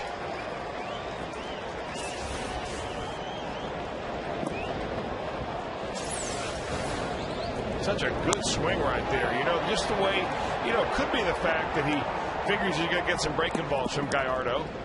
And the only way you're going to hit that pitch is to take it the other way. That was kind of a spinner. And he knew it.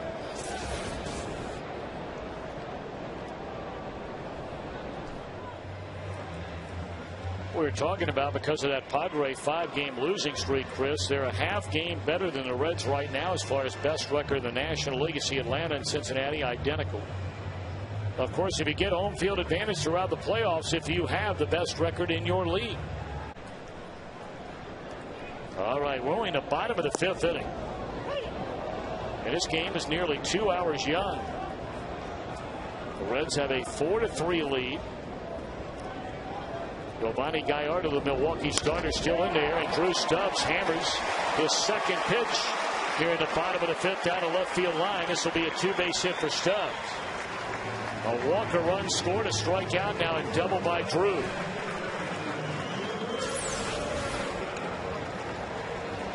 Now he gets a fastball in the inner part of the plate, and that's his hot zone. Boy, he likes the ball on the inner third about thigh high, and he gets the back part of the bat on it. Bring you up to date on what's going on in Houston. The Astros have just scored a pair of runs in the bottom of the 4th inning against Chris Carpenter. And they have a runner at third with nobody out, still batting. So now Joey Votto. Votto's knocked in 2 tonight with a double. Grounded out his last time to Weeks. And is down a strike.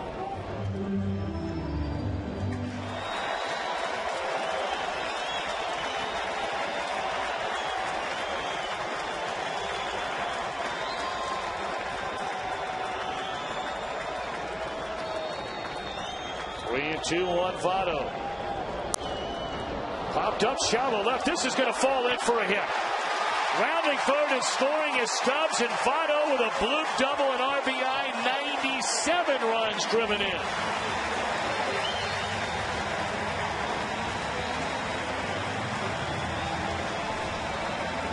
How many times have we seen him do that right there on pitches away from it? Well, you know, he hangs in there as well as anybody in the league. I mean, makes himself a real tough strikeout. That's a ball. But he goes down there and he flicks it into left field. The left fielder playing deep, obviously, because of his power. And Drew Stubbs knew exactly where the outfielders were playing. And he read it nicely and then comes around to score. So back to a 2-run lead. And will Aroldis Chapman get into the game tonight? And if you look at the video of Aroldis Chapman pitching, yes, indeed, he registered not one but two pitches at 105 miles per hour. Now, the important thing is here, as he records a strikeout at 104 miles per hour, all were strikes. It leads us to our Meyer text poll question of the night. What do you think will happen in the big leagues? What will his fastball top out at tonight or when he gets into the ball game? 100, 102, 105, or mercy 106 plus?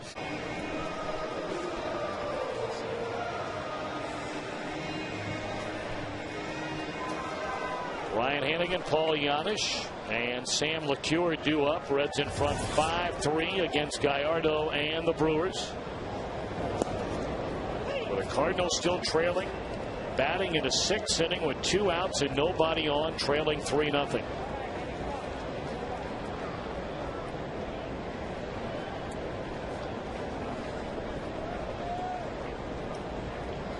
Ever since the Cardinals came to town and swept the Reds 3 games in a row, on the 9th, 10th, and 11th of August, Dusty Baker's team has lost a total of 4 times, winning 12. Trying to make it 13-4 tonight and finish off the month of August with the best record in all of Major League Baseball. A win tonight, and the Reds will go 19-8 during the month. That is doing it.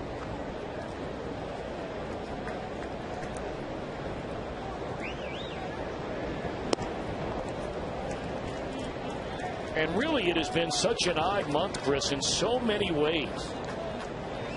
The Reds, for the first time, have been nipped by the injury bug this month. They've lost their shortstop, Orlando Cabrera, by and large for the entire month, as Hannigan draws a walk. They've lost Brandon Phillips. Jim Edmonds, who came over to sort of spell Drew Stubbs from time to time, came over. He got hurt. Edinson Volquez taken out of the rotation after initially coming back in it. Aaron Orang has been out since June until tonight. During this month, we've seen Travis Wood have the 2 worst starts of his major league career after 7 great ones to start it. We've seen Mike Leake, who, along with Jaime Garcia, was the best rookie starting pitcher in the National League the first 3 months of the year, be taken out of the rotation, eventually to be placed on the disabled list. I mean, it has really been a very odd month for the Reds in terms of things that went on that hadn't gone on in the prior 4 months, and yet they've just continued to win. So can you call them a team of fate? I don't know what you call them. I mean, it's amazing. I mean, a guy gets hurt, your starter gets hurt, you put in a sub, and the guy goes off that particular day or that week and has the best week of his career. But look what happened earlier in the year when Joey Votto sat out when he was out 6 or 7 games. 9 games. 9 games. Miguel Cairo came in and hit 600 while he was gone. Roland misses some games. Cairo goes in again and tears it up.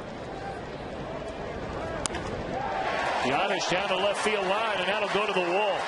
Hannigan on his way to third as it bounds away from Braun, and Hannigan's going to score. RBI double by Giannis, 6-3 Redlegs.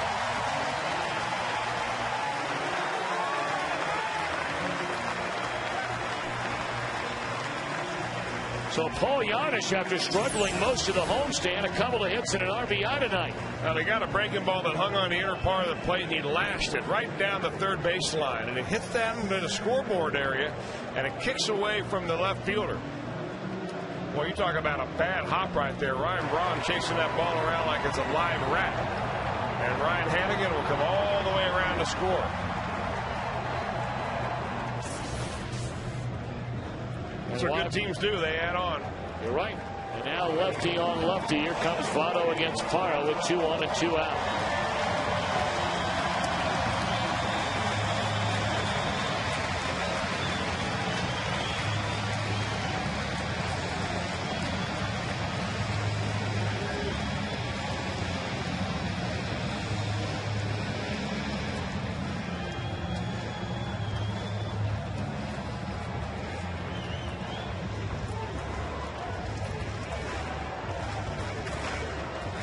Of course, it's all secondary, and we still have a little more than 5 weeks to go, right at 5 weeks to go in the year.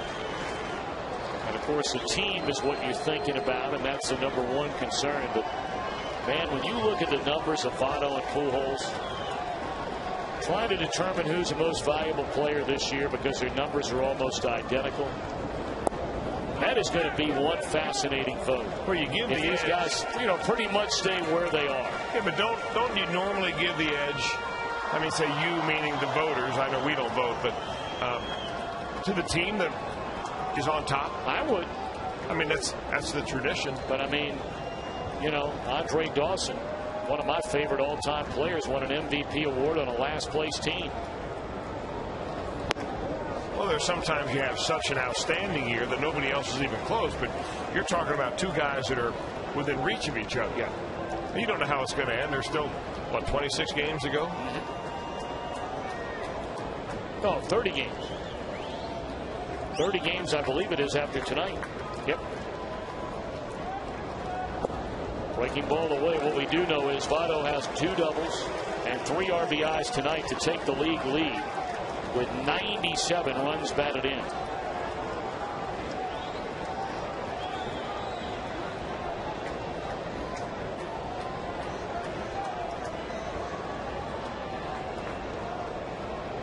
Well, you wonder, will he get anything to hit? He'll be ready to hit 3-0 if they give him something. Not even close. And they're loaded for rolling.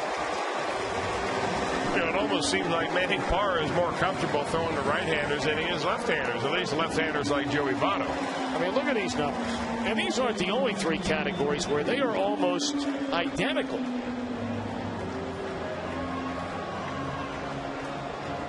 But, of course, those are the Triple Crown categories and the numbers that most would pay attention to.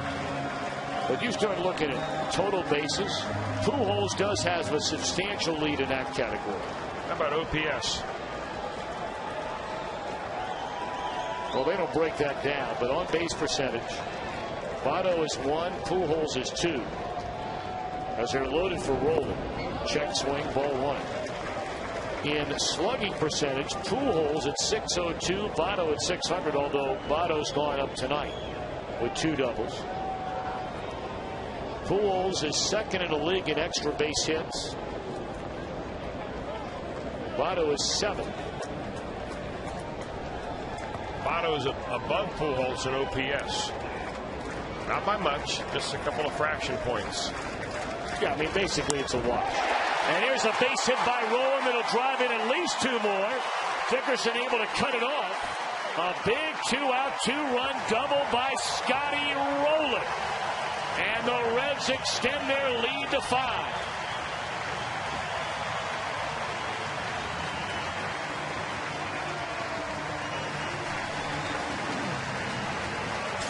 Now the second double of the night for the Reds third baseman, and this is a rocket shot over the head of the shortstop into the gap in left center field. That ball is hit right on the screws, and the Reds just keep on coming. 8 runs tonight, all earned runs, charged to Giovanni Gallardo. Now the Brewers came back and scored 2 in the top of the 5th, and the Reds have scored 4 times since.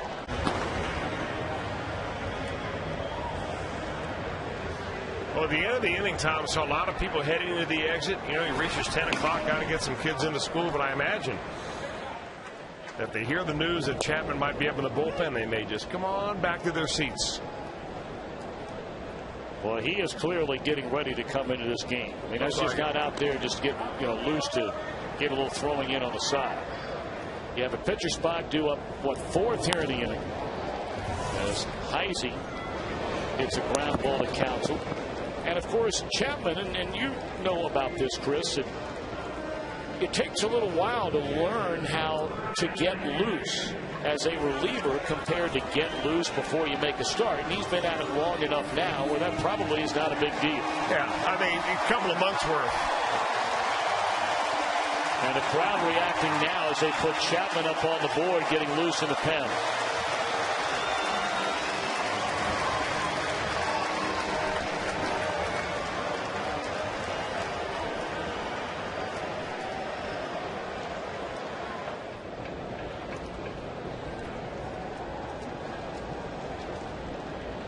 Look at all the fans with their cameras, their phones, whatever the case may be, snapping off the shots of Aroldis Chapman, who continues to throw in the bullpen.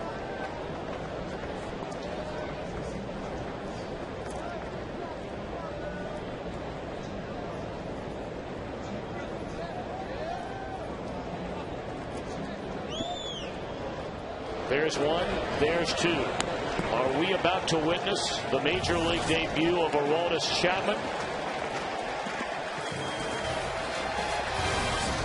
Stay tuned.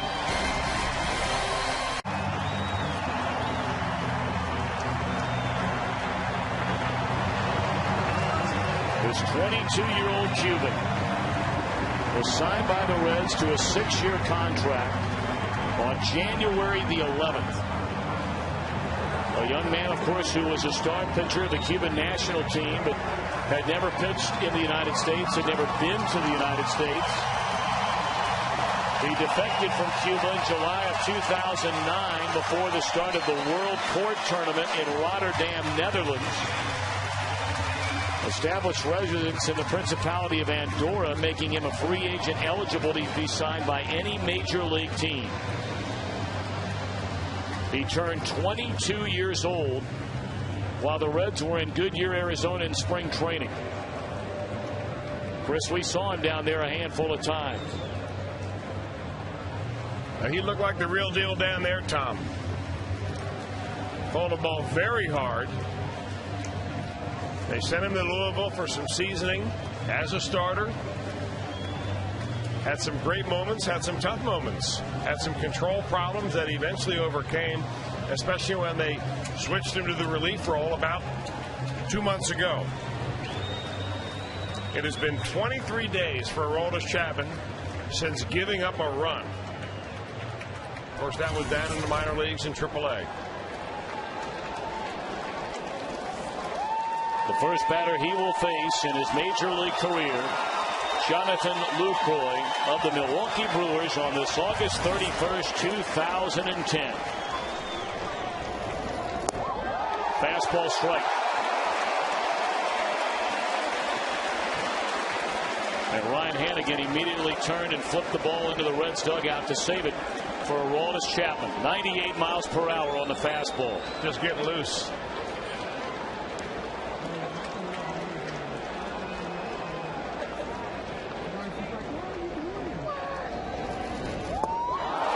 There's a slide piece to get ahead 0-2.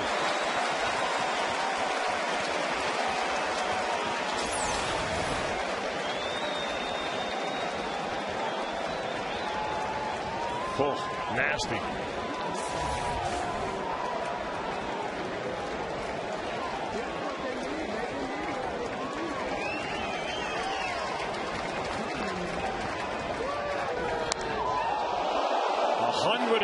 Miles per hour on that pitch on the gun.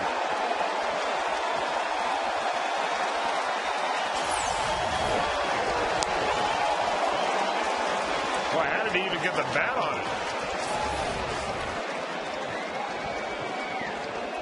3 pitches, 3 strikes for Aroldis Chapman. And now the 0-2 on Lucroy. See you later.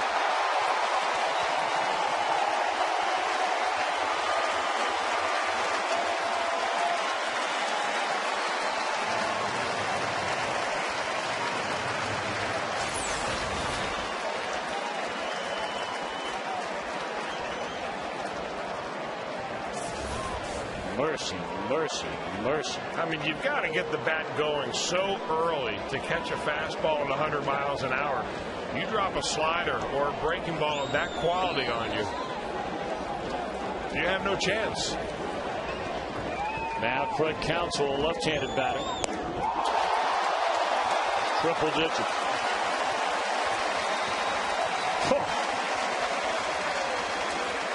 Place is loving it. Why wouldn't you? I mean, there hadn't been this kind of electricity for any player that's come up and made his major league debut for the Reds in a long, long, long, long time. Ground ball by Counsell to short. That was clocked at 102 miles per hour. Jim Day, what's it like downstairs at field level? It's electric down here. Not only the crowd, but the guys in the dugout in an 8-3 game. Normally there's guys just sitting back. A lot of guys that aren't in the game are back in the clubhouse. There's not a single Reds player that is back in the clubhouse. In fact, all the clubhouse attendees, Rick Stowe, everyone is out here to see Chap Mania. And down here, it takes a lot to give me chills. I had chills when he came out of that bullpen. 6 pitches, 6 strikes. Now Carlos Gomez, a batter. First ball, Vinny Strong. All the buildup going back to his arrival in the United States, signing the contract with the Reds, and in his major league debut, that is domination. A strikeout, a 1-2-3 inning. Welcome to the major leagues and welcome to Cincinnati. Aroldis Chapman.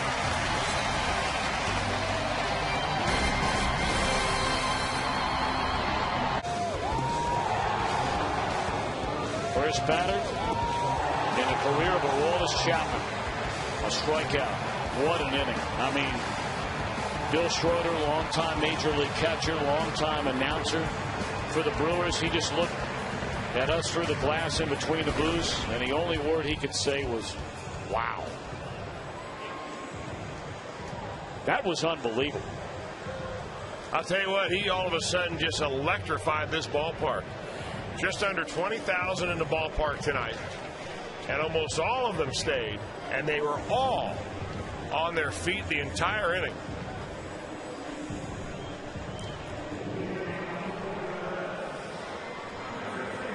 Well, that figures to be the only inning we'll see Chapman tonight. I mean, with all the buildup, all the buzz, the adrenaline he has going, I would imagine you let him get that first inning, Chris, under his belt. We'll see. Well, you know, you got to get the guy comfortable. He looked pretty comfortable to me, but you have to get beyond that adrenaline stage where it's a novelty being out there and get him to the point where he will be part of this ball club. And what a difference maker he could be. So officially, Francisco will bat for Chapman to begin the inning. And bounces out against a new Milwaukee pitcher, former Red, Todd Coffey.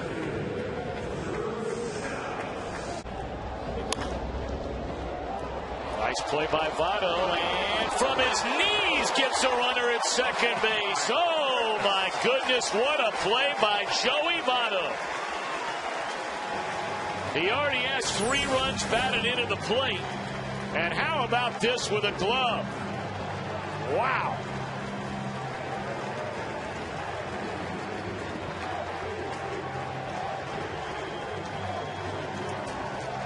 Well, they're shouting MVP here at this ballpark. And you talk about an MVP play. I can't get over that. Wow. Down to their final out now of the Brewers. Reds leading 8-4 with a runner at first. And it is over in Houston. The Astros have shut out the Cardinals again. And the Reds on a play by Rowland. Are you kidding me? The backhanded feed from third to second. And the Reds are now 7 games ahead of the St. Louis Cardinals in the National League Central.